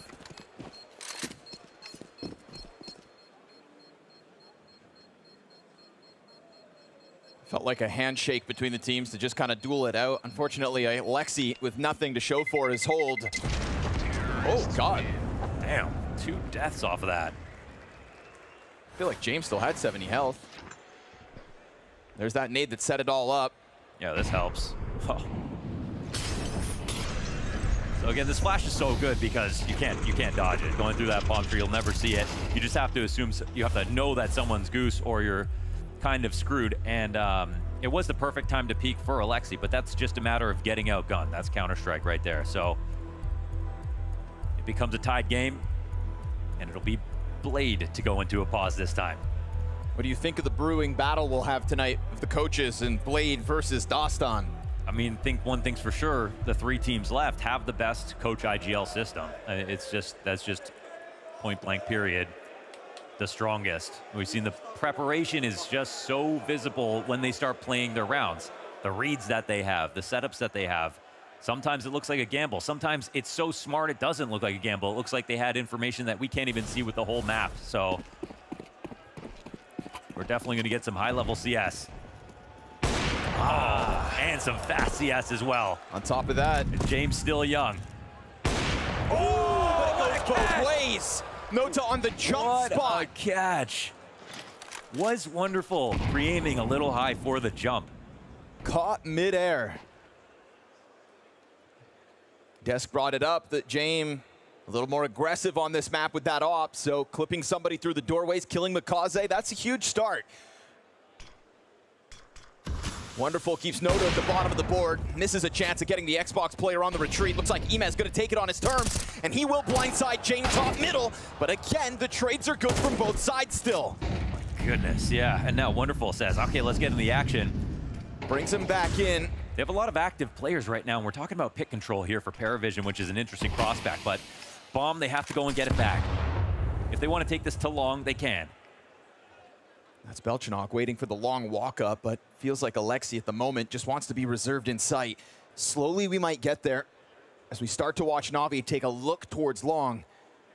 You can see the rumblings on both sides of this. Yeah, this is bad. They don't know about Pit right now. You wouldn't be trying to scale up this way if you did. Catwalk noise as well could draw attention back. Belchinok never has to overextend. He can just wait for them to come. Oh, he gets spotted. Doesn't get his kill, but will recover with the second spray down. That's a clean headshot from Wonderful, but the bomb site's already foregone. They're on top of it. And Wonderful just sits down beneath the plant, missed headshot on that, and kind of welcomes the peek over top. But they don't full commit to this, and it allows for Navi's pieces to join up. Quite a tricky retake with the op now. At the moment, PARIVISION aren't side by side. Yellow is going hunting. Oh, what a perfect slide. Yeah, it's a nice risk to take here. This should ensure it. They're not clearing this at all. Nah, back's turned. They're still thinking both on site. And Zway's gonna offer the perfect distraction. PARIVISION win this one out by way of preemptive positioning. Beljanok into the pit, and Yellow there not called on, but felt like a guaranteed if needed. I like how they're using long in so many different ways. This time's quite aggressive. You almost never see like a lurker get in a pit like that in the middle of a round. Oh man, it's a flick off the jump. That's disgusting. And this shot was also nasty, man. Yes, sir. But Beljanok took out the right target, the rifler, because the op's never supposed to hit that. That was a nice round that could tell us there could be some op highlights tonight. It feels like no matter who wins tonight, they know that they would have been able to win the rematch. So the other team would be able to. They're going toe-to-toe.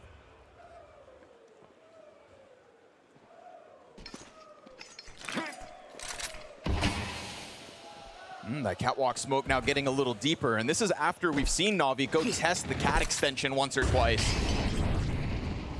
So moving parts on cat control, only 8 rounds into the game, but PARIVISION sees the space.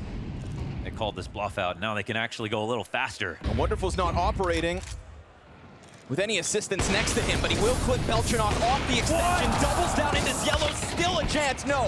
Fire spreads, 3v5 recovery, back to the even number. Bomb stopped in the middle of that. Alexi's limitations, this MP9, and Jame won't be a part of the bomb site fight itself. And Makaze's got to come up through Cat. Alexi's got his swing, but left empty-handed. Makaze catching Jame, who wasn't ready for that corner. Walkout, pissed off the trade, big spray.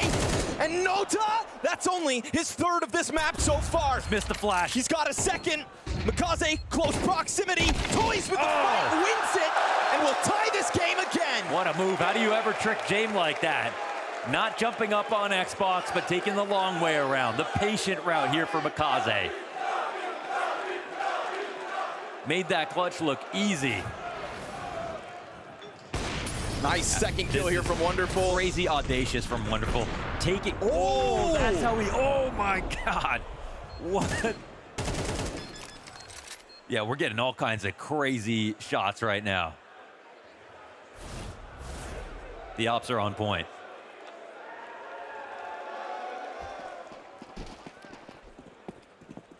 Oh my goodness. How did he avoid that? So close to getting tagged. Oh, this is an interesting looking round out of PARIVISION. It's a full B default. I think in terms of conditioning, with the amount that they've used long in the late rounds, whether or not they've wanted to go there originally, they know that Navi have to be worried about it. So that just keeps one guy occupied. They're going to use this to walk out and scale on the left side of the wall. Makaze boosted, gets away with a 2nd. How does this guy always find the multi-kill? Bit's got a nade behind him. Dude, ice cold. Just sits on that, waits for his famous frag to come to him. And Yellow caught on the attempt to cross over. 1v3 for Jame, Opera's posted on him. And still he wins the fight, but he's not gonna get away from it. Navi flood into that bomb site with no hesitation. I can't believe Bit doesn't even move his crosshair under pressure. He doesn't even worry about it. He's like, this guy's too scared to peek me. I'm gonna hold this. Somo, there was a question whether Makaze could keep it up. Another 2K situation in a hold like that. Yeah, it's fantastic. I mean, I'm honestly really impressed by pretty much everybody today. And that's a rare thing to say with these two teams. Again, the two teams that get criticized for not having consistent superstars. That was my worry coming into the game this evening, that there was a lot of hype building up. It felt like a fair fight, but if 1 or 2 pieces were off their game, it felt like it could turn into a bit of a domination. We know the ceilings are high. And right now, Navi trying to reach for it again, and versus these pistols, it'll be made easy.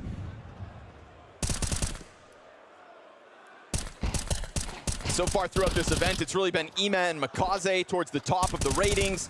But Wonderful is sitting pretty on a 12-kill half already. Yeah, he's playing fantastic.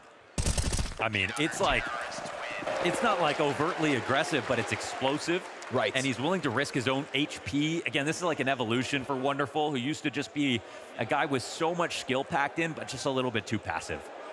Like, you're seeing him take some liberties, go for swings that he wouldn't have done even a couple of years ago, and actually show off that he can hit the shot when he takes that risk. In Nico's exit interview yesterday, he gave credit to Navi and discussed how kind of quick they were moving, how confident they looked. He feels like that confidence, that's what kind of gels Navi in these moments here. There's a very small lack of hesitation in any of the rotations. In the duels they commit to, Bit's gonna have players exiting underneath him, but Wonderful's got that cover.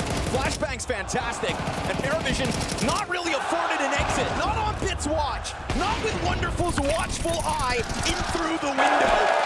And now Navi's electricity is continuing to spill over round into round. This one keeps 4 players up as they go 7-4 over PARIVISION. I don't know how else to describe it besides they have a lot of teammates online. I mean, when it's a B play, someone new is coming in and posting up the first kill in support of the main anchor. They're always covering each other, and once you get the first kill on a rush, second one's way easier. So now almost nobody's dying. We're not even getting to bomb plants here. Navi have not had an easy walkover half and yet still have a 3-round lead.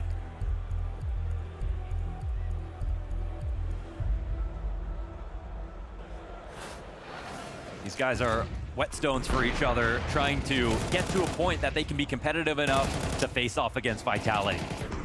And it feels like this is a confidence builder. There's been a lot of moments for Navi's squad where it's a situation you expect one they shouldn't get to, but they are. Makaze on top of the bricks last round on the exit of B. This one from Bit with the last few bullets in the FAMAS. And if Navi can continue to milk these opportunities for more than they're supposed to get, and then throw danger as well at the squads of PARIVISION, it could bode well. But this time, that aggressiveness out middle in the final round of the half, gotta give it respect, trying to just finish this one off with a message, and instead they'll have to recover from a man disadvantage instead. See that the opening kills is a bad stat for PARIVISION, but at least they come out here ahead in trades.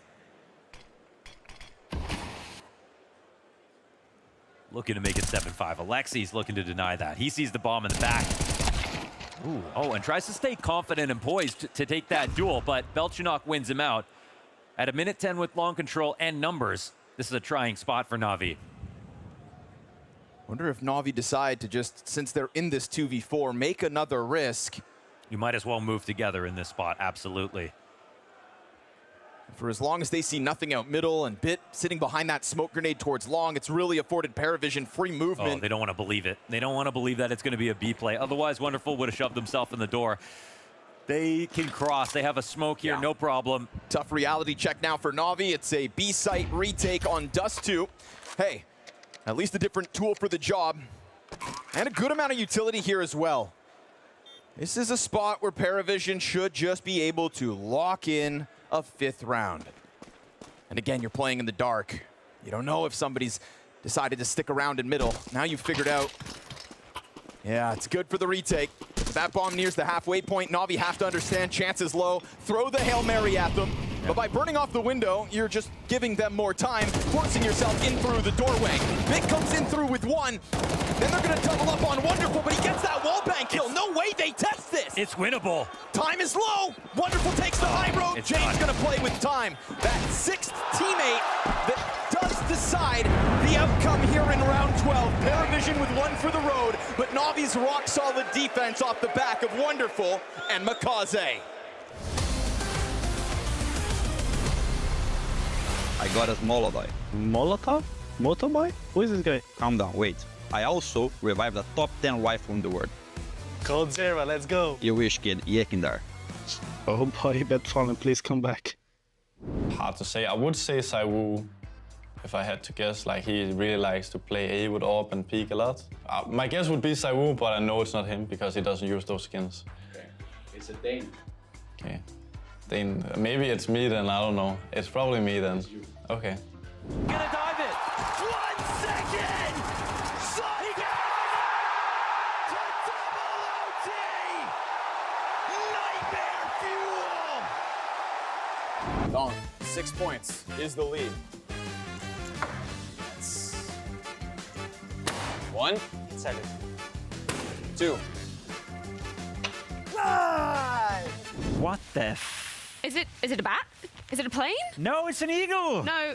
It is actually a falcon, kinda. What? I decided that I needed to show my inner support for falcons, so now I'm here. I have been degraded from being a player to now being a team mascot. Don't really care that much about, you know, being the best player in the world. If that would happen, you know, God bless. But I think when I look back, I obviously want to have every trophy in my cabinet. A couple of, you know, gold bars, Grand Slams here and there, being part of the best team, having an era. But, you know, there's still a lot of things that I need to learn. I failed countless of times. Like there's been so many times where I thought, you got it, you know. Today I got it. Today I'm waking up and I'm feeling for it, and then I'd instantly relapse the next day. You're bound to fail. You're bound to feel losses. You're bound to feel disappointments, and all those disappointments, all those losses, all those failures change the narrative. Round to round, full reposition for both players. No! No way! Oh, if you weren't crushed, if you weren't feeling defeated before, you are now. That's an eco round, a full eco. Sounds so wrong. Romra eagled. Let me think. I think if we will watch it 15 times in a row, we will understand something. Armor? Tiger armor? Tiger armor, yeah. Ah, nice. You got it. Obviously unique. We knew how much it meant to the organization being French. We had the CEO coming on stage and lifting a trophy and crying. Obviously that was very nice. And we were winning his first major in Vitality in Paris. I mean, like, that's like a Cinderella story in itself. Coming into the grand final, we were standing outside. I remember that I just said to the guys, like, I'm just not losing today. You know, I just made that very clear for them. And I knew that if I could go out and be so confident about my feelings, then that would spark something within them.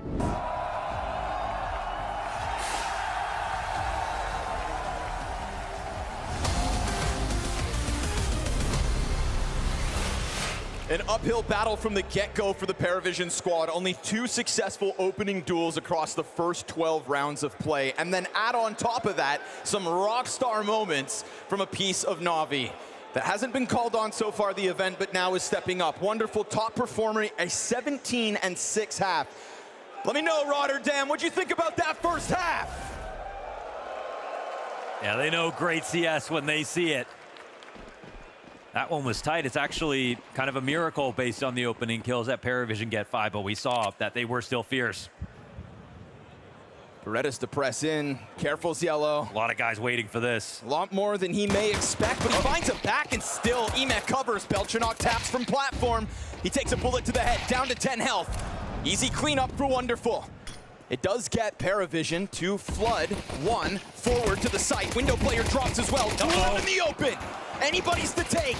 James got an execution queued up. There's a second collected, and Zwayin through the window takes a man advantage. It's going to be the Alexi clutch now, and he finds Jane first with that low health, but Zway's been so good in these moments. Is he going to read this? Yesterday versus Falcons, lights out in the clutch. He's thinking about it, waiting for that smoke to go. Comes to the swing, Alexi spots finds it. him. Now Zway's nervous. Takes to the tie road. Alexi pauses. He goes higher up, and Sway extends 1 round closer to tying up with NAVI, and importantly, the pistol. The second pistol that PARIVISION have won in this first map of play. Man, they got that first kill and still didn't get a bomb plant. They decided to try to fight every single player on PARIVISION to get into the site. Full commitment here. They spent a little bit of time fighting Beltranok. James snuck in through the window, somehow got both of his.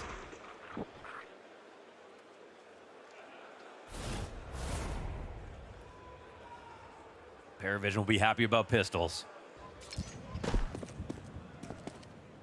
In a game that we expect to come down to the nitty-gritty, to the nail-biter moments, pistol rounds could damn well make a difference.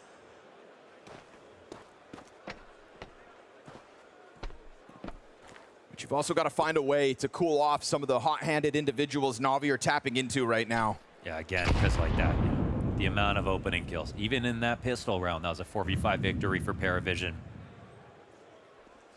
You mentioned the streakiness of some of these players and these teams. Well, the problem right now is you've got Nota and Cielo still with 4 and 3 kills, respectively. Feels like usually on a bad day, one player can have an off map and the rest can still pick it up. But if we get 2 rough performances, then what are the gun rounds going to look like once Navi get there? Still time to tap back in. For now, Nota should have a shooting gallery, him and Cielo. A little confidence builder here versus Glock. Go ahead, get your groove on, and make sure that you stop with just this one death. All's good. Chuck the SMG away, grab that second M4. PARIVISION tied game at 7 rounds all. All they wanted was a bomb plant, but they couldn't find that. Now that's tied up. I think PARIVISION still have some work to do to kind of prove that they are comfortable versus Navi, on top of being able to pick up the map. Their map pick, of course. Yeah, you'd be terrified of the form that we're seeing consistently, and now with Wonderful joining Mikaze here. And that is the thing with Nota. Sometimes it's instantly 10 headshots in a row, or he's totally off.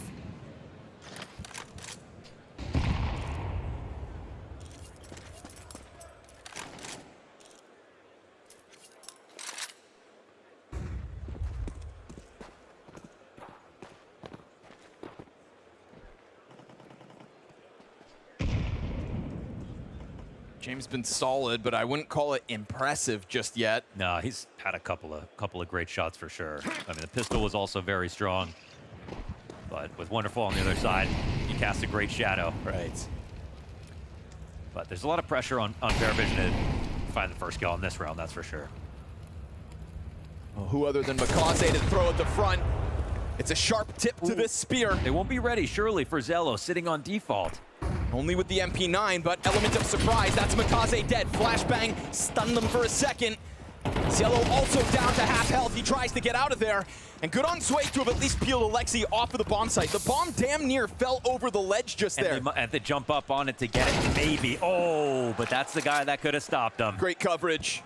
Don't allow anybody to get close. They put a smoke on it just to make sure nothing gets weird. And they don't get freaked out by seeing someone on default. They get the molly out as they're scaling. They're still fighting long. They're not getting tunnel visioned. They keep the machine going.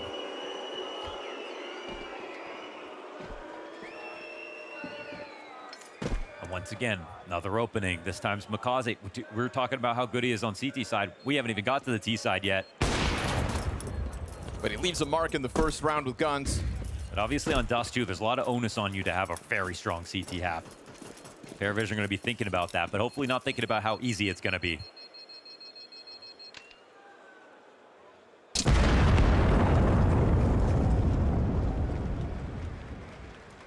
For the longest time in the pool, Dust 2 was the T-sided map. That changed a lot.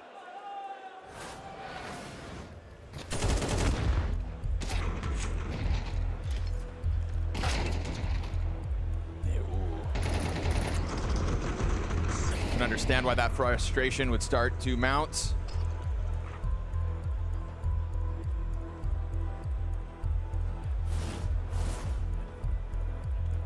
Try to get your game going, and instead, this little pocket of positioning found behind the flames for Mikaze is a quick entry frag and a quick first gun round win. And we're about halfway through this game. No timeouts remaining now for PARIVISION. All the power's in Blade's hands.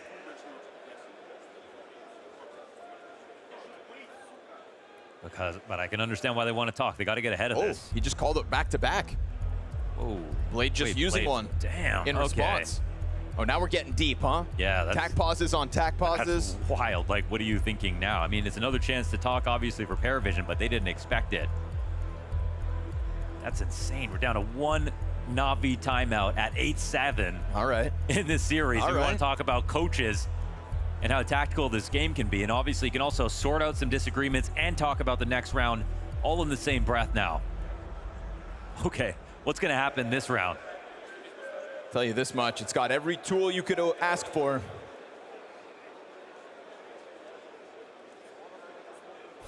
Just like that first half, 2-0 start PARIVISION. Navi don't waste time getting into it. They use time, clearly, with that last second tack timeout.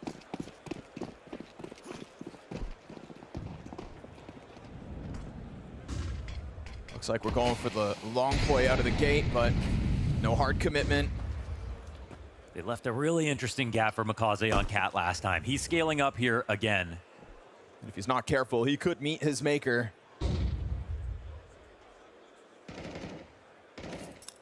He's not taking any kind of risk by standing there, so they're going to approach him correctly. And Zway's getting shoved back. This round is actually coming in quite quickly. Yeah, starting to feel the pressure from both sides of A, but Jame will kill Makaze. There it is. The counterpart to the entry fragger. A 5 versus 4 secured by PARIVISION. We know how few they had in the first half. Need to keep more pressure up towards Long. Zway eats this flash, and he dies. That was a big risk from him. And Alexi punishes for it. Jame now whittled down to 30 health, barely gets out of the flames, and here comes Wonderful. What a great round. What are those headshots? Emet just mows down with the triple. You see the Colgate smile on his face after he gets that on the long cross. When they killed Zway, it was done. That's when the split came out. The only reason Zway tried to expand towards Cars because they had lost control of Cat and Long at the same time. Off the second Blade timeout, they called perfectly to make this move.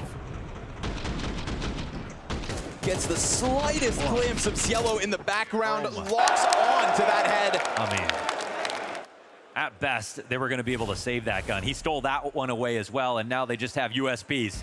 We know the capability of all 10 of these players, but it feels like the stardom is being tapped into by Navi tonight, at least first, here on PARIVISION's map pick.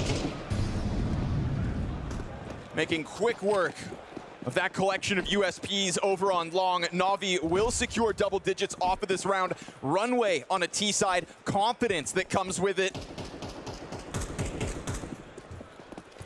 And poor PARIVISION have no way to put the brakes on what could end up being now a runaway train of a second half. And PARIVISION use their last tack. It gets countered by Navi's tack. They win the round. Now Deston has no choice. They have to see if Navi even want to use their final timeout for the rest of this map.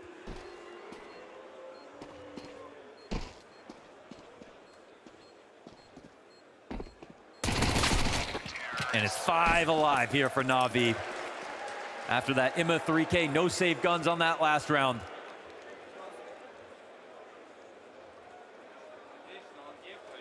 The instant buy up.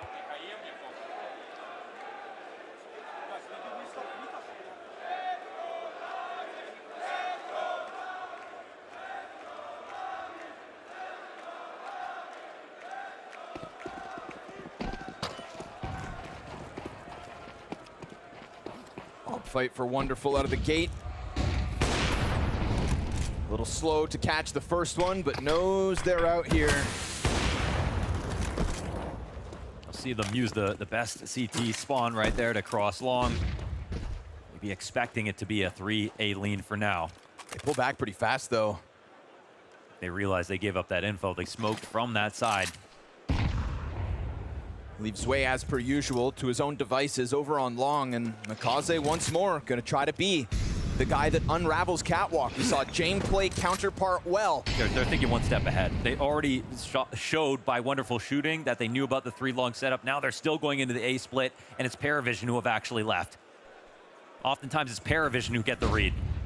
Right now Zway just hoping he doesn't get hard cleared. It's been left in a 1 versus 1 here. We'll see how thorough he is in clearing out these spots, but as Zway is preoccupied, Natus got no help. Yeah, totally preoccupied. Has to get himself out of this position with the smoke grenade, keeps his head down on the ramp, but the Goose player's coming. Natus nade collects, but as Makaze's here looking to thrive, it's Jame out middle to clip one. Cielo off the boxes, clears what's left of it, popping up at the perfect moment and giving PARIVISION some sort of a CT side to stand on. Yeah, impressive anyways. I mean, the only thing that was really weird was Bit getting out Long. On the opposite side of blue, not having any fear that Zway could be there.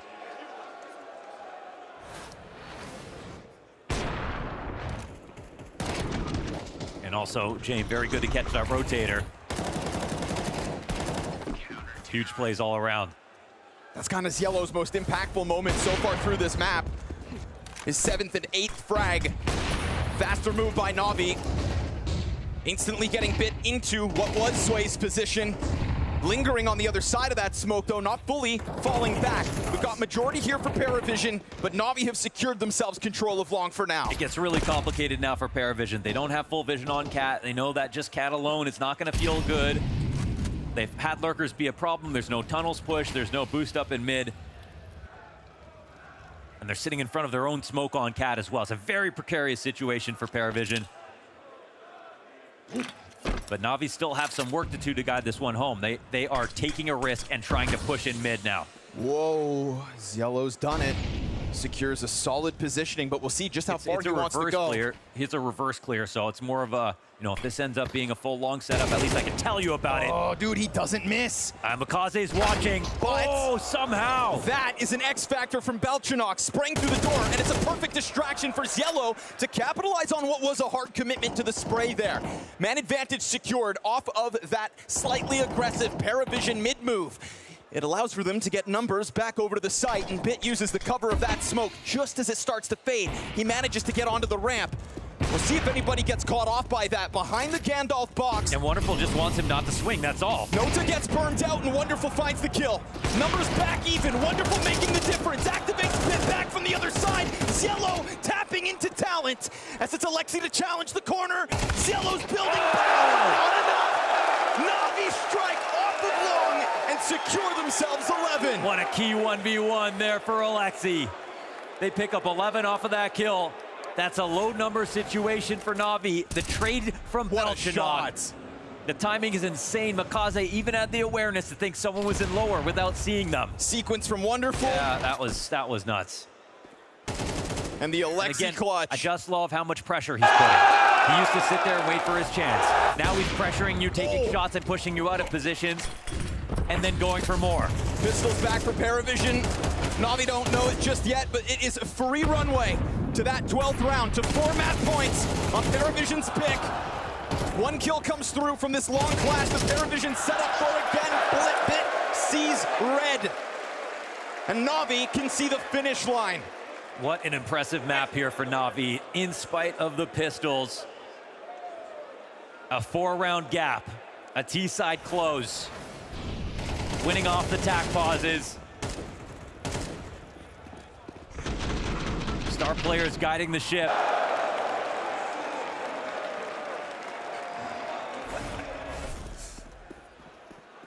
So here it is. Everything PARIVISION can piece together. James, alternative boost will kill Mikaze. Oh, Zoe gets tagged down low. Yeah. Oh, he doesn't get away. Fast moves falling back from the catwalk, though. James gonna try to take that space back, just making sure nobody can actually contend with long for now, but plenty of time. Yeah, I mean, they have long control, and now they have a timing. They have amount of time here where PARIVISION, they can just assume it's gonna be long, but then they got to start looking into tunnels, and they're just trying to hold them in this. They're trying to buy into their hope that this one ends A, but it's not going to just yet.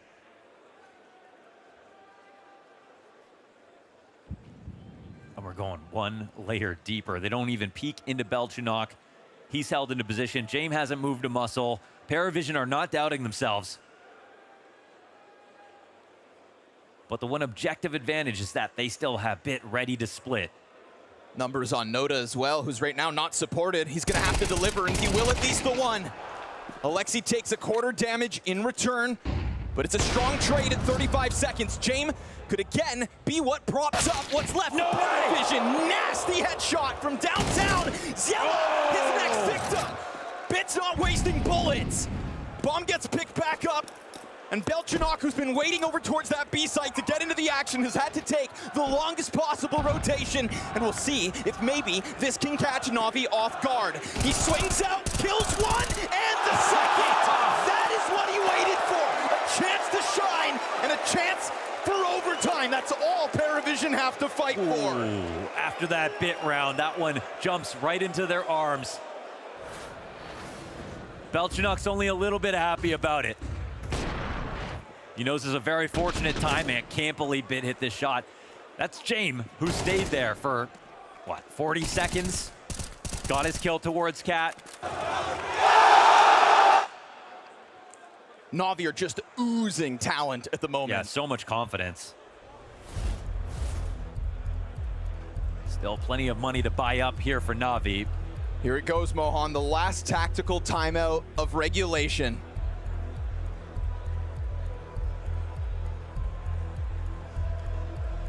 One final chance for Doston. And obviously it's a bit more desperate on this side. They're at the whim and mercy of whenever NAVI want to get some more ideas out. Surely he's ready to contribute.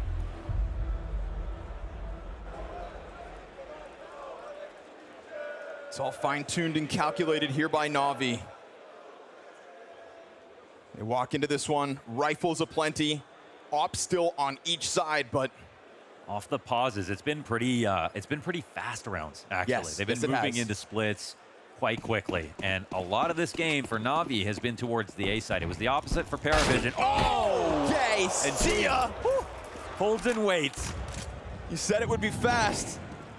We don't waste a second. That is a great shot for Jamin. Yeah, just a great moment.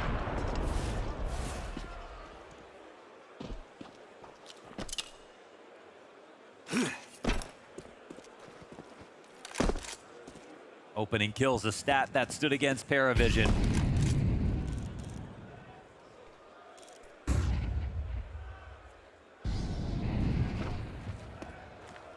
Now the question is, can they close out the 5v4? Bit goes on to the op. That's not every day.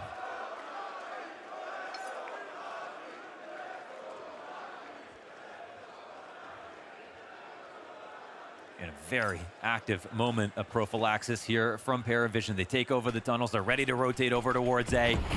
These smokes are not going to scare him at all. They're about to turn the corner on lower, but he's only got this MP9. Belchinok, does he want to peek? Nobody watching. This is pressure on Jamin in a moment, and he will find that first one. Makaze has been effectively shut down throughout this T side. These are all the right players to take out one by one. Dodging the flashes, but just missing that chance at a second. He will strike down a bit, but Alexi pops up, gets the return. That Belchinok MP9 active. And Alexi with 4 health, not meant long for this one. Double digits secured. Round 23 up next. And that is all the money now for NAVI. They will not be buying this round. This one almost definitely going the distance. What a shot. Like you said, off the tack pauses. It's fast, and it is instant in the duel towards mid. Jamin not missing. Jamin propping up PARIVISION for more and more opportunities, of which we see them seizing. Well, here's a freebie. One single Desert Eagle. Jamin hasn't been as impressive as wonderful in this match, but if you look at the impact of his kills, it's tremendous. Honestly, he's even from all the other rounds, his 2K on the pistol, it's pure impact.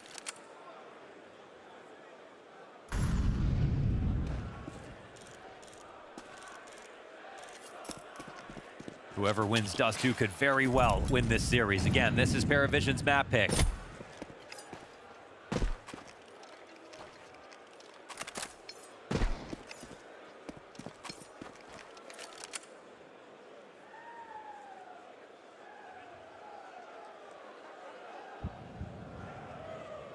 Think of all the teams. It would take a series of disasters to lose this round.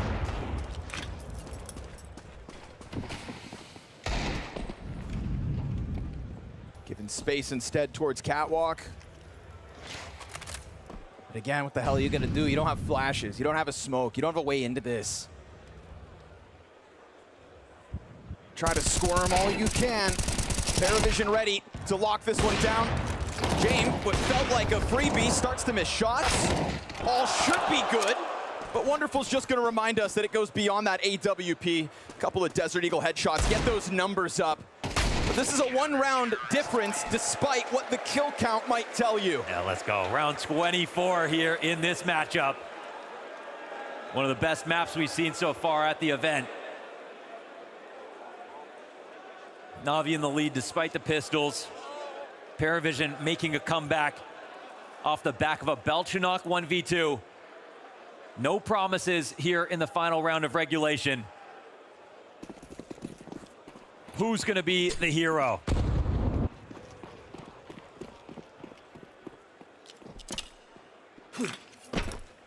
fights towards long have kind of faded in these last few rounds, and we see Jane positioned on the corner this time. Maybe not getting what they'd anticipate in that direction. PARIVISION have sprinkled in those mid challenges quite eloquently. In this round, they are far from it. There is a lot of open space if Navi can wind up finding it. And with that open space comes control of the rotation. And with the control of the rotation, it's additional pressure for PARIVISION, who just look to lock in with what they have at a minute on this clock. There's a lot of questions in PARIVISION's mind, because again, they don't know what exactly is going down in middle. They don't know where this group up is going. Who knows if Navi jump into their hands, though. This has to be a full-throated call from Alexi B. This is a couple of smokes left for Navi, a couple of flashbangs with it. Oh my goodness, this is so much space to be taken. They don't have to bomb, it's back on cap, but are they just gonna commit out now? They're walking it out. They've already crossed players over. If they're hoping to catch you off, that's one thing. First contact. Belchinok spotted as he throws utility. Doesn't get a chance at that duel. We'll see if Yellow wants to swing from window. They get the back. Only Yellow stands. A second collected, but with 11 health, that's all he's gonna find. Zway has big playoff performances in his back pocket. But a slow burn move here from Emet could be his end in the 24th round. In the moments that PARIVISION's tend to prevail, this time they're empty-handed. Navi succeed in the challenge that was this attempt at the PARIVISION comeback. Map 1, Navi. Yeah, that was beyond impressive.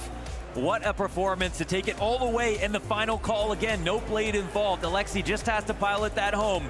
And the mid-B to close out in a series and a map, where the half had everything to do with A for Navi, everything to do with B for PARIVISION.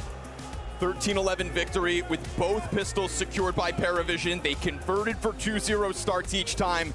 And usually those slight ticks are enough to push it over the edge for the team that never seems to die in those moments. But Navi tonight have other ideas. Alexi, you take your opponent's map pick here, but you had to fight for it at the end there. Yeah, for sure. I think we just made a big mistake on the 2-on-1. Didn't manage to close it out earlier, but yet again, we played a good T-side. You move on to your pick now in Inferno. Are you expecting the same level of fight and grit from PARIVISION here too? Yeah, I think you cannot underestimate at all, and it will be very annoying to play against their playstyle in all the maps. But yeah, we did our homework, and hopefully we'll play the same as now. How much you're enjoying this crowd support? I'm enjoying it for sure. Best of luck. Thank you, guys.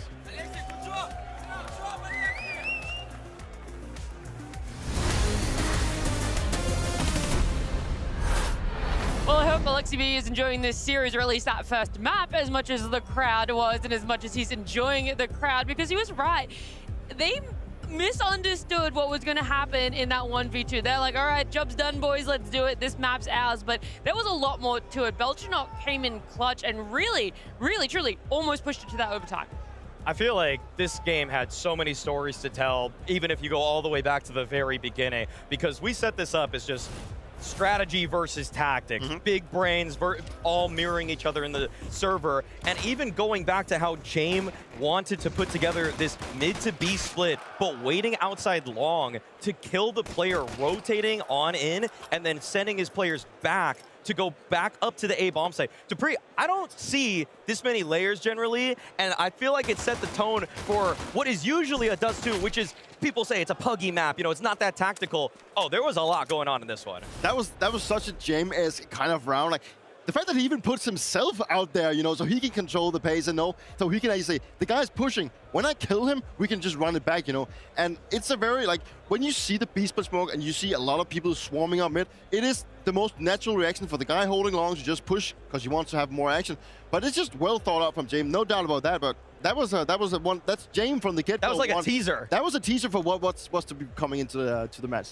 Yeah, it showed itself a bunch of times there. It felt like we were almost overwhelmed with how good each side played, both PARIVISION and Navi, every individual round. But what was really the turning point, I want to say, for PARIVISION that almost got them to that overtime was that Belchinok 1v2 is all the way in round 21 to be able to just have nerves of steel in this moment.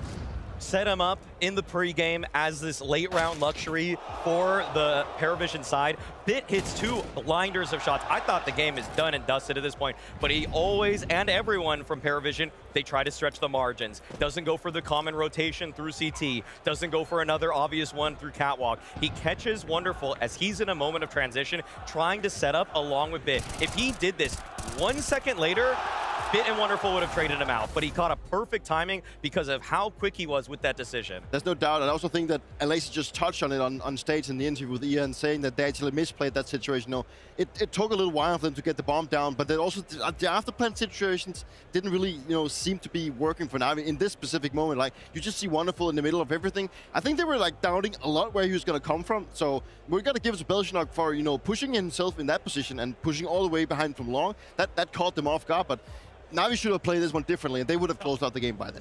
Yeah, I felt like they were almost broken, right? There was a chance that almost we were going to be able to see that over time, but overall, Navi being able to close it out in the 24th round, they really did go, hey, you know what you guys are missing in Ahoy Arena? Well, a little bit of a closer series, a little bit of a closer map, and so they did that for themselves. But what happened in that round, Maui, for them to be able to have such an advantage? Well, I wanted to see in this game if if Blade was going to be able to snip out these 3B stacks, which are just a hallmark of the PARIVISION style. I would say they didn't. They ran right into it. They fully committed to this idea. They went, I would say, on a maybe lightly earlier timing than PARIVISION would have expected, but PARIVISION players in this moment kind of got what they wanted. They got Navi going in, and I feel like this in some way encapsulated a lot of went on with this game where tactics were very 50-50. I might even actually say, Dupree, that PARIVISION played a lightly better game tactically than Navi, but Navi players just got a couple more key kills in those sort of moments. For sure. I was worried for Navi in that last round because I don't think that Navi at that point, when they went out middle, they already had like the idea of where they were going to be hitting. I think they tried to sniff out what was going on, but as soon as they get up mid and they didn't get contested, they knew that something was up. And when they get that first contact with the guys sitting close tunnels, I think they sniff out that this is a B-stack because you can see how determined they are when they actually run in through the doors. He knows exactly what to clear because they've probably seen him prep, and also from Blade, briefing the players that if there's a guy here, there's a big chance you're going to have a stack looking like this, and that's just so smart from Navi. And the smoke was even about to fade in CT. It did not look like Navi was set up winning that one, but that just shows what PARIVISION can do for you. Yeah, and just how quickly they're able to turn it, because there's also that question of they're a little bit undecided right now. Are they going to be able to make the right choice? Maybe in that situation, either A or B would have been the right choice, but they made it for themselves. They take out map number 1, and there are so many players that we could put on a pedestal right now in this map. There were so many players that really showed up for themselves, but who exactly, Maui, for you, are you looking more towards? Well, you know who I already like. What's the picture? But I got to give a lot of credit to Wonderful as well. Clearly, Wonderful and Mikaze were lifting up Navi through a lot of these situations where they had no business getting some of the multi-frags that they were able to find for themselves. I'd say that every time Mikaze was contested on this B bomb site, it felt like he was getting 2 without fail. And when he didn't, thankfully he had Bit in tow to help him out, but Wonderful as well. Man, this is the potential of this guy full on display. He had a little bit of a slow 2026 to start after an incredible Budapest major, and now you're getting him back in full force. It's a pleasure to watch because when he's firing like this is when Navi are truly trophy contenders. I love it. He's been under a lot of critique. He's been told that this should be the next replacement. We need to find a better offer. Wonderful is not contributing to the team that they should have. Yada, yada, yada. Keeps going right. But what he showed today is that Wonderful that we saw when CS2 at that point, came into fruition, and when Navi played the best. There's no doubt that Wonderful, he played a massive impact. Well, Mikaze did as well, but Wonderful, in my books, he was the main character of this one. And if we could replace this frame, I know we love Mikaze at this point, or mostly you, right? But we should frame Wonderful out for this one because, man, this guy, he performed. I gotta just make sure my girlfriend's okay with taking that out, okay? We can Photoshop her in the back as well, so she feels a little bit included, going on the bedside there. But Mikaze, Wonderful, there's so much that we get to have for Navi here, and there's also that confidence that you're winning the map pick of PARIVISION's, right? And then you get to look towards the one that you're a little bit more comfortable on. And when you do turn your eyes towards that Dupree, having that little bit more of a comfort, knowing how close this one was, what did PARIVISION really look towards? Yeah, well, I think PARIVISION they really should have clinched this one out. You know, it's always I wouldn't say a disaster, but it's always in a deficit when you don't win your own map, because that's the one you can really prepare for. The fact now moving into Inferno, it's a map that PARIVISION haven't really been looking too well on. They've had a really close affair with Vitality where they almost won that one out. But going back, they've lost to teams like Legacy, they've lost to teams like Monte, you know, teams that is definitely outside the tier 1, and it's a PARIVISION that now have the backs against the wall. It's not the first time that they've lost their own map pick, also in the last series against NAVI, but now it's more about PARIVISION staying true to their own form, staying true to what they're good at, because they showed against Falcons against Vitality that they can play it at a high level, but it's been their consistency on Inferno that worries me a little bit in this one. I am just a little bit worried about that too, because I mean, it's tough to gauge it, because to play Vitality as close as they have, but then to also lose out to some lower tier teams, you're kind of, the form for PARIVISION on the map is obviously wavering. A lot of it comes down to the fact that James just has to make the right reads. I'd say his reads look pretty damn good versus Navi today, but you could see that in some of these tense moments, people like Cielo and Nota are less to be found than we sometimes had hoped for them throughout maybe the rest of the year so far. I think there's a case for when the game they played against Vitality, we saw that there was a lot of frustration from the Vitality side. I really feel like they pulled off a lot of gambles when they played against Vitality. Probably also why they made it so close. I think that's also going to be the case here. I think PARIVISION, they feel like we need to do something drastically. We have to go for those gambles if we're going to have any chance. So I think that's also what's going to happen in this one. True, there is a little bit of repetition sometimes how PARIVISION might be playing. Whilst it does look clean, it is very tactical. What ultimately broke them apart and gave Navi that advantage was Navi knowing how to read just exactly where PARIVISION were sitting on the B side of Dust 2. And I'm just saying at home, maybe you don't have access to everything to be able to get some good reads, but you do have access to refrag. And honestly, I think that's something that will help you guys a lot. Right now we have Marcus, he's doing Pimp's warm-up. This is Pimp's warm-up routine. We've got someone else giving it a go. We have a bit of an issue here because there's no bike involved in this segment, right? We should have like a refrag X Swift something X Pimp. Too stationary right there to be Pimp. We are actually showcasing Pimp's training routine right here. So if you want to be as good as Pimp, or at least get close to his level, then that's what you should be doing. And refrag is a great tool. If you want to go in there, learn more about your age, play out your routines, that is a good start. I feel like a lot of people haven't seen Pimp play enough lately. He used to be good, right? Dude, he would drop 20 bombs in like every high elo basic game that I would see him play well after he was done with his professional career. Give him a little credit, because I feel like people in chat right now are probably like, lol, Pimp routine. But he's good. He's sharp, okay? He's better than 99.9996% of all players at one point. Not me, that's a stat. That's a stat. That is a stat. That's a stat. Jeffrey, when are you dropping your training, your warm-up routine? I mean, why was so funny about that? I don't have a routine. No way. I didn't wake up, eat breakfast, and fucking connect to the server. There's no way you don't. You never had a? Well, yeah, I've had a routine. Okay. But not a Got me refrag, worried. with all respect. Okay, well, You'll make one. We'll have to work on that one, all right? Because whilst Dupree's going to work on his warm-up, we're going to be working towards our next map. We get to look towards Inferno. That is Navi's map pick. We'll see exactly if they're able to bring it to the same level that they were before.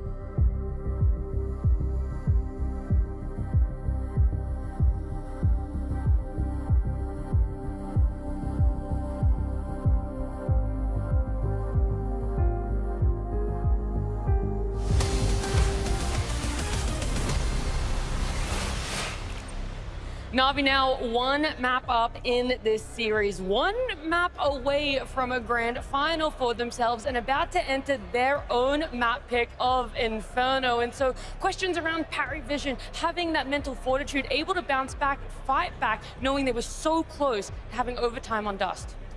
It's going to be a tough one, but I feel that PARIVISION have been through this before. I will say that Navi, they're not out of the woods by any means yet. Fact is that throughout this year, they're winning less than 50% of their own map picks. It's a very weird world when Blade has that poor of an assessment of his own team, but they're usually still getting the job done. I think Navi is looking at themselves right now thinking they should probably have closed out Dust 2 a little bit early. I mean, it is, after all, two very strategic teams going up against each other, but I also believe that Navi can feel that they're playing better as an individual. It's just a couple of those small mistakes that maybe hinders them from closing out the game faster, but winning Dust 2 was very instrumental, and they know they're just one map away from now going into that grand final that probably everyone, myself included, wants to see, because we want to see how good is Navi actually when it matters the actual most. So even though it is Navi's map pick, even though most teams excel on what they pick for themselves, with those stats, Maui, you're still slightly favoring PARIVISION. You're like, they're not down and out. I'm just saying that James always makes it a coin flip on this map. The amount of stacks that he calls, really, PARIVISION, they live by James calls, they also die by James calls. That's why sometimes they can play a team like Vitality close, but they can also get blown out by a team like Legacy or Monty. We'll see exactly what's going to happen, where the coin will land, if it's heads or tails, PARIVISION or Navi, as we head into our second map. That's right, map 2, where suddenly PARIVISION have that extra added pressure, and we wonder whether this was the veto they predicted, whether they can step it up under the brightest lights that we really have seen this team play on, because we talk about PARIVISION inching it upwards step by step, but now you're playing versus a Navi that have certified rock stars on the stage tonight. That type of level that they were able to bring to Dust 2, I mean, that almost felt uncontainable for PARIVISION. Yeah, 100%, and I mean, again, with the way that the veto went and Dust 2 coming out, I mean, PARIVISION put a lot of mental eggs into that win. Obviously, they did so much to kind of prove that they could at least have made that an overtime game. If you just looked at some stats, it would show you, I mean, winning pistols alone.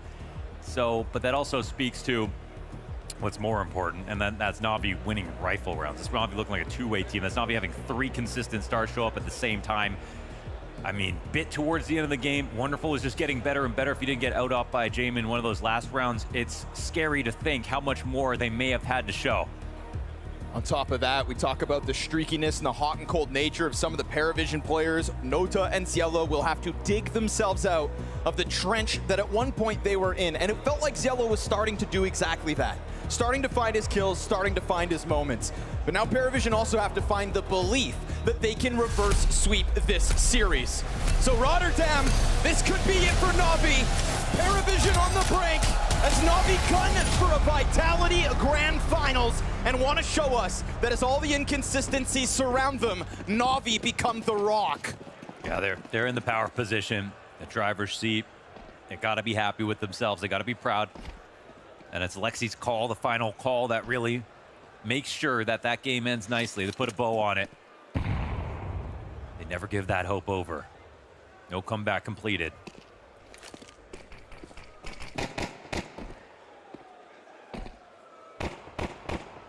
Lexi loves taking a bit of responsibility towards this B site.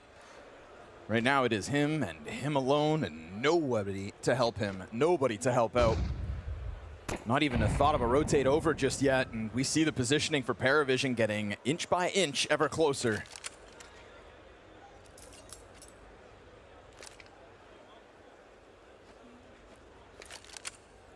They're staged up to, looks like to almost certainly get this bomb planted at a minimum. No push down mid here. And the heroic setup from Navi, they'll finally start running down, but again, plant looks like a guarantee. Stomping down middle, fast to the flank. As James tries to keep eyes on it, we get a 5 versus 5 retake in round 1 of Inferno. And hearing smoke to stop them from the outside of Con, but they get a lot of space off of that. Able to at least get to the back door of Church. Down goes the coffin smoke. On the retake, Mikaze trying to, again, be that front runner, looking to create space. The pop-up over Coffins is punished. What kind of shot was that? Navi just finding a sea of headshots, but they let their guard down, and one player from the backside turns this back. Nailed in the end. The last two pieces of PARIVISION, 3 for 3 in pistols, but we know that it wasn't enough back on Dust 2 even. A 4K for Yellow, an amazing round from him, and if Zwei didn't hear that, it's possible that that bomb could have got defused while there was 2 players still alive. Pretty incredible to find all these entries. Last bullet care there for Zello, excuse me. He's the one who runs in, handles everything.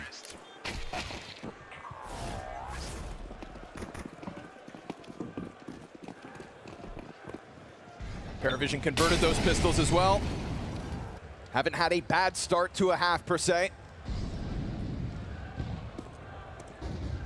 We'll see what kind of confidence Navi exude as they come into the second map, because we know that there was times as Dust 2 went on, they just kind of felt freed up to make their individual moments.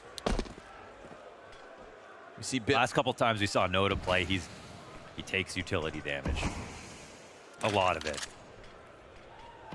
He's going to start off every round with 50 HP, but that's sort of the name of the game when you're defaulting on Banana.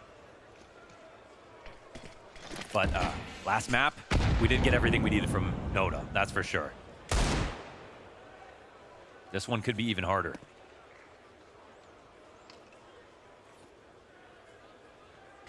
Wonderful sees that smoke fading as an invite to get closer. PARIVISION always happy to hit that pause button. You know, it's a test of your patience, test of your nerve. Bomb's gonna go towards Arch. Deagle activates, and Noda just kind of swings right into it. Oh, a second! Bit trying to collect more as the Desert Eagle goes dry. 5-7 takes the front. And now Bit's got a fresh mag to commit with. There's damage on Zwei, who still survives it. And the bomb has to go around the long way. The CTs will have time to start this retake early. Belchanok was able to establish that space. Still Jane pauses.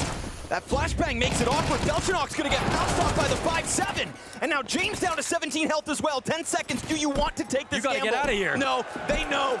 Oh, they know. And this time, pistol sure, but you're not gonna get the conversion. Oh my goodness. What about those Deagle shots from Bit?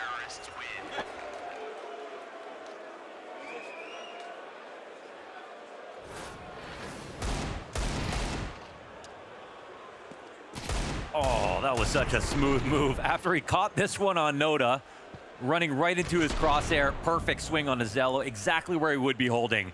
This flash also works. It doesn't even catch Alexi. He goes smoke blind for a second, knows exactly where to look once he's out of it. That one wasn't just aim. They're lucky to have gotten out with those 2 guns. Both those players are very low as well. Vito have the desk intrigued. This Navi Inferno pick. And it's right when the other team might be starting to say, okay, we feel more confident now. We want to go up against you. You know, we struggle normally. And then you throw in a veto change when you're winning in the head-to-head. Just trying to stay that one step ahead. Yeah. Trying to tap into the tactical difference, the preparations, the game plans, the ability that Navi have to evolve. A round like that perfectly exemplified how prepared they were. Could be a scary sign for PARIVISION, or just a chance for them to flex pistols of their own. They still have these 2 rifles, but they've gone down to no grenades. And they have a lot of positioning on the perimeter of this A bomb site. Emat concerned about the potential CT wraparound, but he's gonna get a flash to go back to the duel. Galil.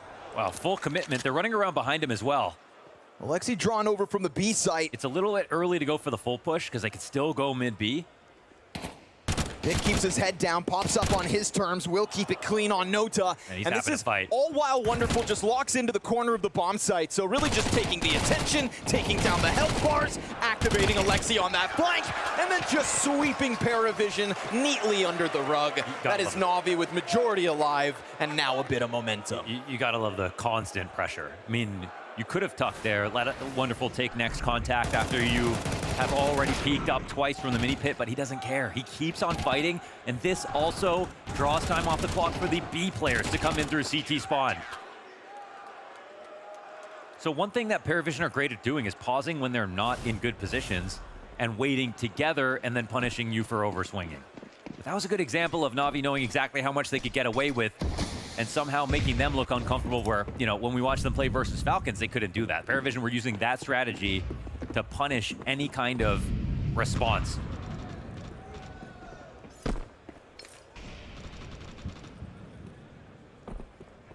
Time to think things over then. Yeah, I almost wonder if that was grounds for a pause. I mean, they have this round to talk about things, which also makes sense. But I think right away you just get, you know, you get a glimpse into what we're about to see. I'm going to say so far, every match that PARIVISION played at this event, they look like the more prepared team. This might be the first time that that changes. And people are going to say, what about Vitality? We watched that game. That was incredibly close for PARIVISION. I had to 1v5 them in overtime to make sure they won. And we obviously know Vitality's record in OTs this year is damn near flawless. It is flawless. Off the 1v5, didn't look in the rear view. Oh, hey now. Thing is, leave it to Navi to be the team that looks more prepared, right? Prime suspect, to be honest, in that department. So you've had a chance to talk things over. You've allowed Doston to keep that pause. You milk that round for what it's worth with those pistols, and you come into this one, double Galil, Mac 10, slight limitation here for PARIVISION.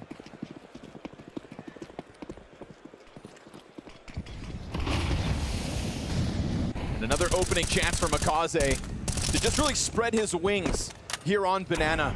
For a player that has been dominating this event, for a guy who is known to kind of thrust himself into those awkward duels and take things on his terms, well, nobody signs up for it.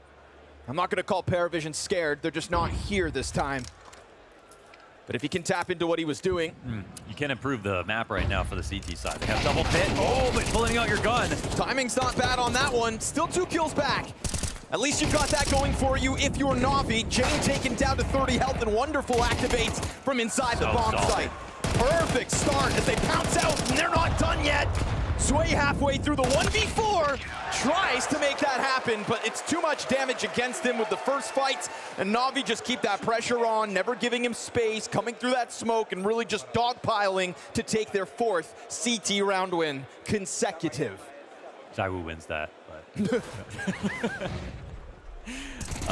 this showed you how good the setup was, that one player could literally be switching guns and they could afford that loss. They had the perfect crossfire, they had the right rotators over, they got all the full information over on Banana as well before that attack even came in. That was not the round to go for a lane attack.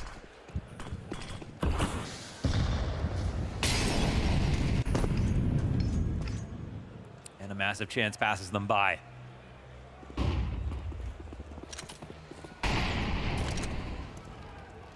Oh, yeah. Yeah, it's already in the 05, and again, we're looking at Noda. This map is about Banana. You know, we might see a lot of rounds at PARIVISION try to take A because they like to be different. Yeah. But at the end of the day, default start here. It's the heart and soul of the map. Noda's always going to be the first guy to go in. Sometimes we call on players bad starts, and then suddenly they have a multi-kill, so let's see what he can do with that upgraded pistol. Yellow's the only dead man on the entry. Alexi falls back.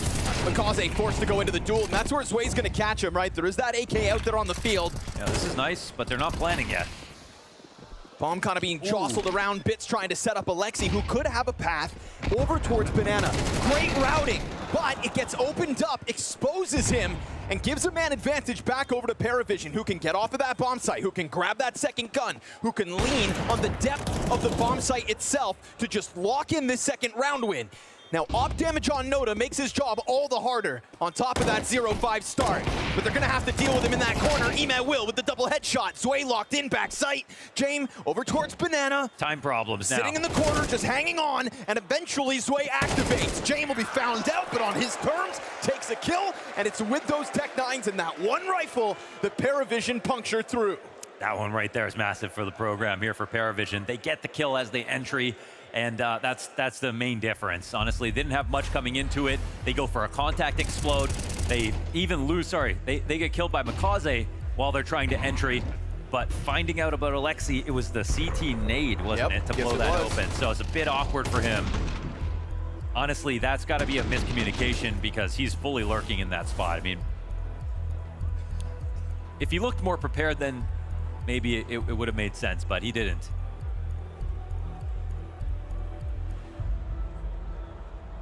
So Blade's the first to burn one.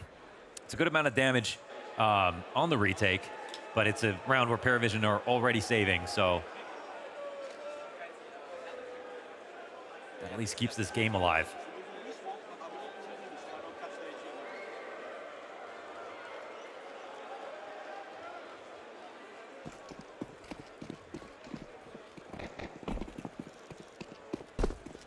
Hop on the line. Jane was prepared for a jump towards middle, but he just keeps his angle low now. He just wants to shut out something. If someone's going to go and try to, you know, scour the halls, look down alt mid, he can at least tell his team about it.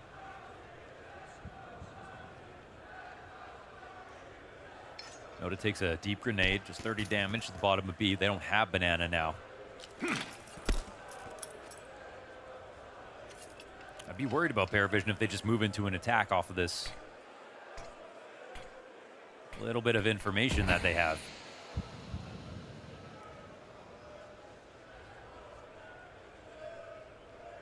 It's looking for revenge from the last time they tried to take lane. Interesting how they're gearing up here. Double arch. Fallback smoke. Still fresh, yeah. Library 2 sitting in that corner. Ema has to make his play. And everybody prepared for it on PARIVISION's squad. Jumping over top of the fire. Starts to challenge Bit from both sides. Alexi off the flash. Mikaze helping out with that flashbang on both sides of the site hold. And so as James Ott starts to go empty, Bit then activates. Mikaze's got the support in him too, huh? Damn, that was so good. Again, the team play is everything. Bit stays in the corner, knows exactly how much time he has. His teammates have a plan to come and try to help him. They also started out double arch. Even though Ima gets killed, takes down one, it's the fact that they knew it was going to be an arch move. And weren't even worried about doubling up in pit this time around. Navi in their heads.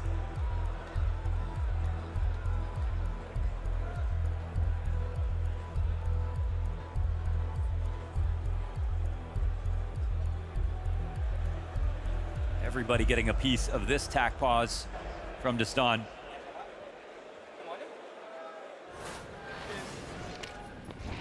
And because they won that half buy, the money's still good. And you see how important that flash was.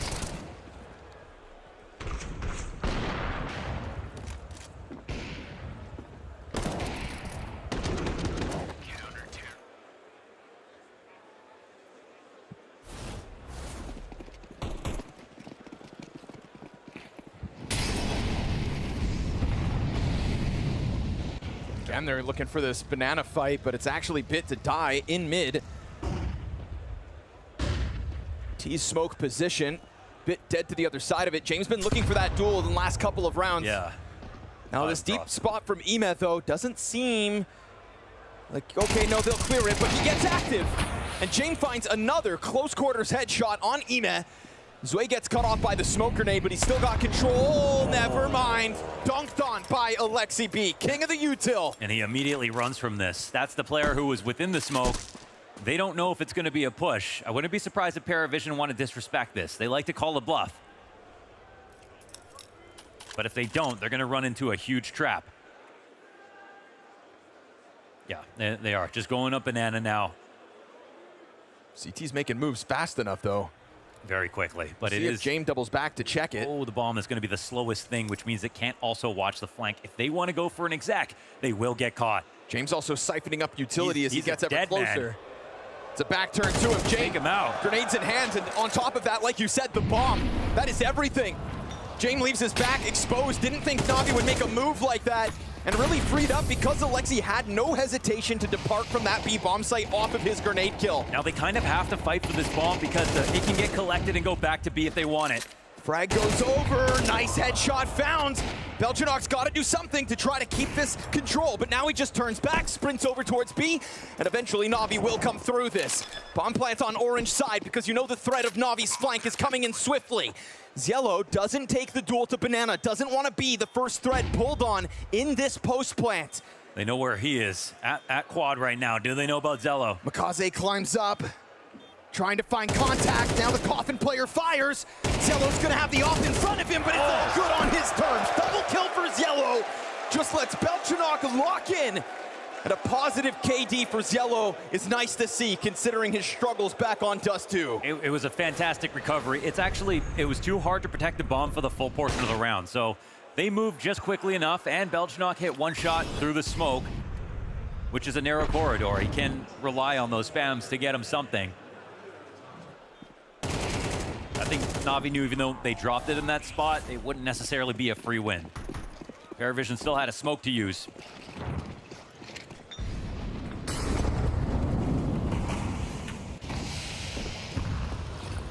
Now for Banana, they will fight again. Makaze whittled. Oh, Alexi! Double spray down with the HE. And Makaze's collecting headshots now from the corner off of the frag grenade damage. Finds way trying to emerge, looking to gain control of what they fought so valiantly for. 4v2 advantage for Navi. And if PARIVISION aren't careful, last round will be a one-off round win. We have gone back and forth. Both teams jostling for stability in this first half of Inferno.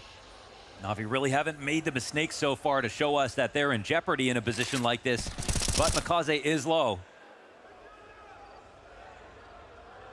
PARIVISION do not want to reveal their position. Oh man, every time they're on that corner, playing a dangerous game. Makaze, smoke fades, easy pickup as far as Belchanok's concerned. Yeah, so the patience, not shooting, just to check. Ema does have a lot of utility to be this solo B defender, doesn't waste any time, drops the smoke, they're gonna drop flashes in it, he gets popped. Belchanok, so far, single-handedly in the recovery, clears out the two players that remained on B. And this might be that first big mistake, a 2-on-2 retake. They have some interesting utility. Belchanok's only got 49 health, but he's not really in a position where they're gonna hit him with this. Yeah, big on him to have gone towards Banana instead. Banana is also where the only kit is for this retake. And so 10-second defuse demanded of Navi. Starting to throw out that util, it'll find nobody where it lands. Unfortunate here for Navi, they picked the wrong place, but oh, Jane! That's a mistake. Now He they whiffs. can jump on it. It has to be covered, but they could stick this. That frag is still in the mix, no sir, it's dropped. Bit not defusing. Belchanok tests the waters. Oh, it's a headshot in an instant, but again, no kit means it's not any different. This is gonna be the bomb to pop, and PARIVISION close that lead to 1. Yeah, so all the kills is one thing, but it's a 3-on-4 victory here for PARIVISION.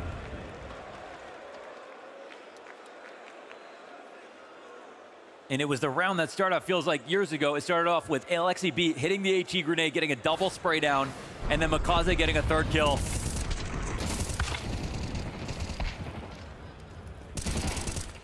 They were so 2v4. adamant. They just really wanted to take control with Zwei going in like that. Could have cost them. Good on Belchanok to be that guy. And we got glimpses of it at the start of Dust 2 as well.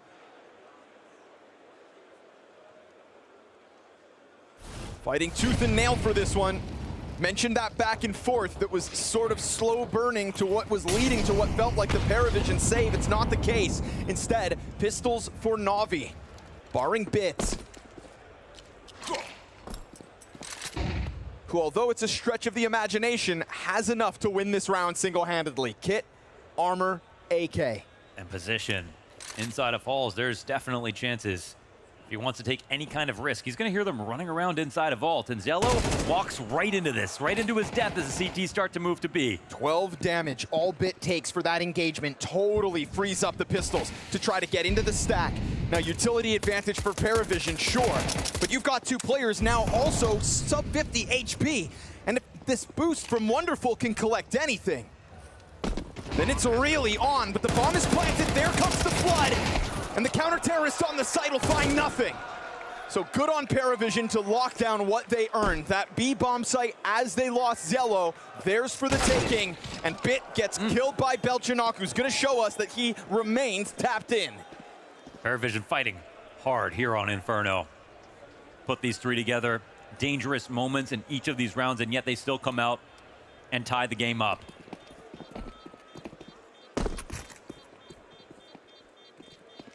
And even though BIT had that one gun, they knew it wasn't a full buy. You can rotate as many pistols over as you want, but a full B exec's hard enough to stop with everything. Yeah, it was good damage by NAVI on the B approach, but nothing to slow them down. Damage doesn't mean much when the pistols on site don't even get a chance to shoot. Great coverage by the bomb planter to turn around once he was in the safety of pit. Oof.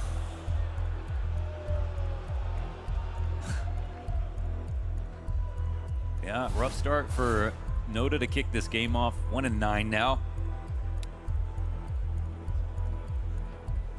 But the only score that matters is the one at the top, and they've made it 5-5. That's really impressive based on what we've seen. Blade would be frustrated because now there are clear, favorable positions. Getting that flank on Jane, getting a 4v2 spot.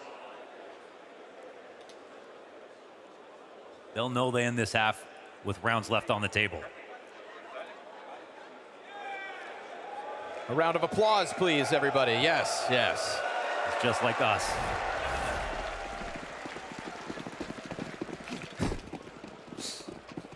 That's my goat.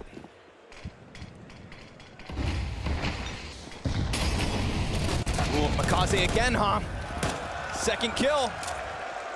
That's a big one, a 5v4. Piece by piece, PARIVISION will build.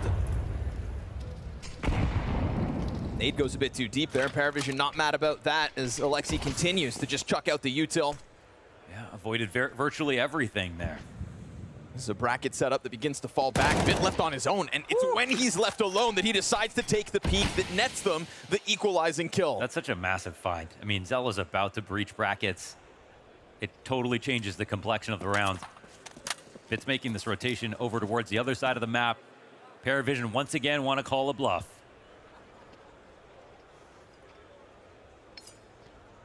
This time it should work. Wonderful's alone support is so far away. BIT is moving into coffins right now over on B site. NAVI try to stay one step ahead, but unfortunately, it's just one step too far. They're all going to run over. It depends if he gets kills here. Surely Wonderful's not meant to be the hero in this one. Kind of taking a lot of time to get into the site, and he gets a kill. At least the and one. 87 damage. That's not nothing. Still, they'll take their time to clear out the other corners. Bomb plant on short's absolutely safe. Molly misses. Mistakes being made.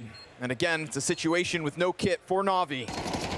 With the extra dink, it's worth it to give it a test, but these smokes are fresh. Yeah, and that smoke grenade forces the reposition. We see it now. Emphasis on brackets instead.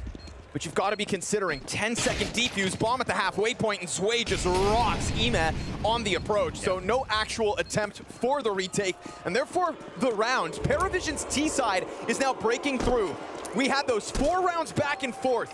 The stability that PARIVISION find by being the team that wins 2 consecutive first has now net them a 4-round streak. Yeah, we look at the way back in, and it's converting losing positions into getting into winning positions and then closing. It's exactly what you want to see.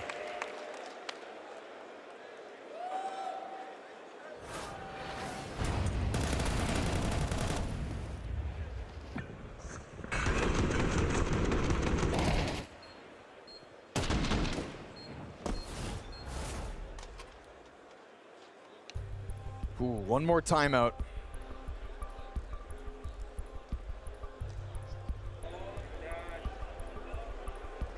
Oh, he can't aim. It's a headset issue.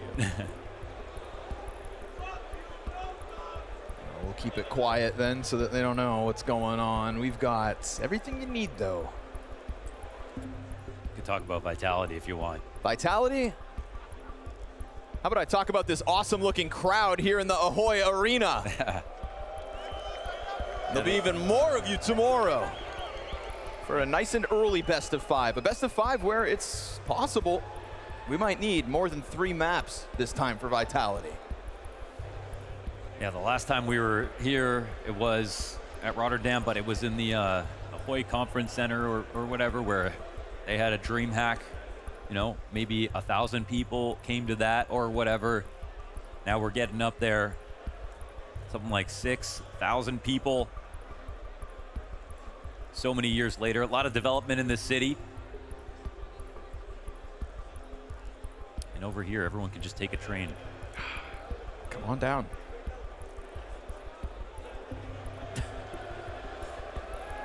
Oh. I didn't know Pimp was here.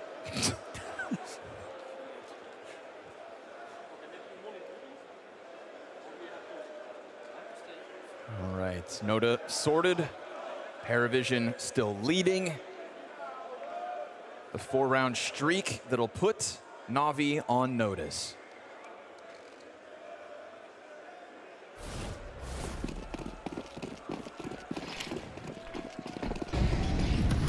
Wow. Duly noted. See, it's not all in the numbers, but it also is. But it also is. Oh, Bit signs up for the duel. Noda's got himself another. Whoa, great nice tracking. Famous work from Ima with the 2 kills. Wonderful goes unnoticed from inside of the pit. And I like that he just tucks right back into the cover, gives himself a smoke. Oh, he was meant to remain a nuisance. But instead, James and Belchinok come out with impact. I want to say that, well, Mikaze's kills haven't been all that impactful. Let's see these two. They don't know where he's coming in from. He doesn't know where they've got off to. He's assuming there's pit. He'll have to reload in this spot. This kills the clock. Down to 10 bullets. Climbing over top instead. And yeah, PARIVISION just keeping their heads tucked. Oh, he's just so positive there's someone in pit. No one here. You'd think somebody would take it over, but unfortunately here Mikaze's chasing ghosts. Will kill James, swap guns. Time is of the essence. Does have a kit finally for a NAVI retake, but he really believed that pit was occupied. And there was a world where NAVI believed they had this game in the bag. Nice resurgence here from PARIVISION. Keeps their grand finals hopes alive.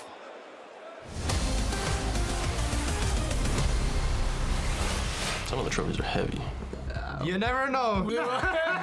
That's a good one, yeah.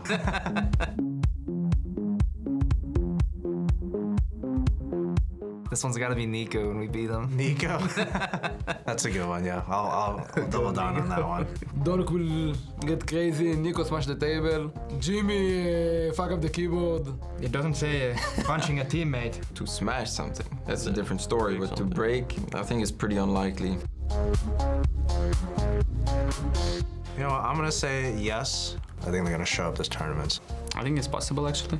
I would say they will not make it. I give them playoffs, though. There's a possibility for everything. There's a possibility for Liquid to make it to finals, right? But this is more on the unlikely side. No chance. 0 chance. Maybe 1% for gamblers. I feel like that hasn't happened in so long. The only thing I remember is the Vice when he like almost fell. Some of the trophies are heavy. You know, Donk's like a little excited. Tries to like raise like a trophy, it's a little too heavy for him. Could be, could be. Nah, I don't think it will happen, but if we are winning and I put money, maybe it might happen. But first we need to win, it's higher risk, you know? I'm gonna have to put us to make it to playoffs from the qualifying. Yeah, we gotta say yes. I don't think so. Yeah. It's not an easy tournament to make it to playoffs. Like NFP has the potential, the 9Z team climbing up the ranks has potential. Yeah. Maybe NAP. They're gonna do the good old strategy of losing before playoffs so that they can win in playoffs. Furia, I don't know why, I just have a feeling. Yeah. Free money for us. We're making big banks. If you go into OT, someone could be near 30 kills for sure. I mean, there's a lot of players that could do that. You're one of them. I mean, I'm just... What's so funny about that? Obviously, yes. Donk. Maybe. Or Zewu. Definitely, yeah. Yeah. Someone will get over it. It will be him. That's definitely possible. Yeah. I think that happens pretty often. That's a big possibility. It will probably happen to us. we are leading like 9-3 on Dust 2, you know? Yeah. And then we go this side. Yeah. It has happened to us and we also done it. Oh, I hope so. I love when Grand Finals go to 5 maps. I'm gonna say yes just because I want it to happen. For me, it's like a 50-50. 3-1 for someone, I call it now. 3-0. 3-0. We are in the 0 on the 3. You never know. We'll see on the first map. Yeah. Yeah. How about we make our own predictions? What if someone does a shoey in the crowd? Someone goes for a knife kill but ends up getting shot. There will be a ninja defuse in the playoffs. Ninja defuse in the playoffs. I think that's a good I think that's a good one. I would put my money on this one. Me too.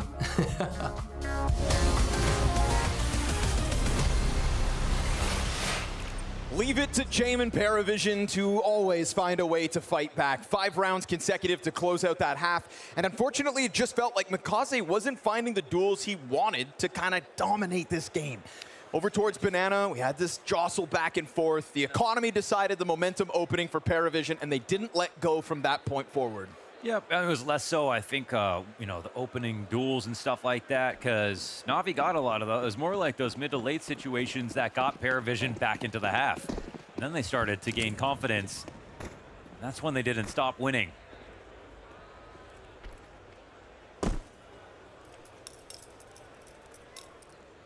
Utility for the pistol here on Navi's side. Again, we get a crawl towards B, much like the PARIVISION move, but that was when Alexi was understaffing the B site with just himself. This time we've got a numbers lean by PARIVISION and a beautiful tap seemingly from Cielo. They've got a little more utility to work with. Mikaze an opening death once more. Cielo trying to collect a second, just gives over a bit of space. Oh, the nade break works against them. It winds up finding the headshot. Do they get a plant off? They're gonna put that down, even with the B retake coming into place. It's wonderful here to try to stop him. He's on the other side of the CT smoke.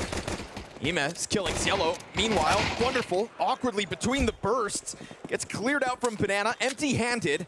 And so Zway's Beretta's on half HP starts to move forward. And we know Belchanok's been big, but Bit hits the headshot. Navi, by God, they've done it. They've won a pistol round in this series. And it took a full house with Bit and Imma there to put that one together.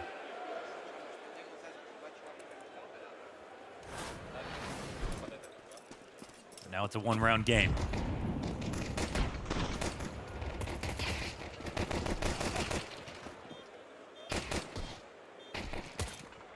Oh, nasty flex, man. Bit is going off. Back-to-back maps.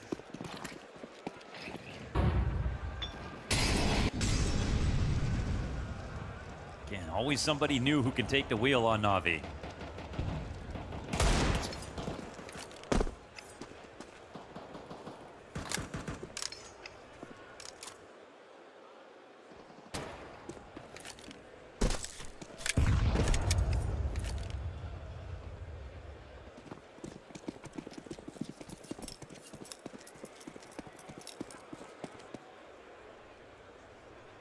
CT's flood back into the A site, and looks like Navi want nothing to do with it anyway. Very few Deagle shots ring out, but it is enough to get them to move. Bomb is still sitting bottom middle, though, so... I wonder how PARIVISION are going to respond to this, you know, inevitable scouts. You know, they're not going to... Oops, that's a pretty bad smoke miss. Oh, surprised he missed that. Nota able to keep himself small. Probably feeling like his time is limited with just how much he hears rumbling in the B site. Miss stack by PARIVISION. Yeah, good luck with this. Not one of those force buys either where you just go ahead and get to save much, but they just don't want to give up the money for dying at this point. Buy on the other side of this round regardless. Maybe they do. Ooh. Okay. Clean Khalil shots. That's the kind of game that Bit's having. Where do you put the likelihood that a Navi T side just runs away with this game? I don't know. I wouldn't think about running away based on what we've seen so far in any of the halves, but I'm not sure if a PARIVISION lead means much. I'll say that. See what sort of pace comes into the next round with the bye that Navi are left over with due to the lack of struggles in that round. Still a couple of MAC 10s on the field. You know, back on Dust 2, opening kills can matter, but it doesn't have the same impact as an opening kill on Inferno. If you take someone out early, whether it's A or B, those rotations are just so complicated, so annoying to have to reorganize yourselves around.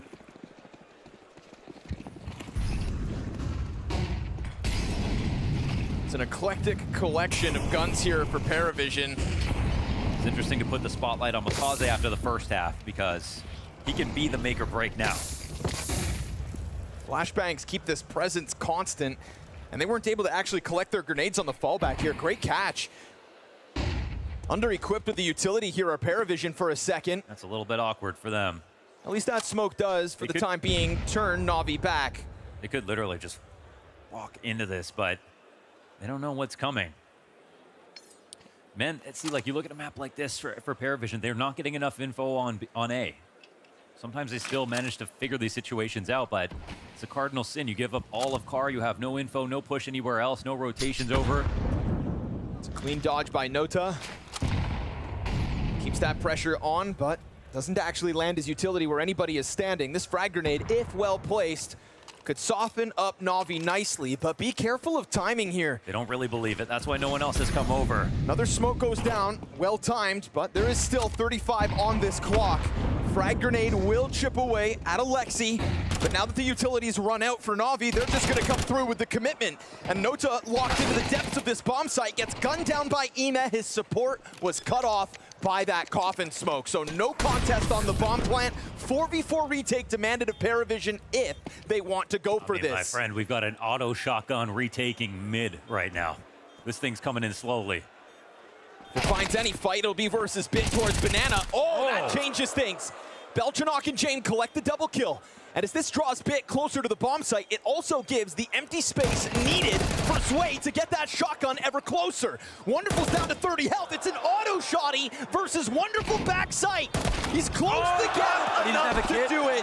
Grabs the kit, jumps on bomb, and will put PARIVISION in the lead. He grabs it with the auto shotgun. Can't dance around that emo pillar and get away from him. But if not for those kills on the CT cross, you'd think Bit still stays towards Banana, and that shotgun's never going to get to the bomb site. Man, you get the 2K from the back of the site, or the one kill here. I mean, Belchanok getting his kill from CT as well.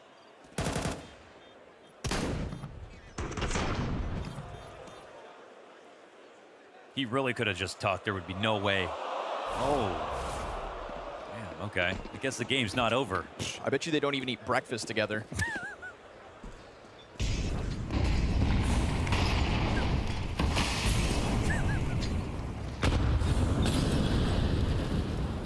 Yet again, Banana set the blaze. It's very difficult for PARIVISION to even think about taking a position there with how many Molotovs hit the ground out of the spawn, but Wonderful survives. 5 HP, and sure, you're faced with utility, but what sort of numbers are beyond this smoke? That's what Navi want to figure out.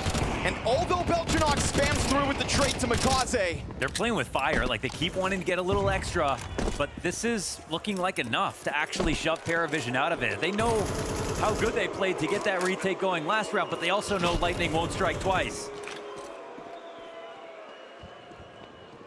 So tuck tail and running away for the save. That's again where you have to pay attention to those entries.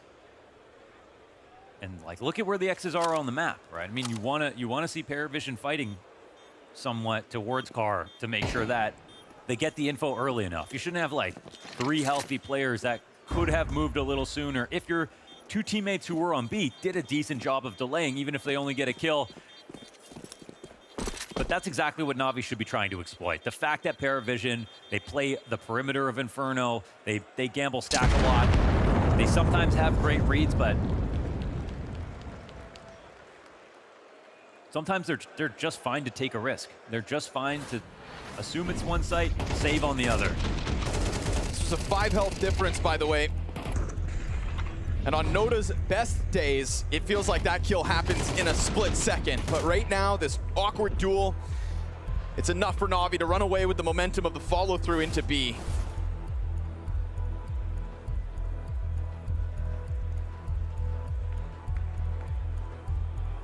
Starting to parse these timeouts in. Down to 1 apiece. Blade's helping Makaze with his settings.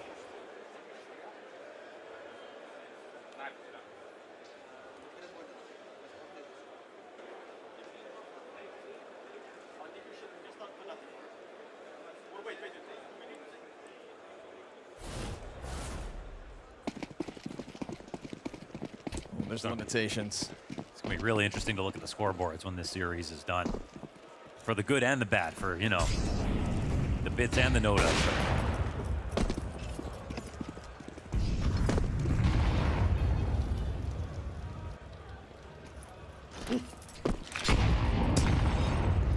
For once, Navi are just slightly further back. They've been so quick to get onto these angles.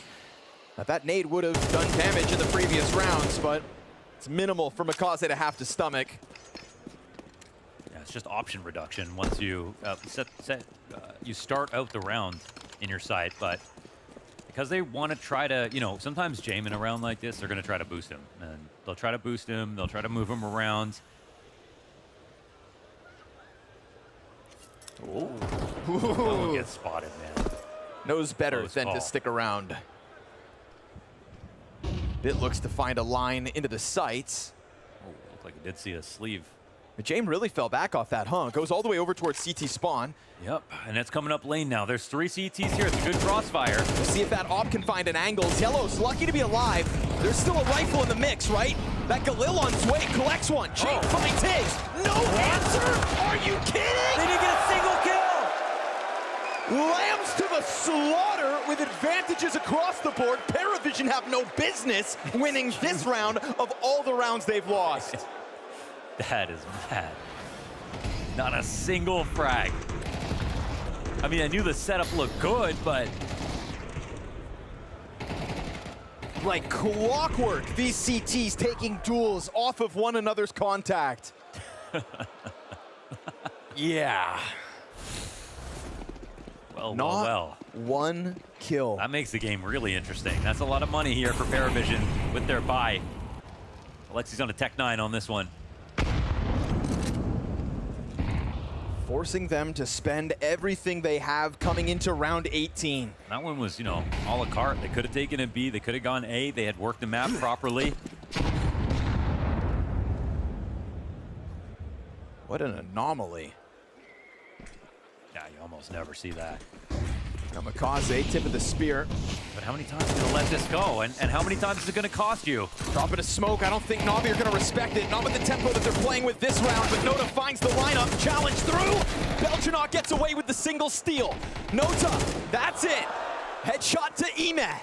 Working with less health, but still able to catch 2, but Bits allowed them to go by.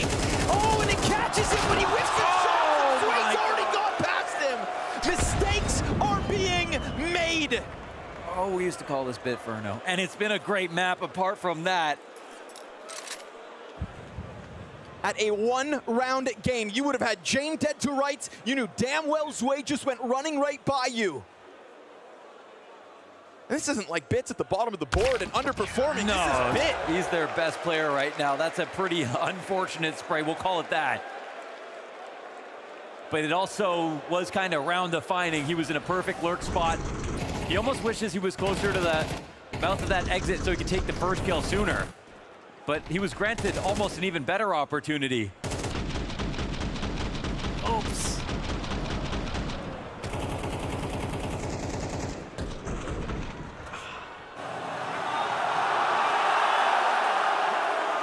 Oh, we really had to do that one slow motion.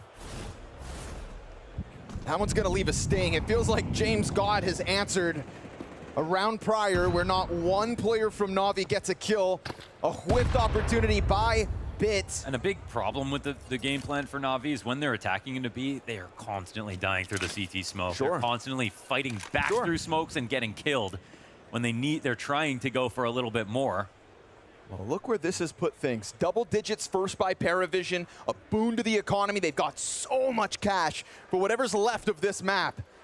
And a freebie queued up here in round 19. Well-placed nade, slaughters Navi on the approach to that A-bomb site. And suddenly it feels like there is no guarantee for Navi that this will get close again. This is a massive grind for PARIVISION. Very impressive that they even took it this far. But now this lead's becoming huge.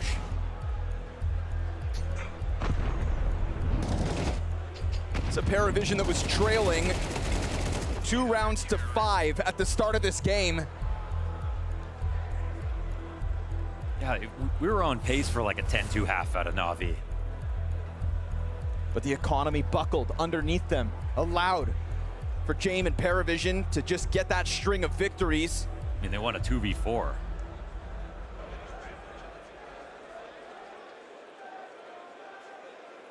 We go back to Dust 2, it felt like we didn't see a mistake. And now they're starting to rear their ugly heads one too many times for Navi to really stomach. They're back in with buys. But PARIVISION, 2 from victory on map 2, and a decider map needed, while Navi still trail by 3. And Jame feeling freed up to try to make the opening move. Not being able to find the comfort zone, clearly, are Navi. Only one of their map picks this tournament, Navi have won.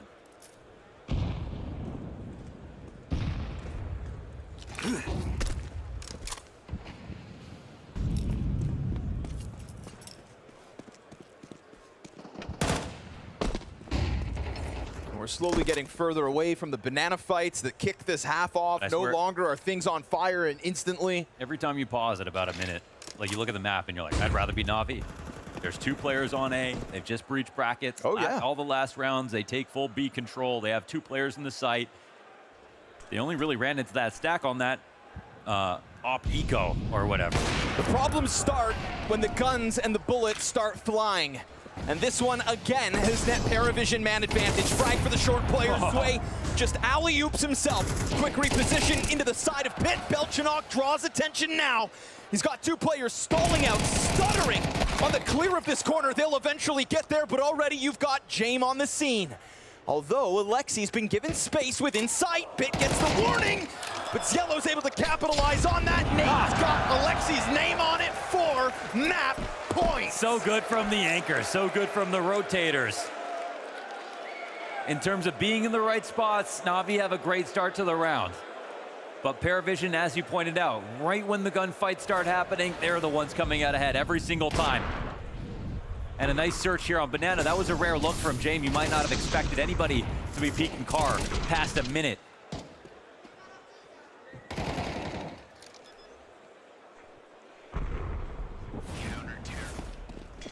Suffocating pressure once PARIVISION rotates in. Gut-wrenching buy for Navi to try to stave off victory here, and Jame in with the boost, flexing the advantage he knows damn well that PARIVISION has, but look at the timing! This is gonna catch them, and then, he saves it! Immovable is Jame! He's casting spells. He's everywhere. And not missing shots the entire time. Belchanok queued up to close this. 2 players lie ahead, but they have found a bit of a gap to try to pressure. Natus got it handled, at least with the 1. A desperate act to close here on map 2 is wonderful 68 health and a 1v5, only 1 kill deep already. He'll try to find mistakes. PARIVISION should have learned their lessons from these sorts of situations. You'd think never could it happen twice. And so it won't. Not today, not tonight, not here on Inferno. Navi, an inability to close as the economy in the first half opened the door for PARIVISION. And the one thing you don't want to do when the boogeyman comes hunting is leave that door open. That's a wild response out of PARIVISION after Dust 2 and after the first half. It was a massive grind each and every one of those rounds. And you mentioned, could Navi walk away with the second half? They absolutely could. They found just as many good positions there and yet could not close any of them.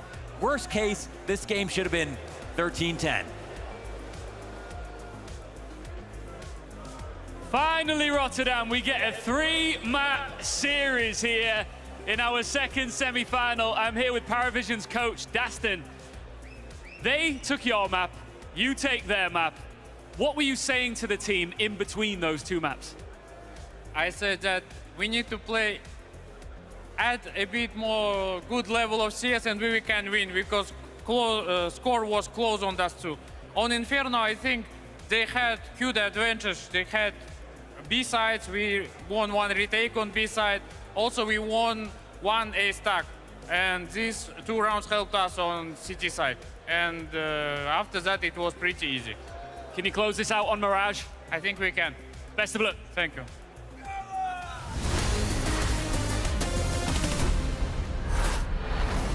Good vibes and encouragement from Coach Dustin there. PARIVISION really needed it, and it felt like, again, they came in stronger than anyone would have expected. But Maui, you did preface map number 2, Navi's map pick, with a stat that Navi aren't always going into their own map pick with an advantage. Oh, it's just never been clean this year for Navi. And, again, over half of their own map picks in 2026 have gone the way of their opponents. And that's despite winning an ESL Pro League, being on a 7-match win streak. So it's just, honestly, par for course. I think that looking at Navi in this game, they came off from a good start. We actually thought that this was going to be over. They were just going to clear it out. They take that good play start they showed from Dust 2, bring that into Inferno. But it seemed like something was slipping up for them. You know, we did see a lot more individual mistakes. We had Bit having a really big blunder sitting and trying to kill a guy coming from behind. And also the afterplan situation. They would go for like some questionable decisions. They would fight it out instead of playing it together. It felt like Navi was more in a position where they wanted to finish the game and just get over with it. And you know, I still think that Navi is the favorite going to the third one, but it's like, I want to see more consistency on Navi. They shouldn't be looking this bad on their own map pick, because they can do it a lot better than they already shown. And I mean, even the guy on the screen right now, James, you know, he's making it hard for them, that's for sure. But the issue right now is that Navi are just giving them way too much space. They give them too many opportunities of actually bringing it back. There's also something to be said, though, that PARIVISION may be making space for themselves where they aren't really able to, where Navi wasn't really able to take anything for themselves. So PARIVISION having a number of great rounds for themselves, and the way that we coined the Maui disciplined textbook, feels like those are the recurring words of what they are. Yeah, no, without a doubt. I mean, that's kind of been the way that PARIVISION have won so many of these. I mean, we had the final round in this half, especially. You just see I think that this is okay. Yeah. Actually, Capri, did you get this one? I will get this one. Yeah. It's more just the fact that, you know, that they go for this looking at the clock right now, they do move up mid very fast. You don't get the trades off, and you see that Wonderful, he really wants to try and stay alive in the pit. What I actually is interested about is that when Mikasa does actually have very big flank, he's so uncertain of where they are. He thinks there's still a guy in pit, and he's looking for that last player. He just tucks side. Like, Belchador is just sitting backside, doesn't even show himself. And that one just showcases once more how good PARIVISION is at, you know, keeping them guessing, keeping them hiding behind the side, and always just making them doubt themselves. You know, I think there's so many players in that heated situation would have thought, let's go for the peak. 3, 2, 1, we go fight him, but they just talk. He just talked, and they believe that what they have just created is going to pay off for them. It's something that's very hard to replicate, but they do it time and time again. There's a lot of situations like that where it's just the PARIVISION players understand in every single situation whether they're in the dark, like their opponents are in the dark, or whether they should be playing together. Whereas Navi in this game, a couple times, it felt like they just thought, we have to play together, almost at the cost of them maintaining an advantage in the round. Whereas PARIVISION players, they understood the call there is roughly play 2 1v1s. That's just what you say when you're in a post plan like that, where Mikaze is flying completely blind on that retake. I agree. You agree? I like it. So, you know, I was hoping maybe a little bit of a pushback. We'll see it there because, you know, in that round number 12, it was one of those things. Of course, I should have known Maui wasn't going to be like, this was anything to do with Mikaze, right? He showed up as he could, but even sometimes your heroes and your idols, Maui, falter a bit. I'm going to cope for Mikaze here. Okay? Yeah, please. The game plan for Navi was extremely frustrating while watching this one. Yeah? The fact that they constantly send him out on missions to try to fight for banana space through all of the utility. And think of all of the T-side plays where he's running through a smoke as they are testing the utility of PARIVISION. I understand that they're trying not to run the clock all the way down, and then you go into a bomb site, you don't know if it's a 3-man or a 4-man stack, but at the same time, they didn't allow, or Navi on that hand, they didn't allow their star player to get fair fights. He was always running in first as he was trying to burst through a smoke, test the limits of what he could get away with versus PARIVISION. But I would say that almost all of his fights were 80-20 favorite for the PARIVISION player. Yeah, and it's always this case that how much do you want to put in effort in setting up your star plan, you know. we've talked back and forth with how good Makasa is, how much space he also gives, and you know, it literally comes down to the game plan after all, right? And looking at Blade, I think Blade also had an occasion where he didn't look too satisfied. I think the scoreline at this point is 5-5, and you know, he doesn't seem happy. He doesn't seem like he's actually satisfied with what their players are putting up. And that could be the case of Makasa, or at least be not following what they were supposed to be doing, or at least they're just misplaying the situation, because they might have a game plan that, hey, Makasa, you're supposed to be doing this. But right now you're doing this. You're not doing things that we've already agreed on. And, you know, I put all my faith in Blade that he is supposed to be cooking up what is actually going to be the plan forward for the team. But he didn't look happy in this scenario, and I agree, because they had like a really good start, and it really felt like they shifted into a position where they just, you know, I wouldn't say they were pissing rounds away, but at least were giving up rounds way too easy, or at least giving up that, like, they didn't play out the situation the way they should be doing. To be fair, is Blade really an easy person to read, though? Was that something that felt like it was extra on the disappointment scale for him? I just felt like he's probably talking about understanding. To me, the big theme, if I were Blade in that, is understanding when you're in positions of power and reading your opponents properly. There's moments in this game, for example, where Navi were in a 4-on-4 post plant, and instead of waiting the entire time out because PARIVISION were just considering a retake, they go for a double swing into CT spawn, and I don't even know if PARIVISION were truly going to go for that round back until they got those 2 kills, and then everything just activated in the direction of PARIVISION. And I felt like Blade probably saw those kinds of moments where he realized his team is maybe doing one too many things. Yeah, sorry. Yeah, just being a little too extra when you could just sit back and wait for them to make the next move. Yeah, it's like they're waiting for that mistake, and you know, when you go up against James and his squad of PARIVISION, you know, they are waiting for that mistake. If you give them anything, they will play off of that. And, you know, that was also the case, and we even had a situation where they were going off for the 8 bombs. I think it was round 17. You know, at this point, you know, this is a must-win round for Navi. But again, you can see that James has saved the AWP. You don't really know where he is. I don't necessarily think what Navi's doing here is bad. They use a lot of utility. They go for the trades. But once they don't get the first kills, they just fall apart. James gets a kill. Sway picks a lot of the fights from Pit as well. And they end up losing this round by not even getting a single kill. I don't necessarily think Navi did something like extremely bad here. But it just again shows the composure of PARIVISION.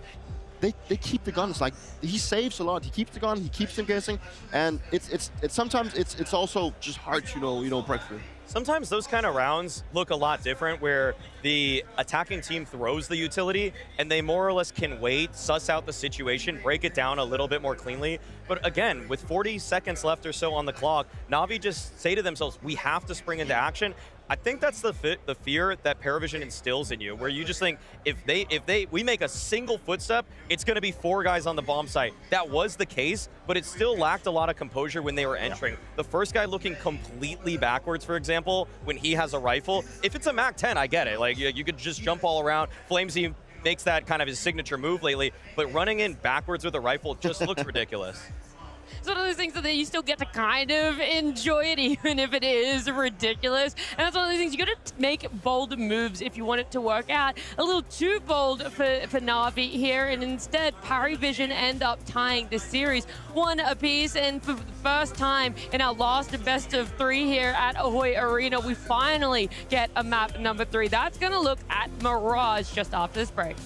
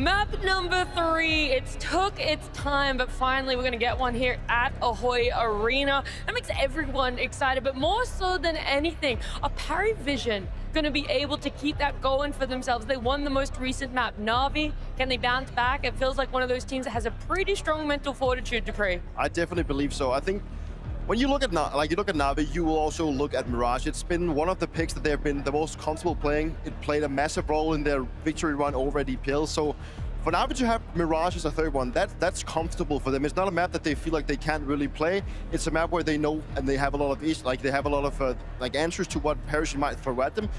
But at the same time, PARIVISION had a great games against the Falcons. You know, they really showcased the composure, and I believe that it's not going to be an easy one. I think it's going to go down the wire, and I think that both teams will come in swinging for this one.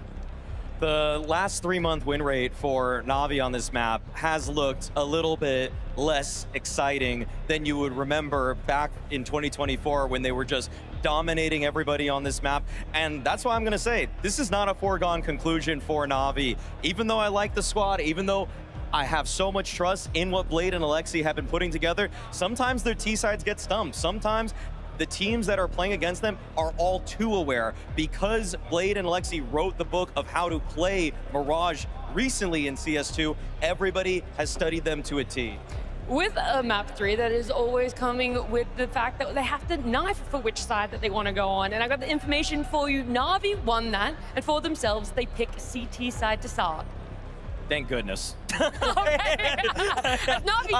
leader right here. I have not always loved the T sides for Navi lately, but on CT side, man, they can be dynamic. They can be active. If they lose space towards mid, I love their reactions in the mid round, the way they can get aggressive in Palace, at ramp. I feel like so many times they're not actually just flying blind through the round. And the thing is that if any of their players are in a joker position on a bomb site, it so frequently happens that they guess right, they have that extra line of defense. PARIVISION players, they gotta just play nearly perfect. Even if you get 2 or 3 kills in that site, there might be another waiting. And it will Mirage allows you to be more aggressive, allows you to push for information, and I think that specific information is very important for Navi. They need to go out and search, they need to go out and figure out what is happening inside the map and where PARIVISION is heading, so they can puzzle things together, put themselves in the comfortable situations, and instead of, you know, relying too much on the individual, because we know that the team play of Navi is really good, and specifically in the CT side, that really comes to fruition. So Navi starting CT side, that's a plus in my book. It's not like, though, just starting on CT side is going to give you that win. You're still going to have to push your stuff. You're still going to have to match the patience and the discipline of PARIVISION if you're on Navi, right? But a lot of people out there, they were cheering for James. What do you think some of his wise words were for PARIVISION? I feel like PARIVISION have already proven to themselves that they can get this one over the line. Even the way that they play this map too, I think they also need to hold strong on the fact that T-side can get a little bit hairy for both of these teams, but I will say that even James' reactions in particular on this map, when he switches in that second half to the defense, are impeccable. The amount of nades that they have stockpiled to break and to keep information for their mid control, it makes it so hard to be as crafty as Navi want to be. It's been 2-0 after 2-0 after 2-0, but finally, for our last semi-finals, we get a map 3. It's going all the way on to Mirage. Yeah, we get a map 3 because we need a map 3, and it's perfect that it's these two teams to do it, Mohan. We knew at the start of the day that it would be difficult to separate them, and now, like Maui Steak just mentioned, it's tough to get into your game when Jame and PARIVISION are on that other side. We have Mirage. It's got to be the best way to end this. It should be a fun, fiery finish between these squads. And there's a second chance for some players to show us what they've shown us so far at this event. New players taking the reins each time we see Navi and PARIVISION play. So we want to see those headshots. We want to see those highlights. We want to see Rotterdam on its feet. Because this is where the semi-final ends. This is where somebody has to make a difference. We call this an unlikely opportunity for PARIVISION. Navi know they could have outright won that last map with the amount of good positions they found, but that does not matter. Once again, failing to close their map pick. They let it go down to the wire. Oh, Beretta's ready. Collects a second. And then already with a player down on the footwork, it's Yellow to try to give that space over for the others to come and join him. And Alexi doesn't force the issue, so Yellow will take that fight on his terms. Emat emerges, low health for the T side. And NAVI have control of the bomb site. NAVI have another pistol. Yeah, and they kick off with a pistol. Eventually, that's going to catch up with you. We're in the final hours now.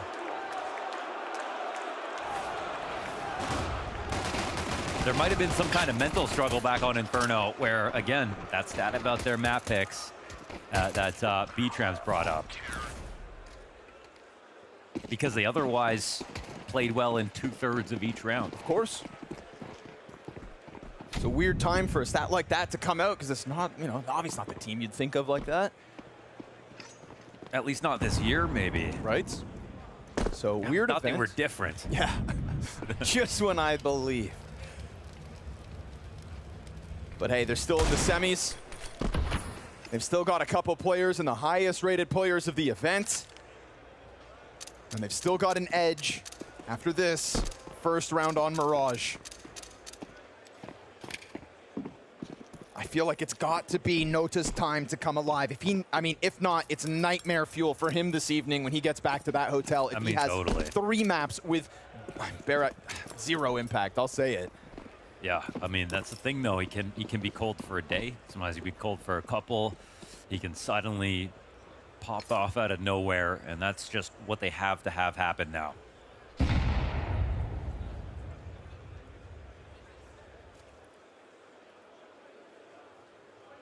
Glocks group up, take a challenge towards the B site. It'll be a good chance for Alexi B to make some money. Alexi B and Mikaze, expect them tethered. As Mikaze, happy to deal with this one. Yeah, easy. And no exit for PARIVISION, but that's fine. They've always got a plan for the follow-up. We just want one to try to send a message, but Navi, again, pretty quick to it. I think that's one of the nicest things I saw if we go back to map 1, right? That's where Navi really shined, was just in their willingness to pounce on rotations. The support was always right there to come and help out. And I'm curious if Mirage is going to reopen the possibility of those kinds of electric rotations. Yeah, PARIVISION, the way that they were rotating in that second half as well was also impressive. So they both make a lot of money off of that round, as well as make sure they don't lose anybody but one. Ooh. At 8. This tournament's had a lot of big plays and a lot of missed utility. What's up with that? I don't know about that, but I like that. I kind of like that combo, actually. Yeah, if the highlights keep coming. Let's get some more mistakes going. Well, here's an active move out a bit. Doesn't feel like you really see him go into the Palace this early into a CT side. Always has a willingness to go test it, but round 3, first gun round, and he's already got himself a deep position. So opens the door for that rotation that we talked about. But with utility still trickling out of PARIVISION towards middle, that's going to still keep EMET preoccupied. Wonderful as well towards Connector. We can see grenades coming out of both of them, all while this full-blown execute starts to hit the B site. Mikaze well controlled, but he loses his teammate without a frag. Alexi B going down, opens the door for EMET fast to take that challenge. Always staying active. James drops. drops. Barrel, though, and he shows it, but James doesn't notice. And so James starting to inch closer towards the garbage can as EMET remains on top of it. James will pounce on that. EMET doesn't know that maybe he gave that away, and Noda's right here now to try to help. Wonderful closes the gap. What? And he misses his chance to find kills. This has been the story all night long. Yeah, he just wants to take the fight, but he's letting him get closer. Finally puts Wonderful to rest. Bit in the meantime, slipped the net. Inches ever closer. Catches him off guard and finishes James. Noda, you gotta deliver. With a huge health advantage, bits on the pistol, and it's enough for Navi to maintain control despite the cost and go up 3-0. Fall back to the USP, and Noda's positioning gets read like a book. That was not a confident-looking Noda on that first duel, and again, that's what we've been talking about. I can understand where the confidence has gone after the first 2 maps of play tonight.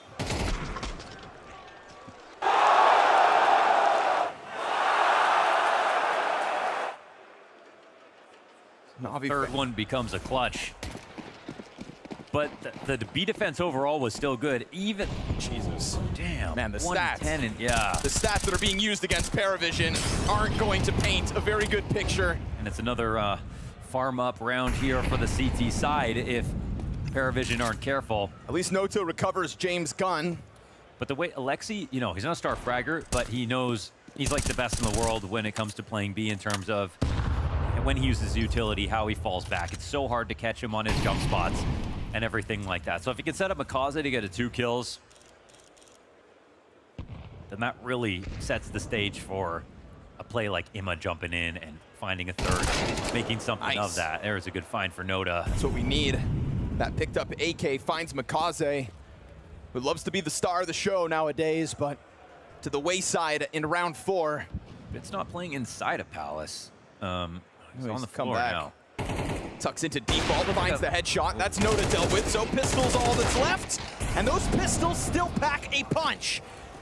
Cielo may not have those opening kills, but he's got himself 2 in this round. Low HP, though, is going to serve problems. Cielo, triple D ground, and the pressure's on. Oh, he gets it, quad kill. Easy elo, as PARIVISION hit their first. There's those T-side duels that we're looking for from Cielo. A fast action clutch. 2 Deagle shots to open up. That round was supposed to be finished.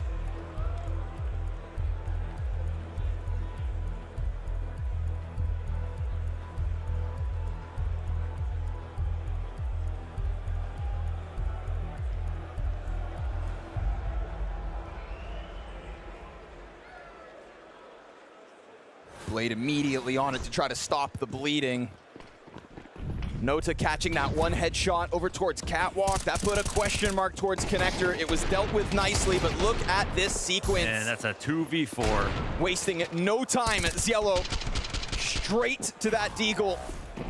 Straight to the top of stairs. And straight to a questionable situation go Navi as they limp into this one with an MP9 and a pistol in the mix. That is a huge moment for Cielo to leave his mark early on in this T side. Yeah, they were about to make up a huge amount of economy off of this, but again, some of the things, like you get the opening duel there for Navi. Contact, bottom con.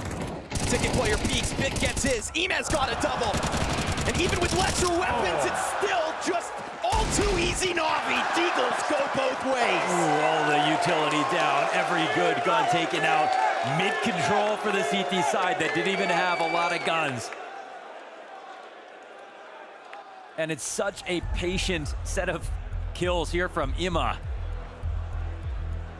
From the bottom of Connector onto Cat. Not even a spray transfer. I don't know what PARIVISION were hoping for, taking Connector like that, but it sure as hell wasn't bitten. Emek combining for 3 kills, open duels straight down con. It's hard to say if they wanted it too quickly or not. I mean, didn't really see any missed utility in that spot. But Blade doesn't care about the past. That round's won, that one's done, or moving on to the next one. Yeah, so patient. And Window's not smoked as they're approaching, so I'm not sure if that smoke just finished or they haven't actually put one there.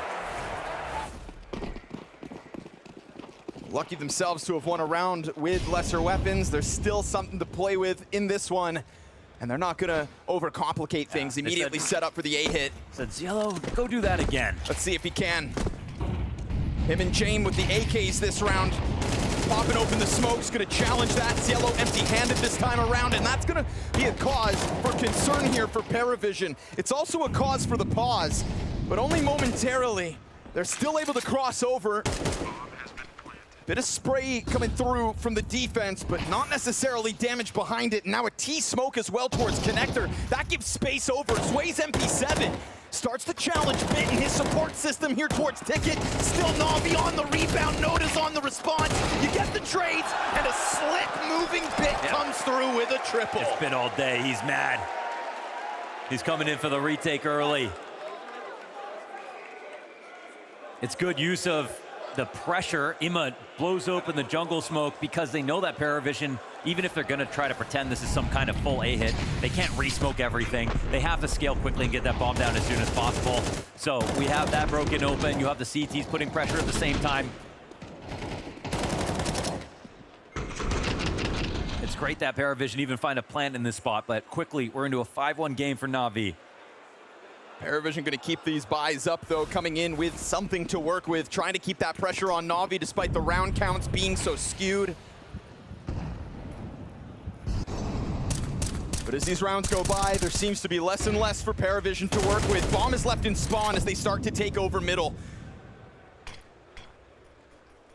Getting positioning down towards bottom connector, but it's Ime to take the fight on his terms. Oh. And Nota tries to challenge. He's out of there. Shoots one Tech-9 shot, opens the door for Wonderful to turn around with the information. And even though Jane may be tucked into this ladder room, what's he really gonna get done from here? Bomb remains in spawn here for PARIVISION. They can go grab this. I mean, at the very least, James knows that they're not thinking about him. So if they want to try to make this some kind of B play, James can get in the mix. Belchanok and him are 1 and 6. Really doesn't feel like Makaze is concerned about this timing from James. Kind of depends what happens here, but he's pretty protected from B-apps. That gets spotted. Makaze turns around. And as he Here's turns, the chance. James strikes. Tech-9 into the upgrade.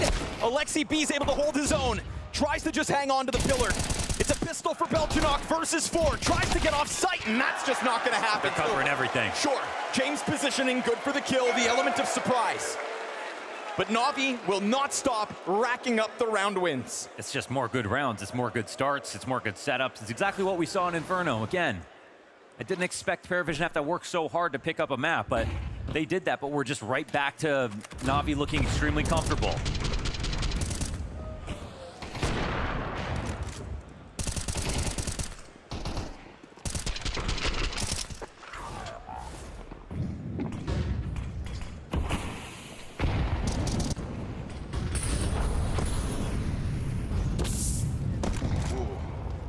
Opera wanted a piece at middle. Gives up 75 health instead. NAVI really contending for any kind of space and not letting PARIVISION get into the comfort zone. That's the kind of flavor they were giving us back on Dust 2 as well. And as the lead grew, they started to make more and more confident moves, so expect it to keep on coming. Makaze, 10 and 4. Ime, 9 frags to his name. Bolstered here by Wonderful, who should be careful about taking a stray bullet. They're trying to freak him out. They're Makaze's gonna still pounce, here. just jump straight into the B site, but Makaze's good with the recovery, and Alexi's kept it clean once again. Smoke to play around, but Makaze steps into a duel that Belchanok picks up. Alexi's the one to get the multi-frag this time, and it is always Ime quick to the scene. Out comes Jane with the wide swing, but he takes 90 damage, and that should spell disaster. What is the play he's making right now? Jane, though, masterful in this push, finds the follow-up and bits right there to trade. It's just one piece too many for NAVI to be toppled. A 7-1 lead. They keep wanting to pass the test over on the B site. They keep putting it to Makaze, he's putting up. Him and Alexi have that chemistry right now. The holds have overall been solid.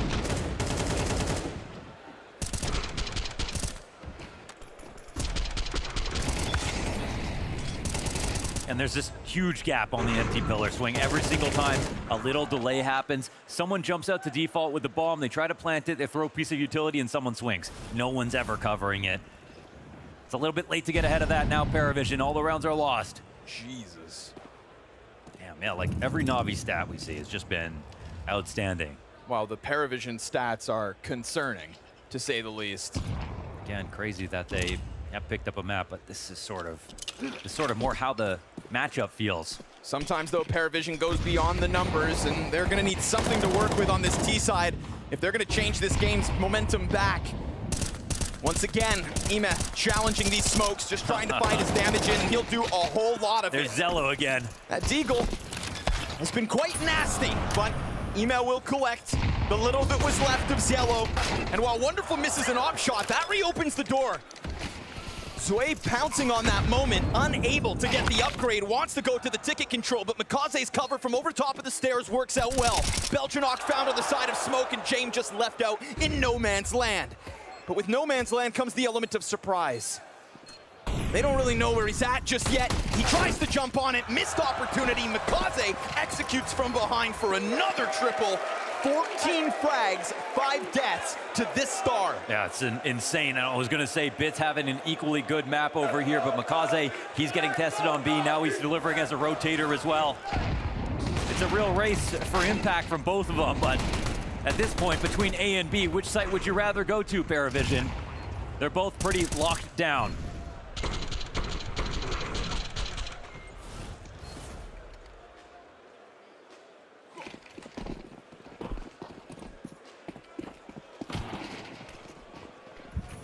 Insanely hard to make PARIVISION look weak, and yet they're doing it. Missed chance for James. The window player doesn't want anything to do with that. Never mind, just a reaggression once PARIVISION's departed. So this is Navi sucking up control of middle the moment that James leaves.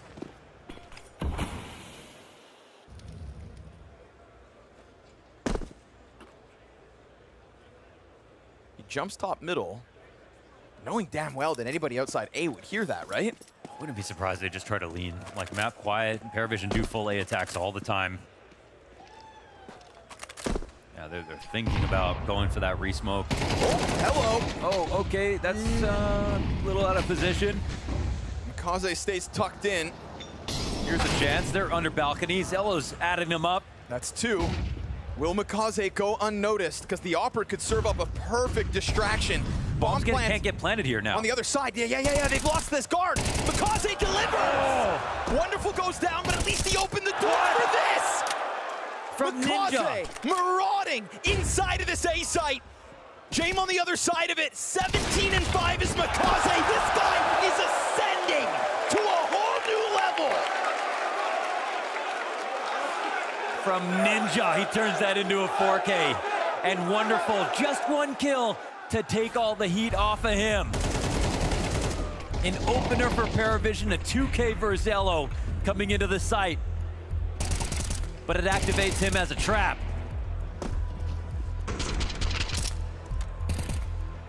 Clean rifle work and just waits for the opportune moments. Having a field day here on Mirage is Makaze. These last 2 rounds will be for dignity for PARIVISION.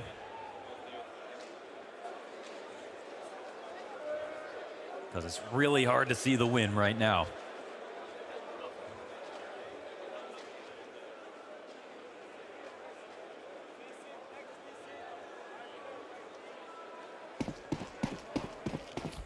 A stunningly rock-solid CT side out of Navi. It's a fresh sight to see Navi be this dominant. And they are validating that Pro League run with wins like these. PARIVISION can't even talk about the second half until they put something up here. God, this guy! Finally put down by Nota, who's gonna try to pinch into the B site. Alexi's been solid enough to open the door for a rotator to still come through with impact. It's one or the other. Once again, Ema here on the scene. Wonderful, not too far behind him. We've seen James' clutch attempts get shut down, and this one looking no different as he's whittled to 10 HP. Rifles all around him. James stuck against the wall, and Navi are not wasting anybody's time. The trades are inevitable. No full A, no full B, it doesn't matter. The cohesion on the site players is too good.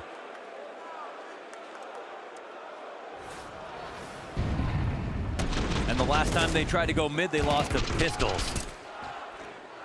The score may not be enough to keep you on the edge of your seat, but it's just the quality of Navi here on the decider that starts to raise the stakes for tomorrow's grand finals.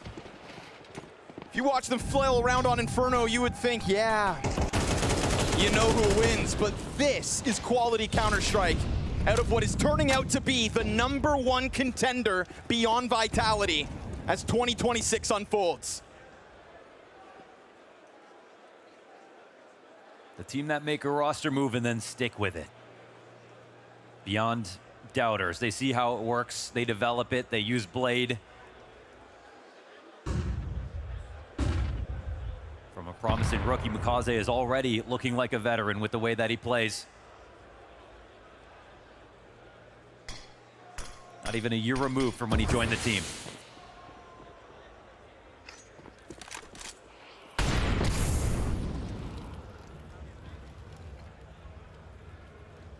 With another chance to get active here in the final round of the half. Zwe catching one back at least. Good adjustment from Wonderful. Drive-by out of Jame. That's a gun to be grabbed off Catwalk. PARIVISION would love a second round here, but Wonderful's got other ideas. Ooh, the track-in is beautiful. Bit an 11-4 performance is going to track Zwe down, and the stars tonight for Navi come together. World-class CT side from Navi for an 11-1 lead.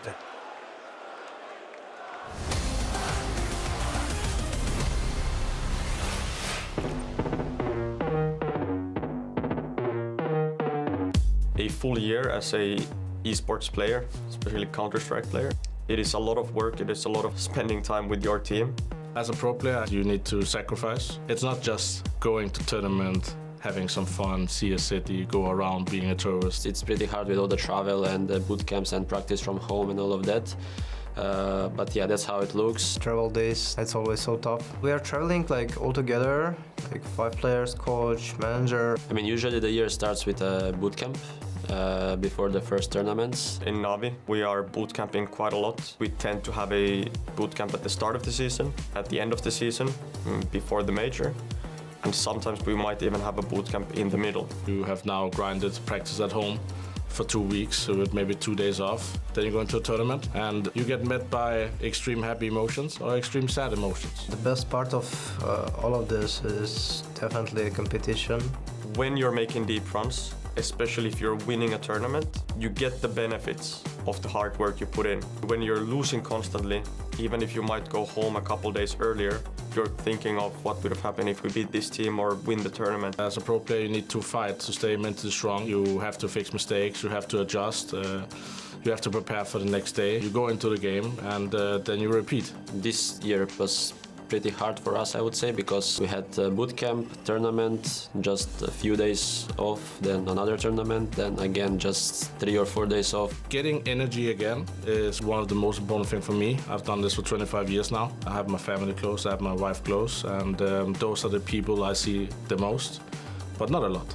You're traveling a lot of countries, sometimes even back-to-back, without returning home. I'm used to it, I guess. I think one of the most important things as a team is the team dynamic. We are 5 people on the server, and if one person is missing outside the game, automatically feels very less. In Navi, we try to have the balance and not spending time 24/7 with each other. But I'm close with Ima, for example, I'm close with Makaze. We might spend more time with each other. Overall, you're still gonna be in the practice room with all of your teammates for countless of hours a day. When we, let's say, go out for a dinner or we go for a team walk, we always try to be together, like the whole team. Everybody has to commit to the same amount, sacrifice the same things, and only then you can reach the trophies. What makes the whole year worth it is the majors. I always have the best feeling of my life when my parents were watching me and my best friends were watching me. So I just think that's the peak of the tournament calendar. Everyone is looking for winning, and this is what makes competition being real. I'm here for one reason. I'm here to win everything I can, and the day I stop, I have time for everything else in my life.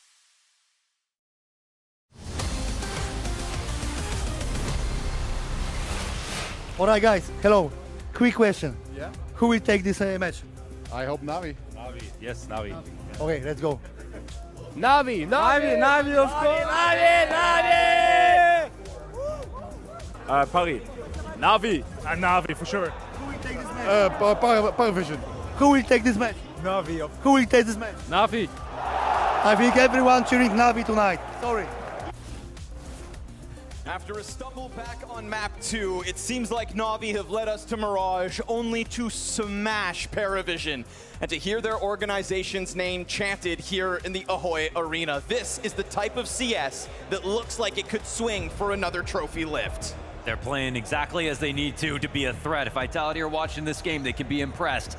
PARIVISION playing this game obviously have to be disappointed. But more than that, they have to be scared. They know they can make comebacks, and they have in the past. But 11-1 versus a team that's playing like Navi right now, it's hard to believe. They really can make teams choke, but Navi are also one of those teams. They're not one of those teams that get scared when they get into quarters and semis. looking to step it up a notch in the semifinals. Looking to turn ahead of a best-of-5 versus world #1 tomorrow. This is a Navi's whose hype train has grown off of the back of a Pro League win, where Vitality blessed the scene by not attending. But what you do when you do that is open the door for somebody else to find confidence, to find form, and to grow in strength, which we've clearly seen on display as Blast Open Rotterdam's gone down. Now as the CTs scramble to get back over to the A site, Navi already knocking on the door, announced their intentions with that smoke inside connector. Bomb challenges jungle. And it works. Imez forced to go back to try to eventually plant, but this threat over towards Ticket no longer that much of a threat because you have jungle control. Yeah, they can just put this bomb down, and they probably should quickly. Zway's flank coming in from ramp, but it's not fast enough to stop the bomb plant. 4v5 retake demanded of PARIVISION, or the only thing left of them will be a force buy in the follow-up. Navi continue to tear heads off, but Yellow and Jame trying to make this happen. Sway from 6 health will get his, but the bomb's the advantage here, planted for what's left of Navi. A little bit labored in that one, but who other than Mikaze to just finish off what he started. Popped. What? But as they double back with Kit, Yellow's got this. PARIVISION take a pistol, and they will double their round count. Oh, he got killed in the window. Could have dropped out of the connector. Played the time a little bit longer when they wanted to run him down. That's actually a great shot. Kind of goes under the radar, and it's Mikaze, who's 20-8. They had to take him out. So here's a real start. It's kind of wild after taking window control, getting the bomb down when they did, which they took a little bit too much time to do. If there was any chance for PARIVISION to pull this back. Zway's headshot at a Palace is the big one. Look, if Mikaze wins it like that, he could have sat on his hands and actually won that round, I think. So he could have. But I guess that's not how you get 20 kills in a half. Think of the style points if he wins that from the windowsill. I want more smokes to get missed. I want more mistakes. I mean, it's not like PARIVISION could ever come back from this, They've right? never done that before.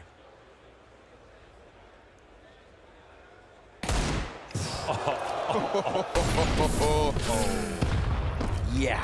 All right. Because as impressive as Mikaze has been, there have also been supportive elements from the other members of Navi in this domination of Mirage. I mean, Imma's showed up now because it was wonderful back on map 1. Bit's been good every single map. So yeah, lots of support.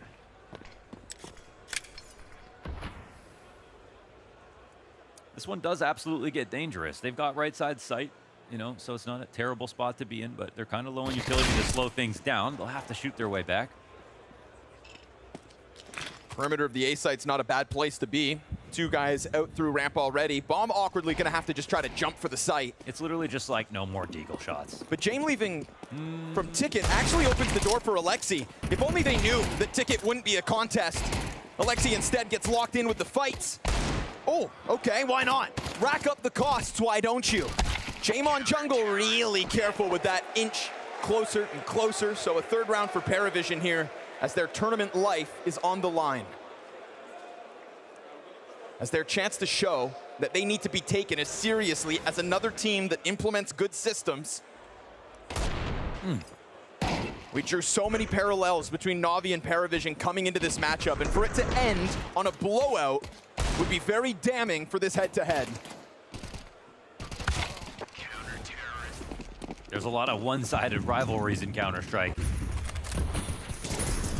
You don't want to be a part of one of them, not on the wrong end of it.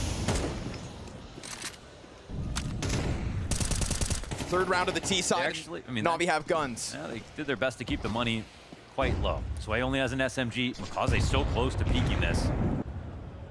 Navi on the brink of victory. Ooh, just got out of there before the smoke fades.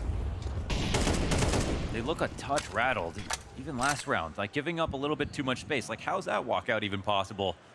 Bit's like, give me a second. Start to get organized towards connector. I've just cleared out a lot of stuff. There's no one on default. No one shot him from opposite firebox. Jame very concerned about it and has good reason to be. If he's not careful at any moment, that peek comes out, but obviously Navi have other ideas. There it is. There, he takes his timing. He set that up for himself. Pounces on Belchinok, now the threat of window, and that's what he was looking for in the pistol. Pure class. Same angle, this time headshot connects. Ime, gut-wrenching AK spray into the torso of Ziello. This is a walkover. No free entry allowed for PARIVISION on this rotation. Noda is a dead man if he tries to climb through this murder hole. He's gonna get chased down. You'd think Makaze would have had that. But where Makaze falters, his teammates take up control. Nota will be blindsided, pinch from both sides. Navi don't waste time. The moment they've got guns in their hands, they secure that 12th round on the board. Yeah, they needed a couple more rounds, I think, to believe in anything happening, but right here, it's too sharp. That was a great play from Bid, an excellent shot from Makaze. Another 2 kills from Mima.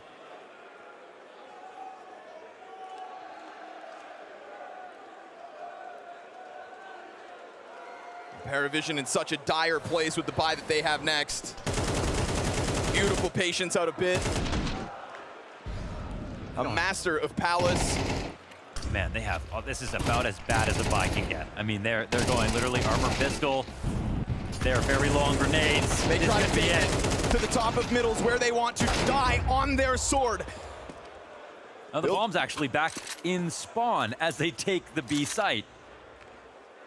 I mean, respect to PARIVISION to go for such an audacious move. In a round like this, when you have so little to work with, fight on your terms, fall on your terms. Oh my goodness, is this the move? They saw someone at the top of connector. They did not see Jame. But the bomb... And the thing is, Jame doesn't know the bomb's in spawn. He just thinks that something's wrong because obviously they haven't planted yet. This guy can figure things out like nobody else, and he tucks in as Makaze goes to clear it. Can you believe the sorts of situation that Jame seems to materialize out of nowhere? I got nothing to say. Is Makaze even going to clear this? His teammates and told him about this. Jame found a gap. Of course. Still only 46 health to work. Ziello wants to go and stack up on top of that bomb. There's a world where Makaze could still come and rip this from PARIVISION's control. Yeah, he's got to move quickly into it. He wants a lucky kill.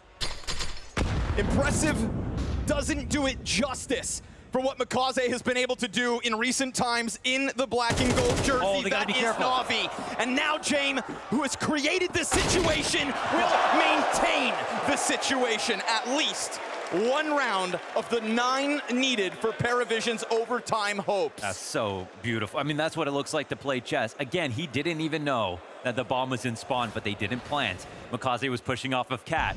So he gets in the middle of this, he hides, he even avoids Makaze clearing him. Doesn't even know about this because he thought about the option earlier. Like, he never had any audio to make these moves. What's wild there is Ime comes in and clears the kitchen, so you know he's kind of on alert, but you never think the guy would be tucked in on the door threshold. Jame goes 1 step further, gives you a reason to believe.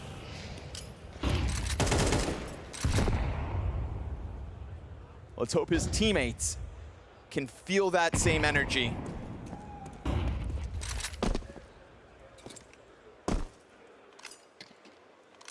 What a round to pull off when you mentioned they had so little coming into that, and 3 players run top middle. Absolute worst buy possible. Because it's a 1v1, it's not like this one's great either. MP7 to get flashed deep in. Zway's got to deliver. Makaze's blind. Nicely done. 2-piece combo offered up by PARIVISION. It's a big problem tackled, but they're still taking Cat. This is actually the right play still for Navi. They've figured out how to slice open the B site regardless of the lack of apartments controls. Yellow looking to sign up for duels. He'll catch Alexi at least. And then Zway tucks into the default plant, ready to swing into catwalks. Yellow doing the heavy work for the time being. And Zway can just remain tucked in, prepared for his strike. That upgrade from the MP7 looks good in his hands, as PARIVISION will take a 5th round. Only 7 left to overtime. That was so good from the back of the site. They didn't need anyone get right. No early info off of Cat. There was a smoke that came down in connector, so they knew they had to be worried about it. But this tactic to make better use of their SMG too.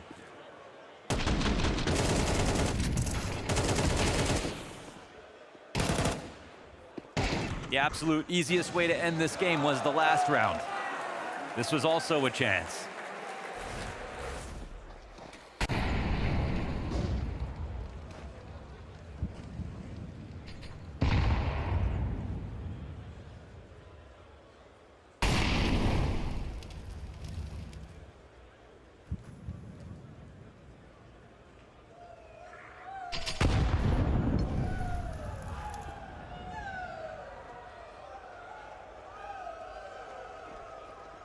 Brick by brick, PARIVISION build. First they themselves believe, and slowly trying to get you to as well. Careful though on this B site, Zway's now low. One set of Kevlar on the field in Bits, who is getting himself through jungle. No, that's caught. Belchanok deals with it at least. Zway took that early damage, so not surprised to see him toppled. So confidence, the PARIVISION rotation. It's gonna fall on Nota. 33 health for what's left of Navi. There can't be any way. 33 health. An impossibility that Alexi pulls this off with just the Glock, but what if he finds an upgrade? Suddenly, the odds change. They're not pushing out to help him? Okay. Belchanok's literally right there the entire time.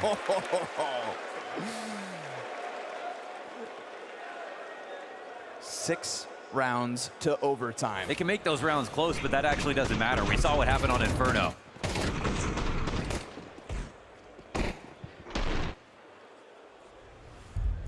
They lost to the worst buy possible, the absolute minimum. Everyone was money broke in on 1,500 bucks. They didn't even have utility.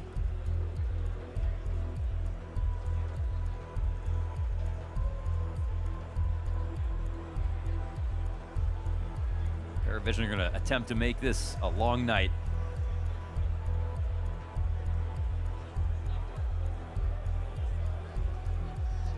This is that point of the game when Navi stand on the finish line and just haven't crossed it, where PARIVISION start to string rounds together, where coaches come into play. And from the get-go, we have discussed the impact that both these great minds for Counter-Strike have had on these teams. Water? Yeah. Double op setups, the adjustment here for PARIVISION.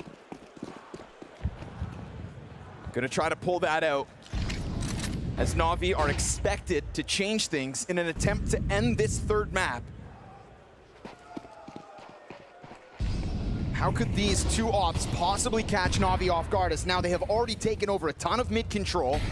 They've got this A site absolutely surrounded. You've got Bit up in Palace, where he loves to take duels on his terms. It's a lot of space given back, but you never know. They could be giving you that space because they want you to come. This is big, this bolstered jungle setup. Yellow getting through the murder hole. That opens the door for Nota to just turn his attention towards Connector instead. But Yellow burned down, 5 HP is not a lot to work with. Mikaze's on the headhunt, but Belchanok's the guy to step up. Wonderful's on the rebuttal, 3 versus 5. And it's not coming together for Navi just yet. Wonderful and Alexi gonna have to do it themselves. What a shot. It's a great way to secure control of this side of the bomb site when everybody else for PARIVISION's jumbled up. And that spray could have done a ton of damage. The bullets aren't going in. Zway's on the SOP. Alexi takes the high road, lands that on Jane. Gut-wrenching. Man, it's a 2-op retake into this position. Wonderful could cross and plant. Navi hit that pause button, but you know that time tends to be on PARIVISION's side. No contest, no challenge. You'd think surely if there was one over there. Still no bullets kill him. Alexi, look how low they are. Oh, you could do this with such a small spray. Do they line up for him? First one crosses and Alexi, one kill from it. PARIVISION continue to fight on. I have never seen so many sprays do nothing. Sprays in a CT, 2 players escaping such low HP. I can't even believe what we just watched. Even Alexi not just landing that 1-on-3, no problem. All having to swing out. 2 ops to have to scale up into this. First kills for free, and it's a USP to win it. Zello coming into this deciding map. You actually can't make this up. Has had decisive moments. I almost think if he's not on the sidearm, Is he moving fast enough to get past those bullets? Two full bursts into CT spawn versus players who are one bullet away from death and nothing lands. Leave it to PARIVISION to have that thick of plot armor.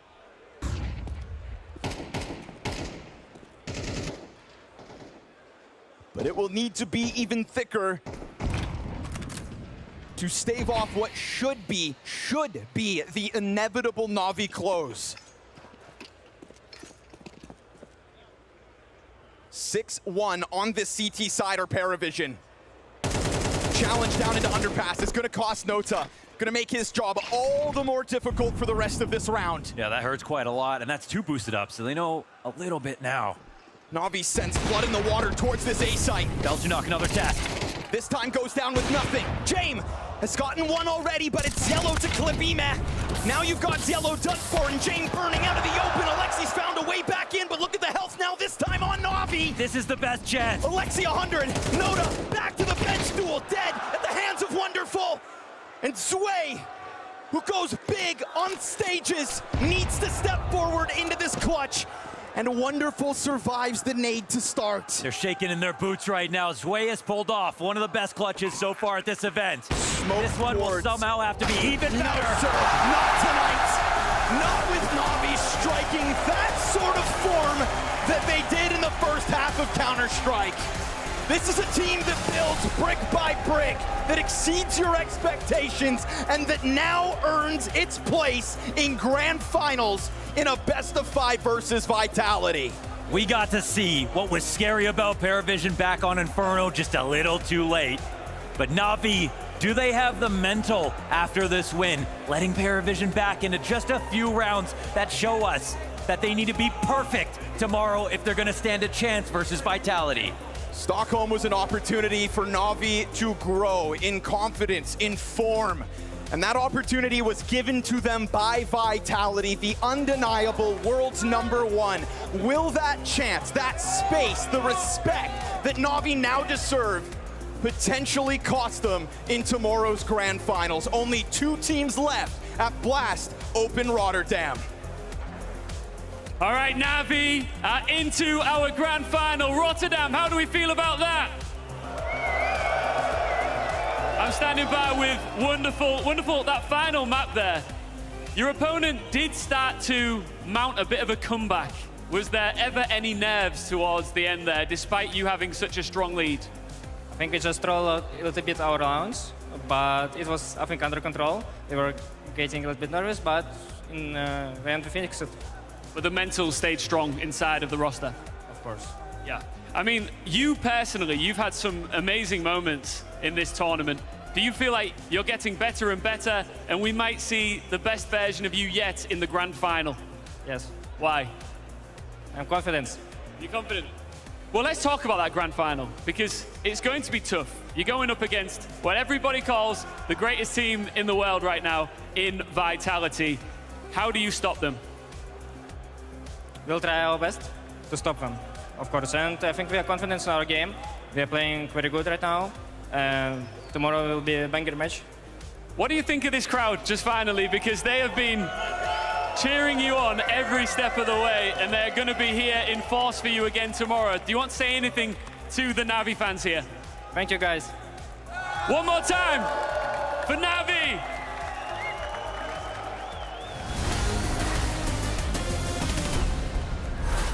I'm undefeated.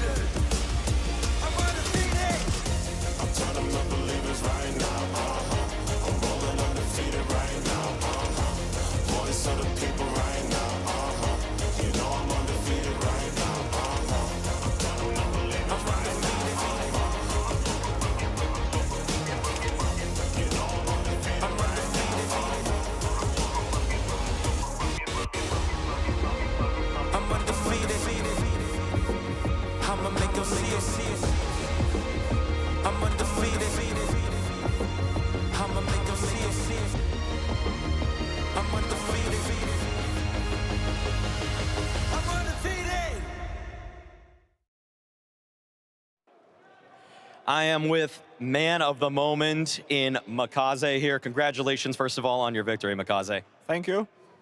Just got to say, okay, third map, excellent win. Second map, probably not as you planned, though. What went wrong there? To be honest, I think Inferno would be more easy if we wouldn't roll some rounds. For example, on I think it was 5-2, we was leading, I think, and we lost 4 versus 2. Like, if we just hide or like just chill and don't push them, I think we would win that round because they would go for save. But sometimes this is what it is.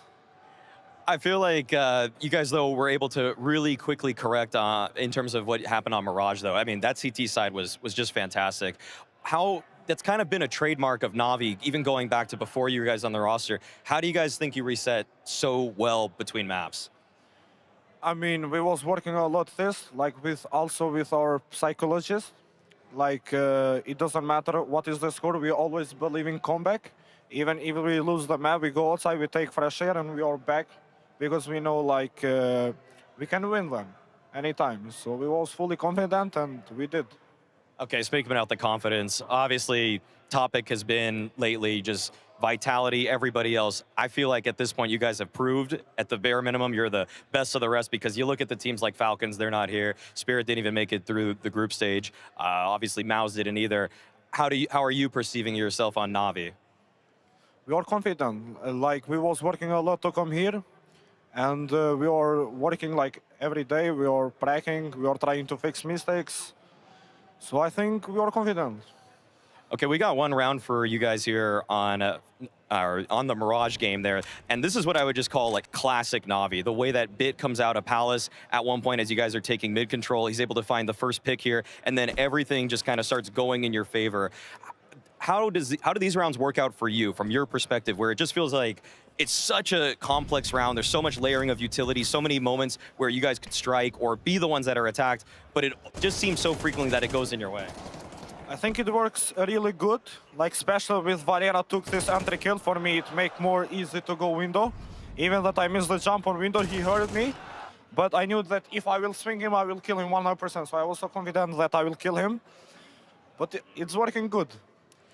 How about your individual play? Because at this point, I don't know if you know this, but right now, in all of CS2, you are the 3rd highest rated playoff player. So what do you think it is about big stage moments where you just don't feel the pressure and just play even better than you do in group stages? To be honest, for me, I don't feel that much pressure because I'm from Kosovo and I was always playing in PC clubs, like where around people watching me while I'm playing. So I already got used to it, for example. But it feels good. Like, it gives me more motivation to play the game when I see the crowd also. So maybe that's why I'm better sense, because I didn't check it. Okay, I guess that makes sense.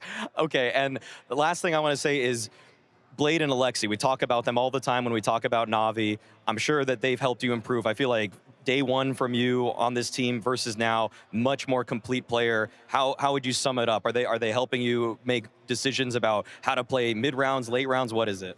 Yeah, for sure. Like, when I joined Navi, I was playing Navi Junior. It was like fully different playstyle.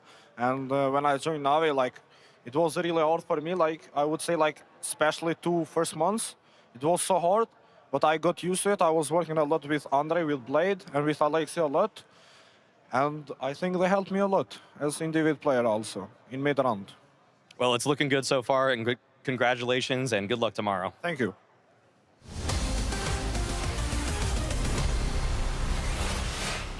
Now we're getting the absolute pleasure of getting to have a chat to his idol, his own personal MVP on Navi. But I guess ours for the desk is, of course, going to be Blade, their coach. Hello. Oh my gosh, what an intense map number 3, first of all. How do you keep yourself composed? How do you, like, what's going through your head when you see the T-side kind of falling apart a little bit for Navi? I usually try to focus a lot, not even on clutches or how they fix them, like what is happening in the round, because what they did, like how they wanted to fool us, how they wanted to manipulate or something, like what was the idea, because next round maybe they will change depending on what happened in this round. And we also have our game plan. I must be always focused, thinking what should I say if I put them out or they do time out. And yeah, something like this. But our city side was pretty strong, but I think we stepped up a lot. This is our like we have this mode when we had 2 Mirages like this versus Mongols and versus Bait, I think. Food, sorry, it was other tournament, but still. When we play like this, we have this this fuel, and we feel this momentum, okay? And at this moment when we are in the flow, it's really hard to stop us. And sometimes we can do something unnecessary, like unforced errors because of this, because we're like so hyped.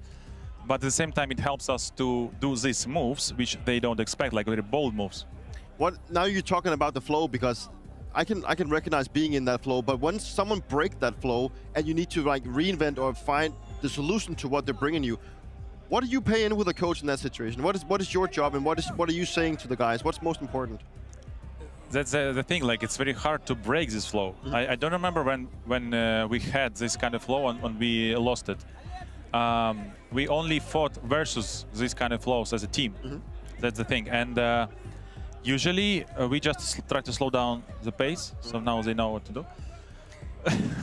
Talking now, you've made 2 grand finals in a row. You also won back in Stockholm, and you know, the beginning of the year for you guys seemed a little bit shaky. Then you won in Stockholm, and now you're in another grand final. In your own wording, what has been the biggest change for Navi now that you've made 2 grand finals back to back? Well, I was speaking about that we need more consistency, because we had a good maps versus some good opponents during this year, and we were winning them. It shows me that we have a potential to beat these kind of teams, and we can work on other maps. But at the same time, there was some situations, like for example, post plans versus 2, 3 versus 1. They're crucial if you lost versus big tier 1 teams, and this is what we wanted to fix. So consistency in this kind of aspect, and we are constantly. I think sometimes it's just enough to be aware of this, constantly reminding, because. Obviously, they're all skillful players, and they can play versus 2 are very good. But at the same time, it's all about when they hurry up because of this momentum, okay? And one more thing is that map pool. I was saying that when they removed train, it was really hard for us. Our plan was to start really sharp this year. And then they removed train, and we started to work on our map pool. Now I think map pool is much stronger. We picked in grand final of EPL, there was important thing that we didn't play Nuke Anubis, like, I don't know, like for 10 days, or if we played it was 1 Anubis, 1 Nuke, okay? And then we played like, let's say, 8 Mirages, just imagine, and 9 Dust2s, comparing to this. And in the grand final, we had these both maps present, like Dust2, Nuke, and Anubis. And Nuke we picked versus Aurora.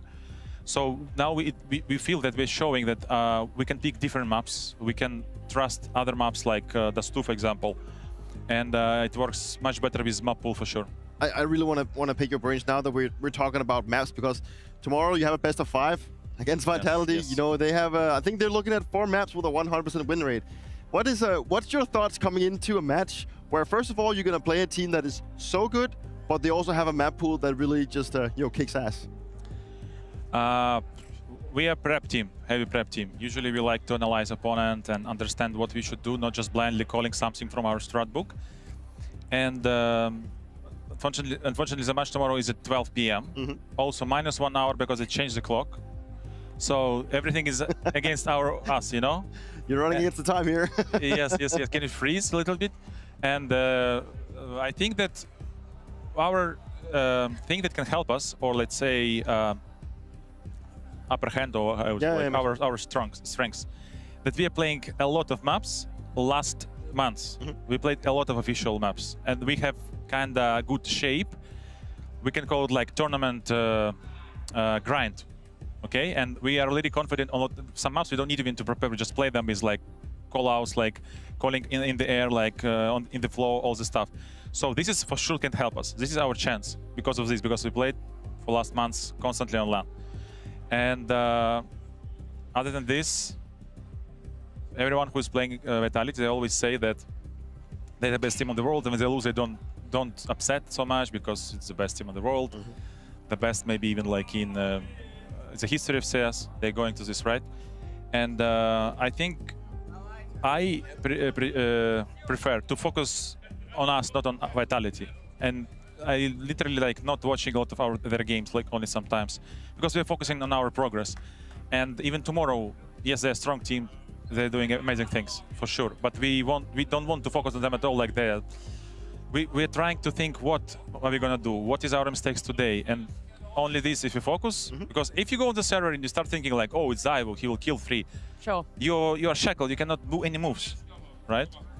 Actually, Eternal Fire Aurora was saying the same, right? Yeah. How did that work? I do have to ask, with you saying that, like, you know, you're mentioning that you guys have played so many tournaments, so many maps, right? Is this a team for you? Navi is a squad that kind of enjoys the grind. That's your talk. Sorry. It's okay. It's okay, Dupree. It's okay. We all know that, you know, he's a bit new to the broadcasting. He's a good CS player, not so much time. But what I was asking Blade very quickly is, do you enjoy? Yes, do you guys enjoy playing more? Because Vitality, they like to have their breaks, but for you guys, you're on that tournament grind. So are you guys a team that doesn't necessarily like to take breaks? I think we didn't have enough yet. I think if you play, like, for example, one more tournament, it can be very tough. For now, it was good because one part was online, then we went LAN. I see. Copenhagen was, yes, also one part was LAN. It's a tournament a little bit long. For example, this break of 5 days, I think we better to cut, like maybe like 3 days, or maybe 2 even. Because you lose this momentum of tournament, right? And for us, we for sure enjoy, because now we are like not where we were before. For sure, we should enjoy. Yeah, that totally makes sense. And I'm excited to see, you know, now that you guys have played 3 maps here in a best of 3, that hopefully we'll at least get maybe 5 maps tomorrow. You think it'll go the distance, Blade? I think we will try our best. Okay. We'll try our best. I think we believe that we can win any opponent in the good shape with a good game plan, all this stuff. Okay. And I think we already proved that we don't need to believe in this. Okay, we know this, and obviously Vitality is now a better team than we are in all aspects because they have such a cool progress. They went down after first season last year, fixed the mistakes, won major, came this year, and now they have this experience of what can get wrong. Okay, that it's very hard to beat these kind of teams, but. Do you remember when Astralis era ended? Yeah, with the pandemic. And what was the last tournament you played? Oh, that's a good question. We played something online against Fury. No, on LAN. On LAN? I have no clue. It was Katowice. Yeah, who did you we played play? versus us. Oh, right. That's true. Now I remember. That game ended before it even started. Blade ended Dupree's era. You remember the scores? You said it's like it was the first time you lost like this. Yep. So maybe, I don't know, maybe we're aiming times like this. Maybe now we can stop another era, I don't know. I love it, and I feel like that's just the hope a lot of people out there that are cheering for Navi want to hear. Blake, thank you so much for joining us. It's been an absolute insightful moment there. I'll let you go back and join the Navi boys and celebrate that win. Celebrate making it to a grand finals, because not only has he brought up the fact that he was a part of the team that ended Dupree's era on Astralis, but he might be a part of the roster that ends Vitality's era. You know, that's funny you brings this one up, because I can actually remember this one specifically because it ended so fast. Like, we didn't stand a chance whatsoever, and we played in front of like no crowd inside the Spodek arena. It was a tough one, but I mean, if Blade can stop, well, he stopped us back then. If he can stop Vitality, I will be very pleased. I think there's legs to it, though, right? He says that because even though it's a bit tongue-in-cheek, Maui, there's some confidence behind it. There's something in him that is fully back in that team. The way that Navi is playing like right now does give hope to those who either A, want to see Navi Nation return to its former glory, or B, kneecap Vitality. Because someone needs to find some way to do it. I don't think that going into the grand finals, there's any way that I could confuse this one result or even the EPL performance for saying that Navi are the favorites, but they are definitely my favorites to do damage to them. I like that. There is always a way to be able to look at it and have a favorite for something. Unfortunately, those who have PARIVISION as their favorite are going to be a little bit more devastated. They are ending their run here at Blast Premier Open Rotterdam, and Destan got to catch up with us before he left the building. Destin, it was a tough loss. Of course it was. It was a semi-final that you desperately wanted to win. What went wrong against Navi here? I think on third map, on the beginning, we lost 2v1 on B side, and then we was important round on 3-1. And nowadays on Mirage, if you don't find your tempo, you can't get. We needed more than one round, maybe 3 or 4. At least it will be more comfortable. but it's okay. In hard situations, we have struggles, and whereas we need to find the picture of map, and that's all. Of course, I'm frustrated. What else I can say? Yeah, and you've mentioned prior to this matchup that you never want to, I guess, take out any frustrations on the players because they're a young team and you want to be patient with them. I imagine that's going to continue after this loss here. But after on Inferno, on some rounds on the beginning, I was very angry because we losing some situations. Even for us, it's bad because in call, what on paper they can't read, they don't understand what they need to do, and basic is which right now is still not enough natural understanding of situations, and I hope it will be better by time, and nothing else. At least we won one map. It was nice because if it was 2-0, I will be more sad. At least 1-1, we had a chance on Mirage. Okay.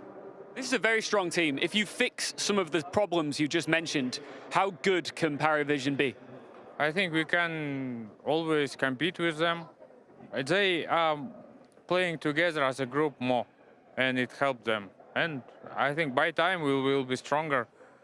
But for this tournament, I think we made all achievements, what we needed. We beat Falcons on stage. It's nice feelings. Of course, today I will be sad, but then general result is good. It's okay. Thank you for your time. Thank you.